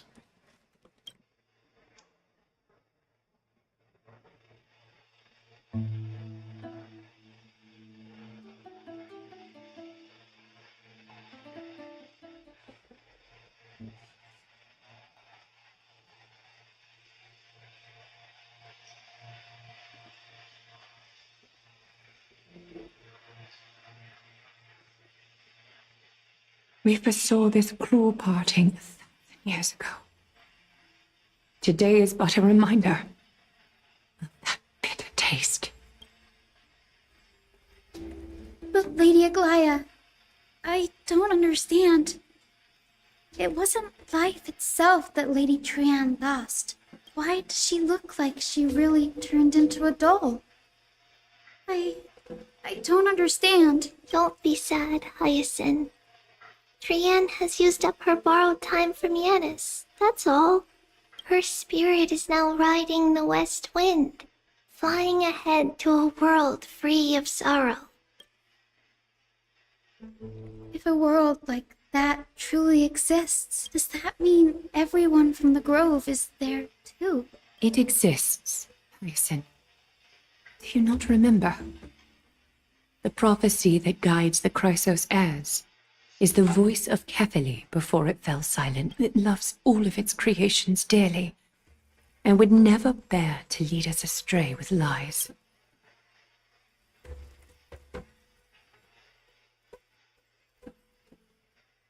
What about the Crimnoan veteran? How is he doing? The Twilight Courtyard has done all we can.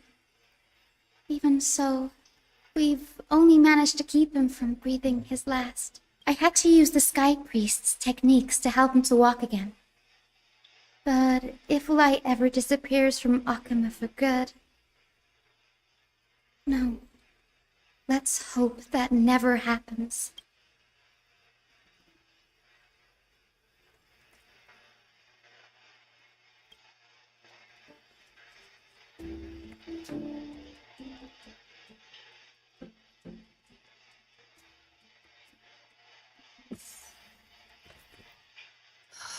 The parting hour is upon us. Yet the golden thread runs slack. The heroes have returned with their spoils. Everyone, please take this opportunity to rest and prepare for what awaits us. You've returned unscathed and brought tidings of triumph. Truly a moment worthy of celebration. It's incredible to think that we returned Nikador's core flame not so long ago. It wouldn't be an exaggeration to say that you and your friend's arrival has melted the glaciers of history.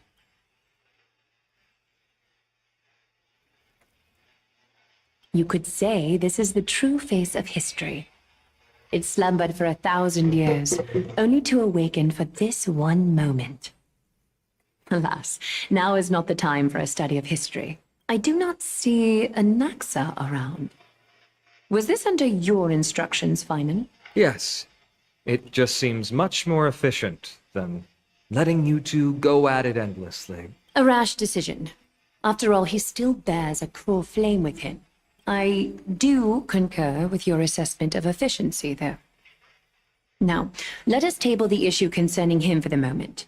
The more urgent matter is the core flame of Orynyx. The Chrysos heirs had initially crafted a plan regarding the order to return the core flames. For titans like Orynyx and Circes, who harbor no intentions of harming humanity.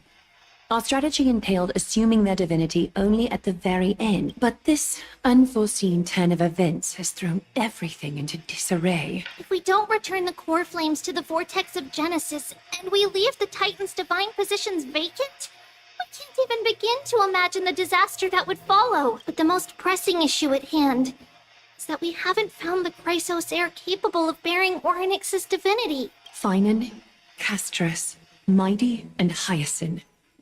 Treepy and I devoted a millennium scouring the world, only to find these few people. Only a chosen few possess the capacity to assume divinity. The elite among the Chrysos heirs. We would never hastily extend our invitation without first verifying their potential to bear such power. Yet we cannot compel anyone into divinity, as it would be no different from sentencing them to the gallows. Truly a dilemma. Yeah. How about letting him give it a try?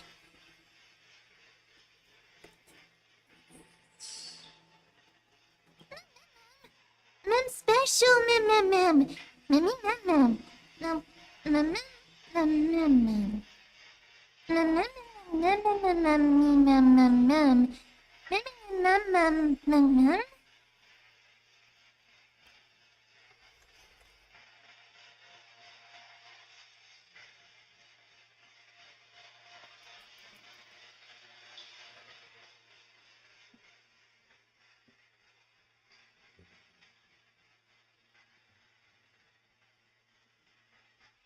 I see the Reaper has forsaken you too, teacher.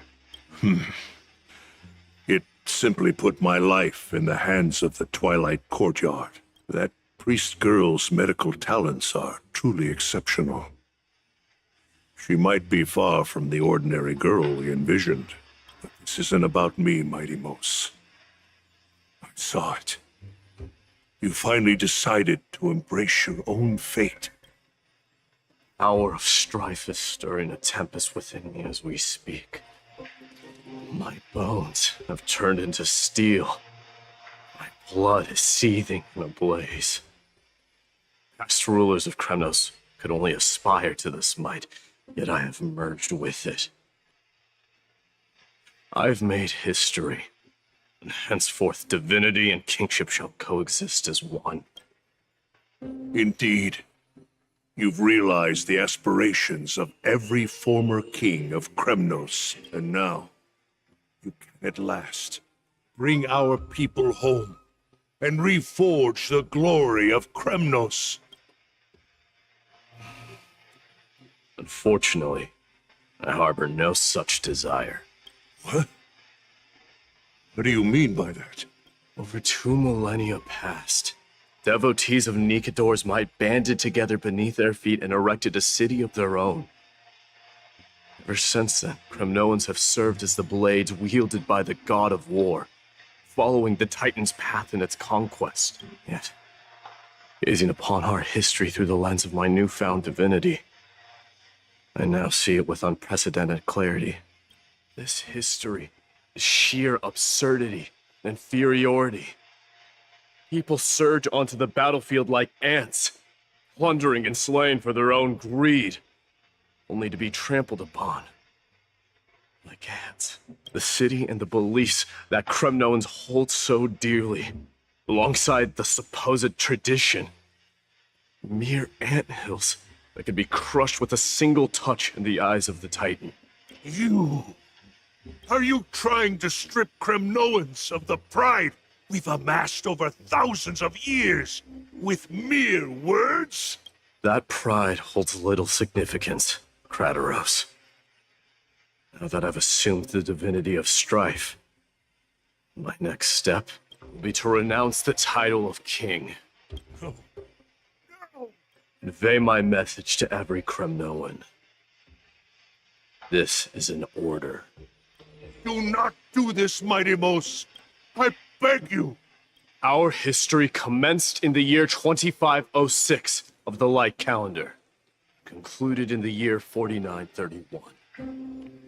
I, Mighty Mos, last king of Castrum Kremnos, son of Gorgo, do hereby proclaim the Kremnoan dynasty comes to an official close today. You have killed us. You have killed us all. No. I am granting you a new beginning. What is this? My mother's signet ring.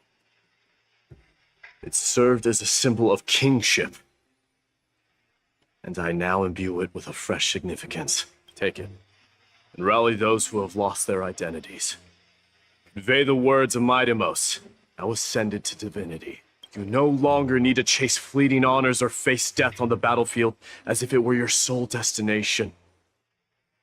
However, you must adapt to fit into the city you once observed with indifferent eyes. A cruel fate awaits Amphorius. No matter how illustrious a dynasty may seem, crumbles to rubble and gravel before formidable foes. Yet, you shall tread the only path out, one that leads to a brand new world at its end. Why task me with being your messenger? Why not explain all this to them yourself? Because only humans can guide the path to be trodden by humans. It's not the lot of humans who crave the power of gods and spiral into madness for it, but humans who stand ready to raise their shields high to protect the lives behind them. I failed to save that child. That is irrelevant. As demigods, they have long been prepared for it. What truly matters is that you showed up there and shielded her. The one who persuaded Aglaya to set me free that night. Was that you, Mighty Mos? Yes. She's not one to easily make a concession. What did you offer her? Staked my mother's name to guarantee the integrity of your soul to her. And I promised her that I would dedicate all I have to the Flame Chase journey. And what is next, Mighty Mos? Where will you be headed now? To the place where I belong. To fulfill my promise. The madness that has plagued Nikador and the darkness that has consumed Amphorius. It's now my turn to fight against it. There are some people to meet with before I leave. Let's go.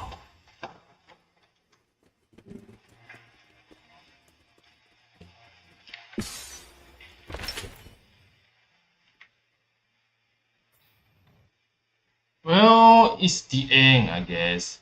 Prepare for 3.2. I thought we need to do the side mission, but I will do it for tomorrow.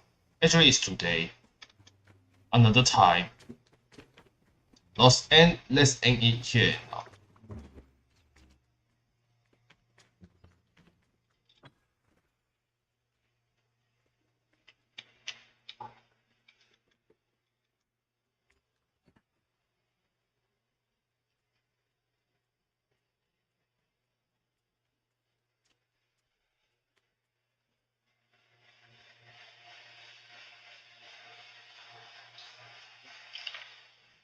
You're here, my Demos. It seems that you are prepared. Yes. You aided Akuma through yet another trying ordeal, and my gratitude knows no bounds. Isn't that exactly what you wanted? Not everything unfolds according to my plan. In the current state of the world, I can only proceed one step at a time. Furthermore, you are ready to dedicate all that you have, regardless of the promise you made to me, aren't you? Throughout my time in the Holy City, I've gleaned valuable lessons from you.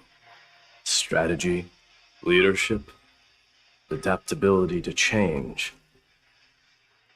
Yet, it's only recently that I've come to realize the truly remarkable quality you possess. And what is it?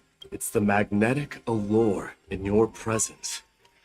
It draws people to gather around you willingly, to seek your guidance. They strive not to disappoint you, not due to fear of repercussions, but out of sincere alignment with your ideals. That is precisely what every ruler of Castrum Kremnos has been missing. I am truly honored to hear that.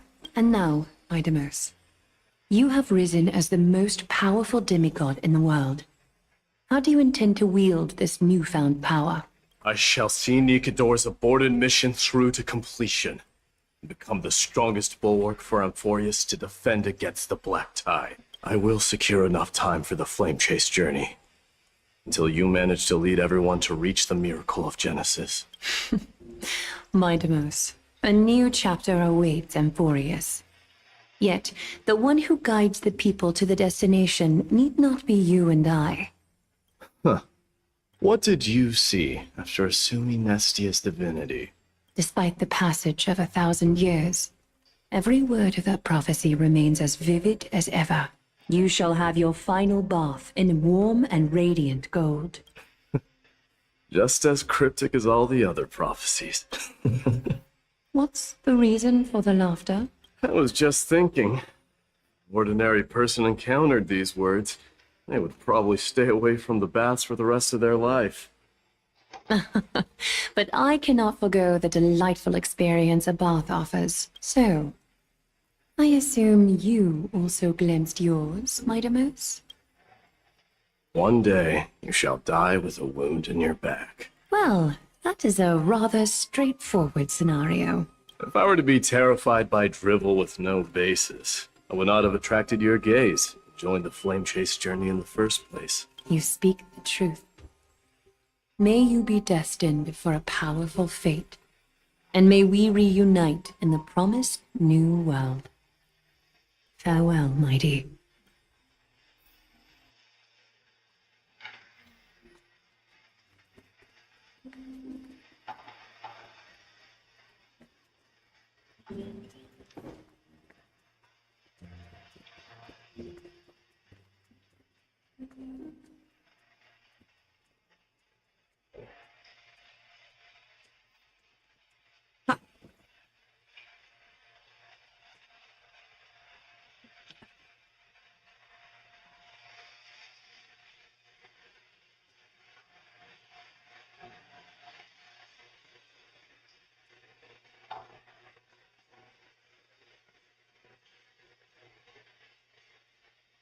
Is Lady Trebios not here? Lord Mighty! Hyacinth. So you are the physician Krateros spoke of. It's no wonder then that he was pulled back from the brink of death. You have my gratitude. I can take that as a compliment, right? I've heard about what happened at the Grove. I'm deeply sorry for your loss. I've heard far too much about death and grief recently. To quote Lady Treby, we should all focus on tomorrow, shouldn't we? That's a valid point. You've always been the most optimistic one among us. Well, I must say, it feels quite incredible to see a new demigod standing right before me. You should prepare yourself as well. Humanity has already taken hold of strife. One day, it will also reach the sky. Do you really believe I can do it? Even my ancestor, that hero of legends, couldn't conquer the core flame of Aquila. Given your good rapport with the demigods, you should know that the path to assuming divinity is never limited to swords and spears. You've always been so perceptive, Lord Mighty. Rest assured, if fate has truly selected me, I'll be ready. Right. You are here looking for Lady Treby and Lady Trina, no? They're not around at the moment. Is there a message you'd like me to pass on to them? No need. I've already bid farewell to Aglaya. Meeting with the Oracle is simply a matter of courtesy. You've bid farewell? I'm heading back to Castrum Kremnos to fight against the Black Tide. In all likelihood, I'll never again return to Akama. Oh, On second thought, there is something that I'd like you to help me convey to them. I'm all ears, Lord Mighty. I'll make sure to convey every single word. Tell them that there is no longer a need to send scouts behind enemy lines.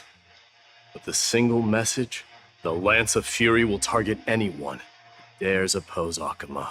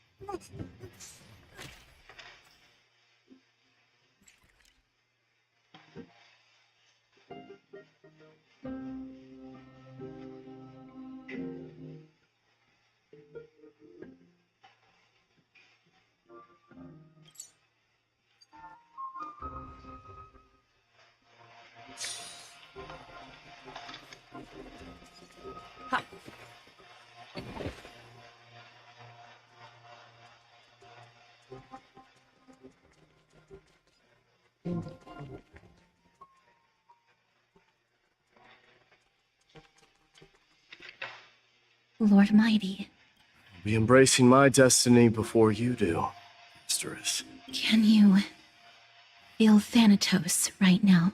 I don't feel them at all. Regrettably, you have been painstakingly seeking that Titan for so long.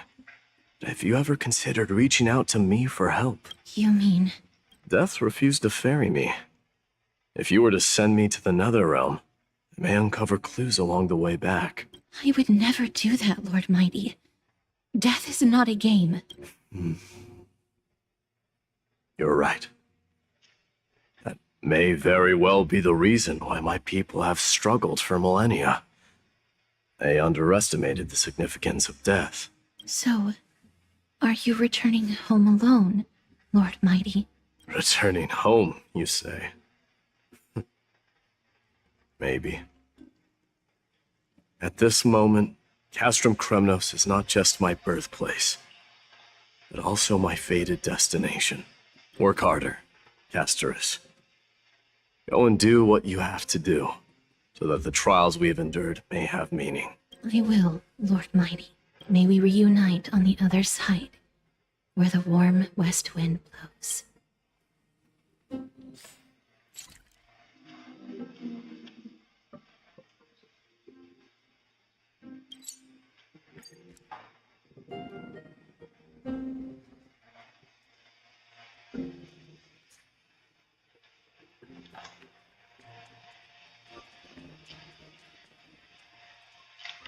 King of Kremnos without the signet ring, but looking more like a king now. No longer the king, craftsman. Matters not the title. Surpass all former kings your achievements have. I will honor your trust and liberate the world from the clutches of fear. Nevertheless, I must request that you continue to watch over Phynon, Artonis. I have a feeling that his fate will weigh heavier than all of ours combined. Keep Phynon in mind, I will. Return to your home, brave king, together with everyone. I shall remain here. The thunder from Castrum Kremnos we wait to hear.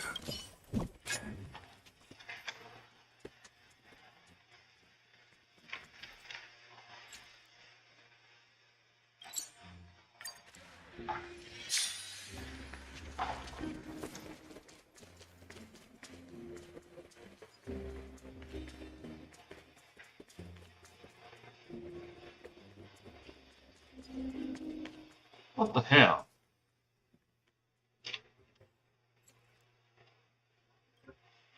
What the hell?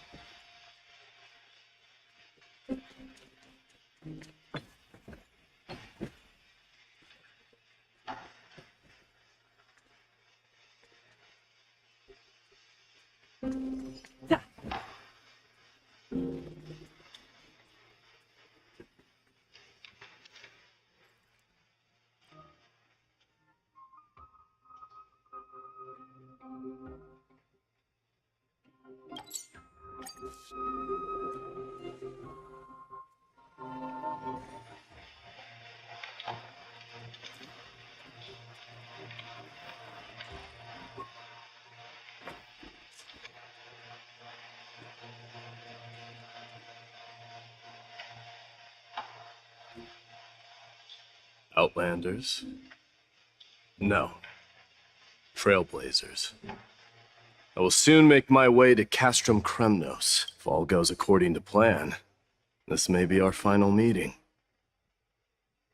I just want to let you know that I appreciate everything you have done for Amphorius.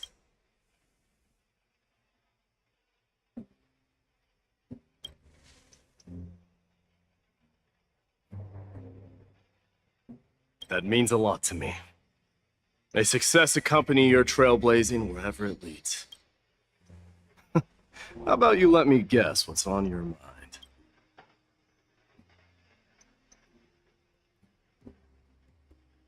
mind? Are you drafting a sentimental farewell speech?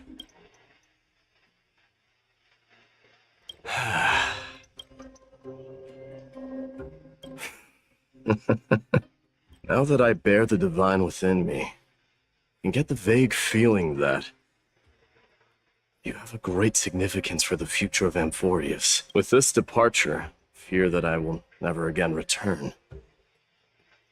Can I entrust you both to watch my back and to continue supporting the Flame Chase journey in my absence? You have my gratitude. Then, farewell.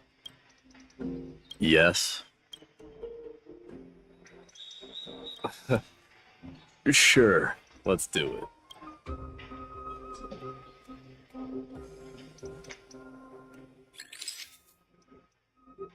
Well, just gonna save. Well, feels peculiar, I suppose. I'm not talking about your photographic skills. It's just that I rarely take photos. But this one, it's pretty good. I wish the same for you during your time in Amphorius.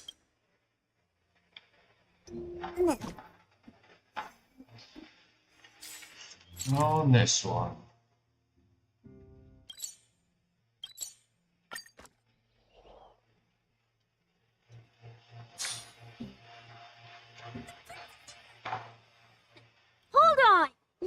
Mightimos isn't the prince anymore. He's now the guardian of Amphorius. What's going on?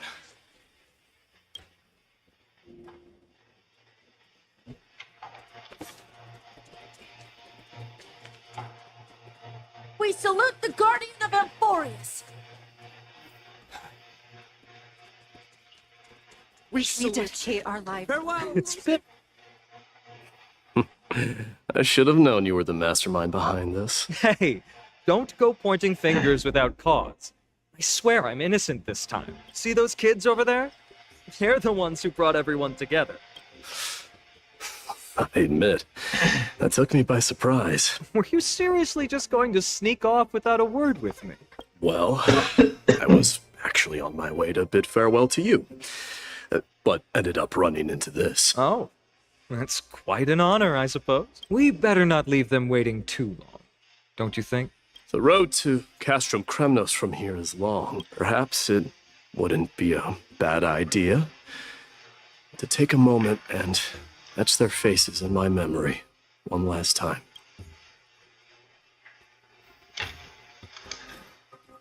I think I see more than just the Kremnoans here. I'm thinking maybe it's about time the god of strife gets a new name.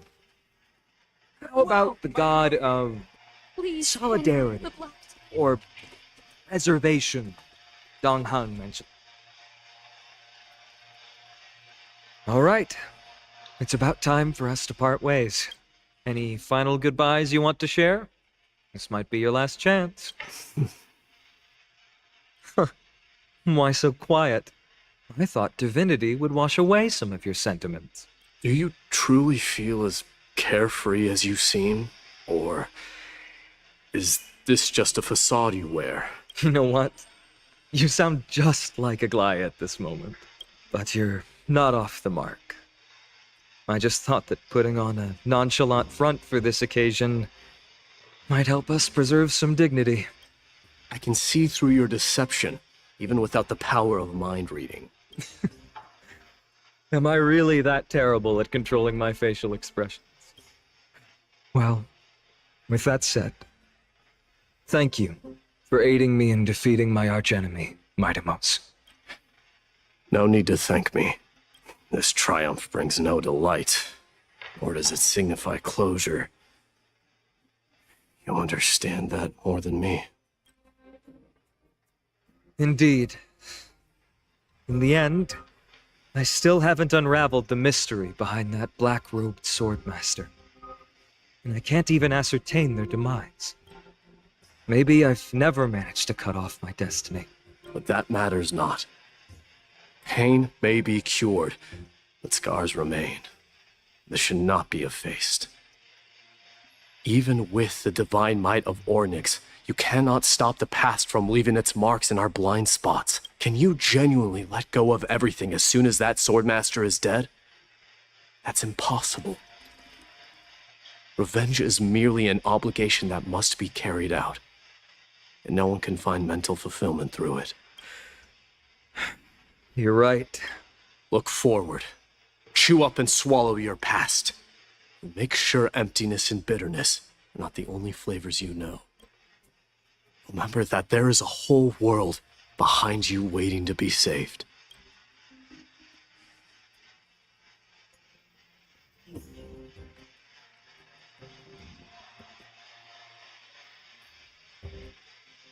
I'll keep that in mind. I have a final favor to ask. Please look after the Kremnoan warriors in my absence. They will undoubtedly face challenges while assimilating into Akama. It is my sole regret that I cannot stand by them during this time. Do not worry. Leave it to me. And, while I'm at it, I'm going to find out if the Kremnoan language is really missing that many words. The Kremnoan philosophy can never be encapsulated in a mere dictionary, but if there's a chance in the next life, you should come visit my library.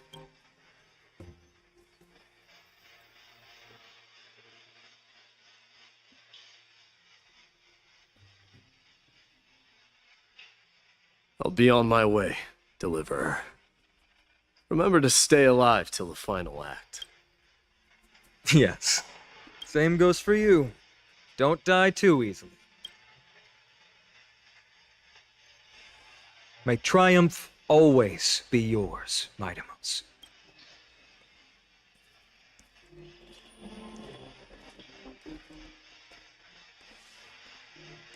Oh, right. One last question. Go ahead. You better not leave any regrets behind. Are you the one who told Cartonis about the signet ring? Well,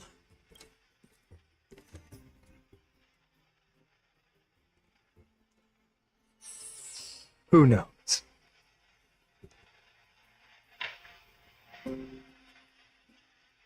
Well, signal to its 8.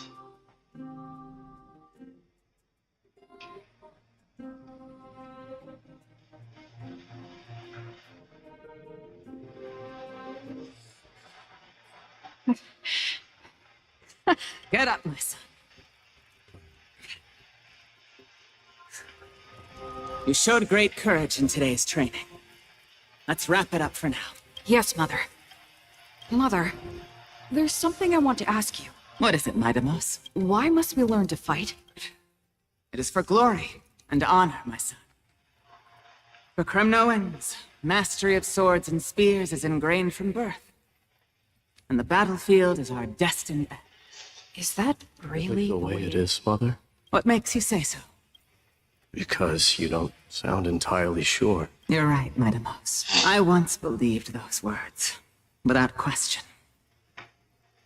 Until your father cast you into the Sea of Souls. It was at that moment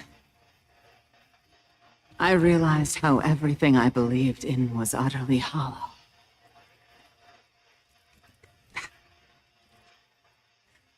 Perhaps the spirit of Kremnos had once existed.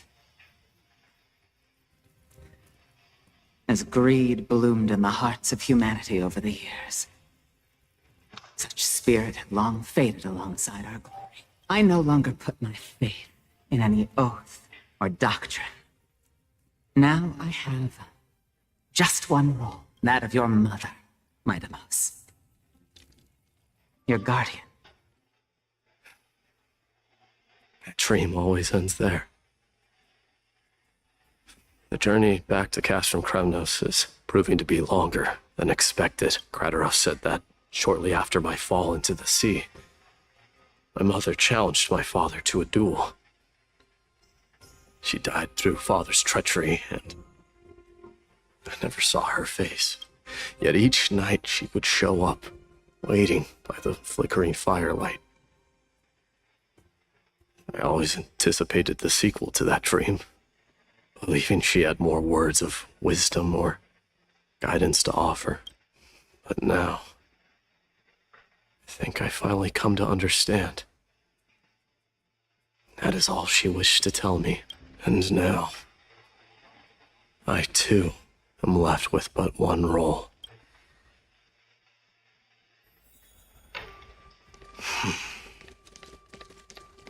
It is time for this journey to reach its end. Look! Mightimus is back!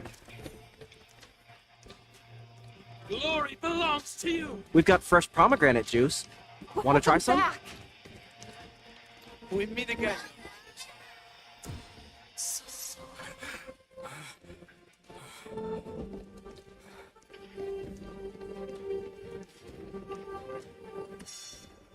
How was your training? Say, check out what I just wrote. Mightimus! Did you just come back from training? It's I'm gonna beat been a you while. at the festival. Welcome home, Mightimus. Have you found some...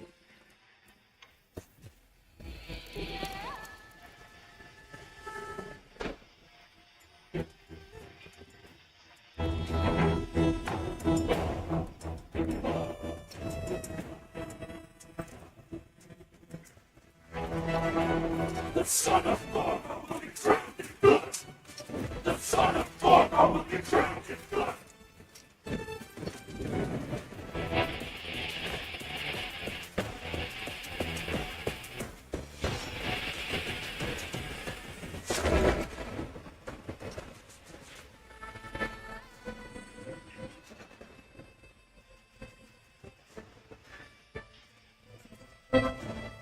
Mother, I'm home.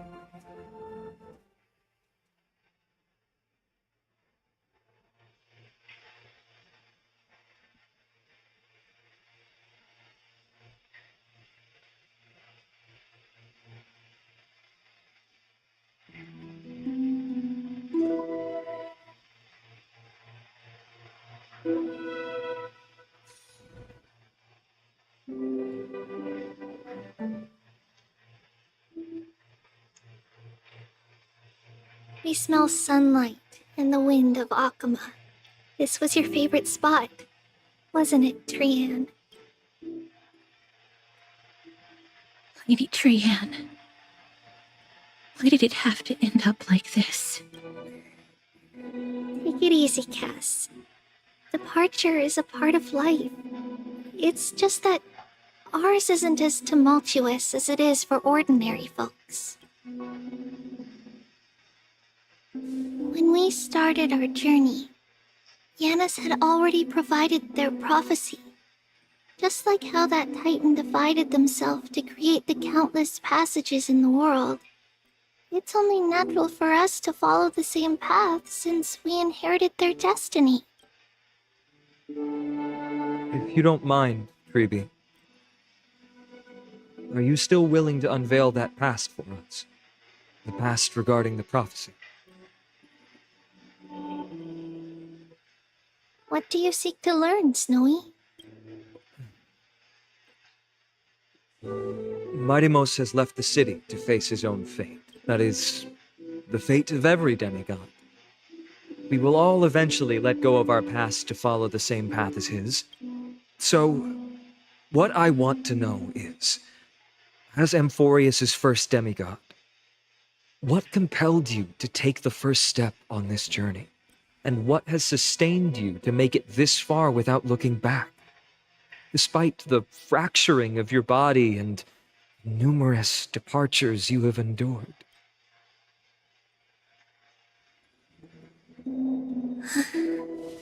All right. Teacher, are you sure about this? He is already doing what he has to do. What reason do we have to keep it from them? Let's go, everyone. Let's go to the Abyss of Fate and see how it used to be.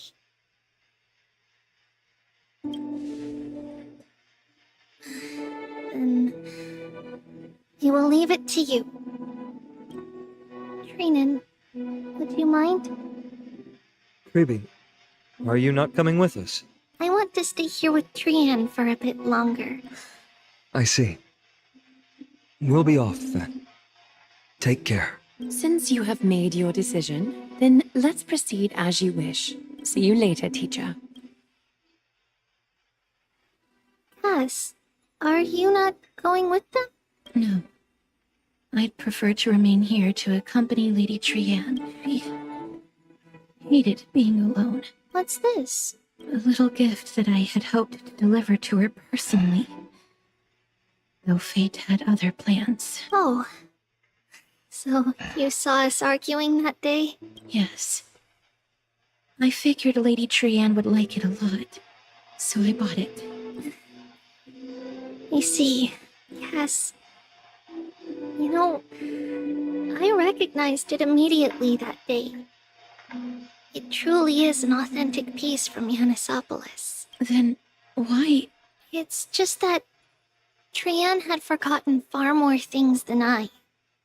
For example, she forgot that this glass object meant something unfortunate according to the traditions of our homeland. I'm sorry, Lady Treby. Should I... No need to apologize, Cass. At that time, I simply didn't want her to be trapped by our past. Especially considering how much time had passed since we left home, but now... it might just be the perfect gift for Trianne. All shall bid farewell to one, and that person alone will witness the miracle. While you and I have long accepted this absurd fate, they remain fresh and inexperienced, teacher. Don't let the weight of that cruel prophecy crush their spines. But it would be even more cruel if we allow them to ignorantly fall before the gates of the new world. They will eventually need to know the truth. We just need the right opportunity. This, to me, feels like the right opportunity.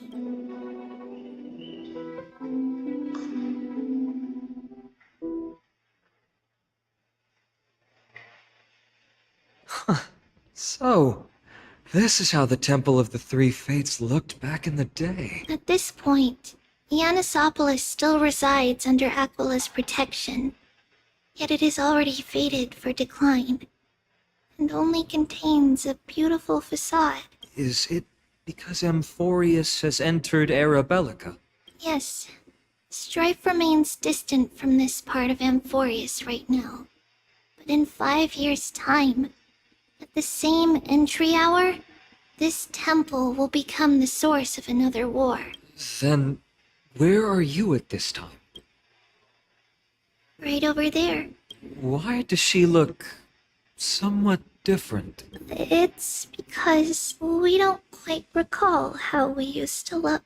Oh, my apologies. Please don't.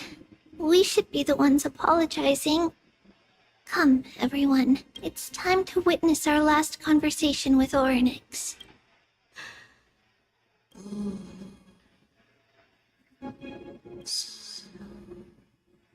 You're here, Orynyx.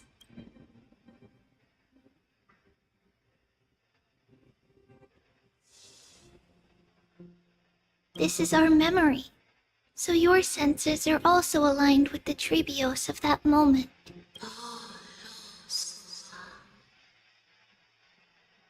False prophecy, huh? So you still think that way?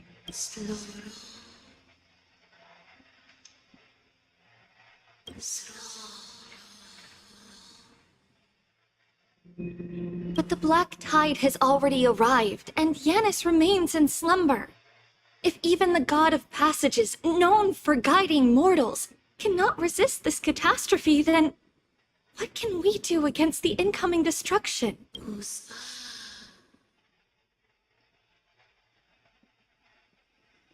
Those chosen by fate would never have their family taken from them. And how can I alone remain safe and secure while watching the entire world crumble before my eyes? This might be our last conversation, Orynyx. I will do everything I can to protect you from the black tide. The family she just mentioned. It's our mother. She fell from the spot into the valley a long time ago. It was during a grand ceremony held to seek Yanis's guidance, but things took an unexpected turn.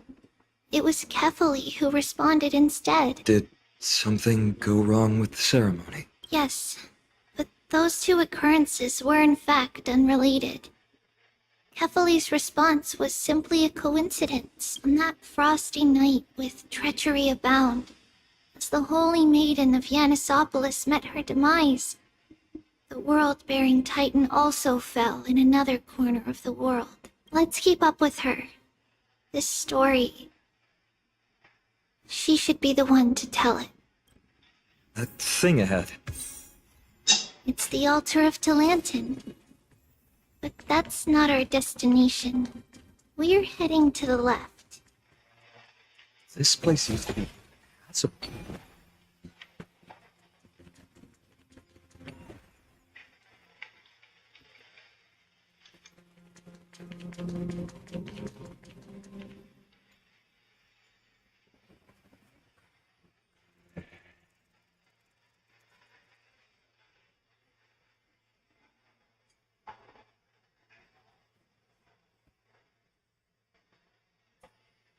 So that's how it works.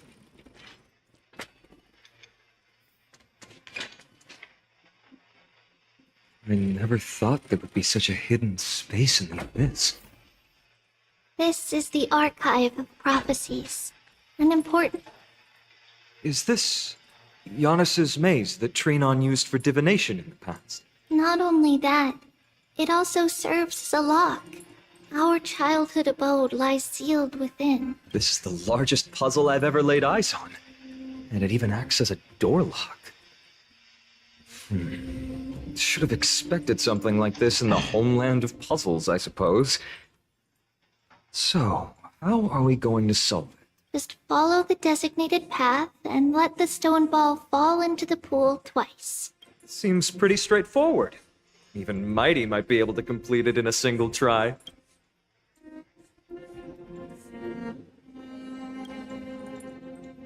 You still don't know him well enough, then. He might not even need a first try. He just punched the door open. Mighty. If he were still here, we'd probably take a lot fewer detours to solve our issues. Enough with the talking. Let's just get started.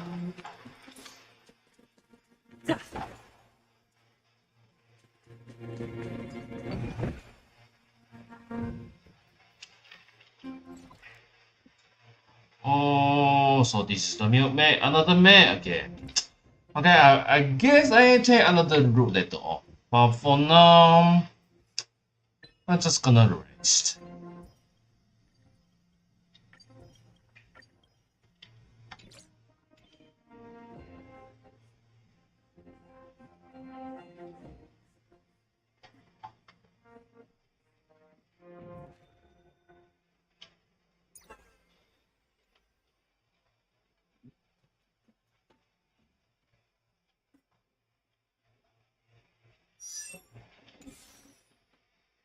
Where's the one? Let me do this one first.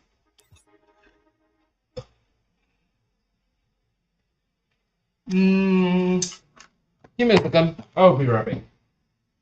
Do this first.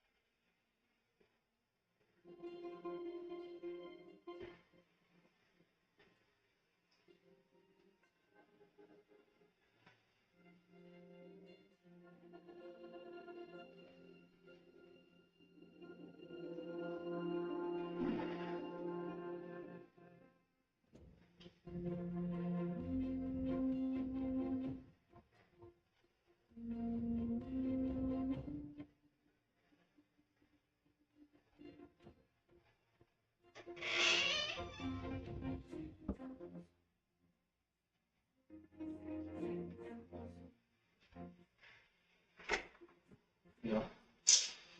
Oh, I beg.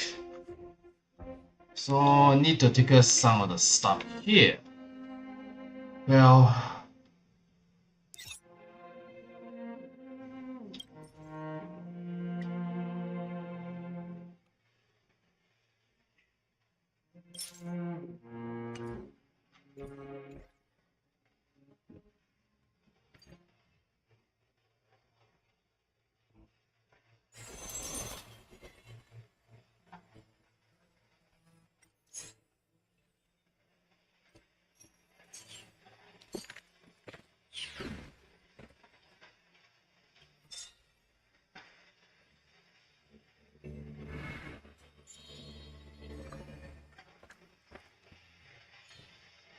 This person's name was seldom mentioned by others. Incomplete, just like his fate. Keep your distance from that blasphemous one, lest misfortune follows you like a shadow.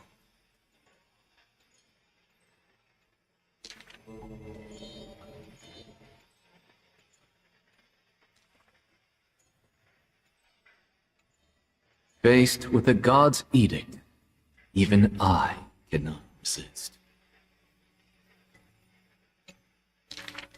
Miracles are the most conceited actions of gods. They are God's denial of humanity via light. Magic tricks are the most articulate rebuttal. They are humanity's imitation of godhood via intellect.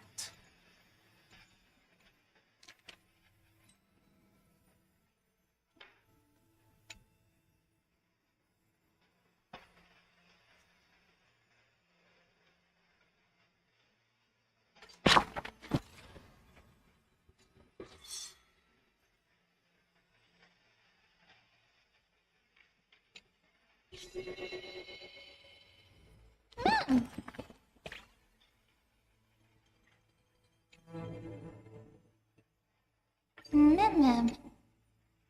Me mem.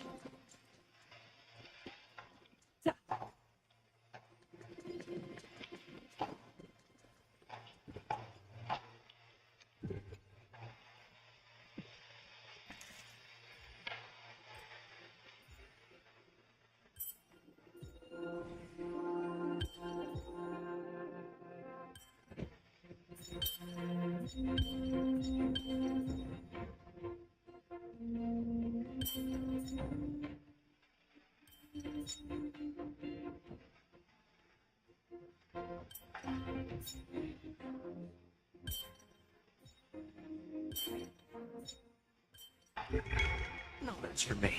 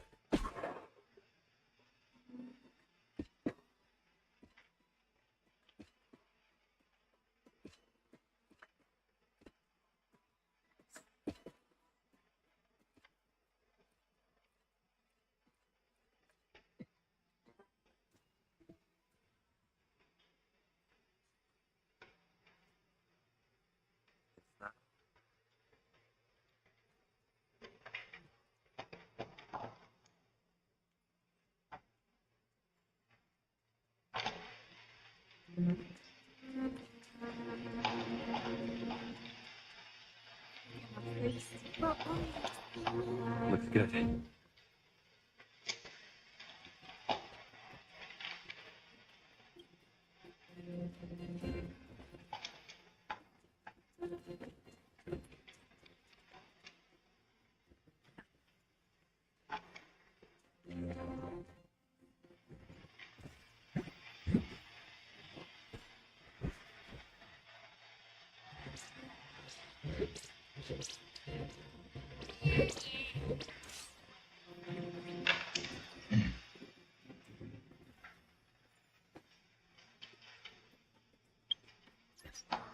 I think I do another time because I tired already. So I'm going to sleep right now.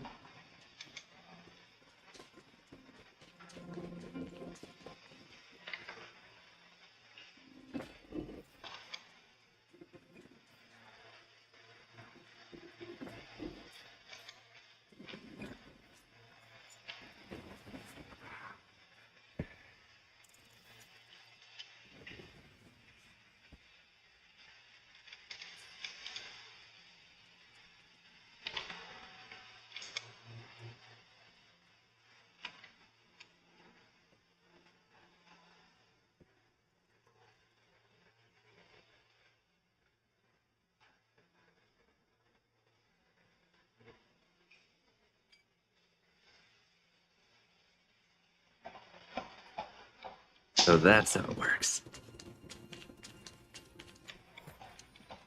Is that all?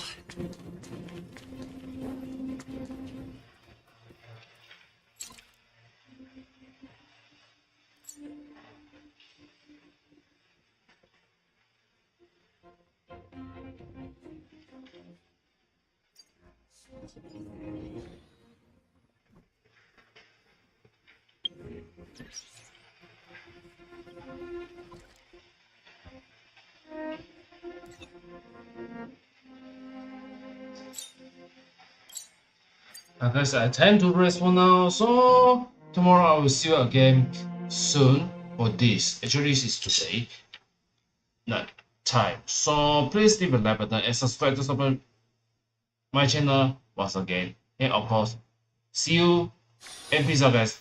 And take care. Good night.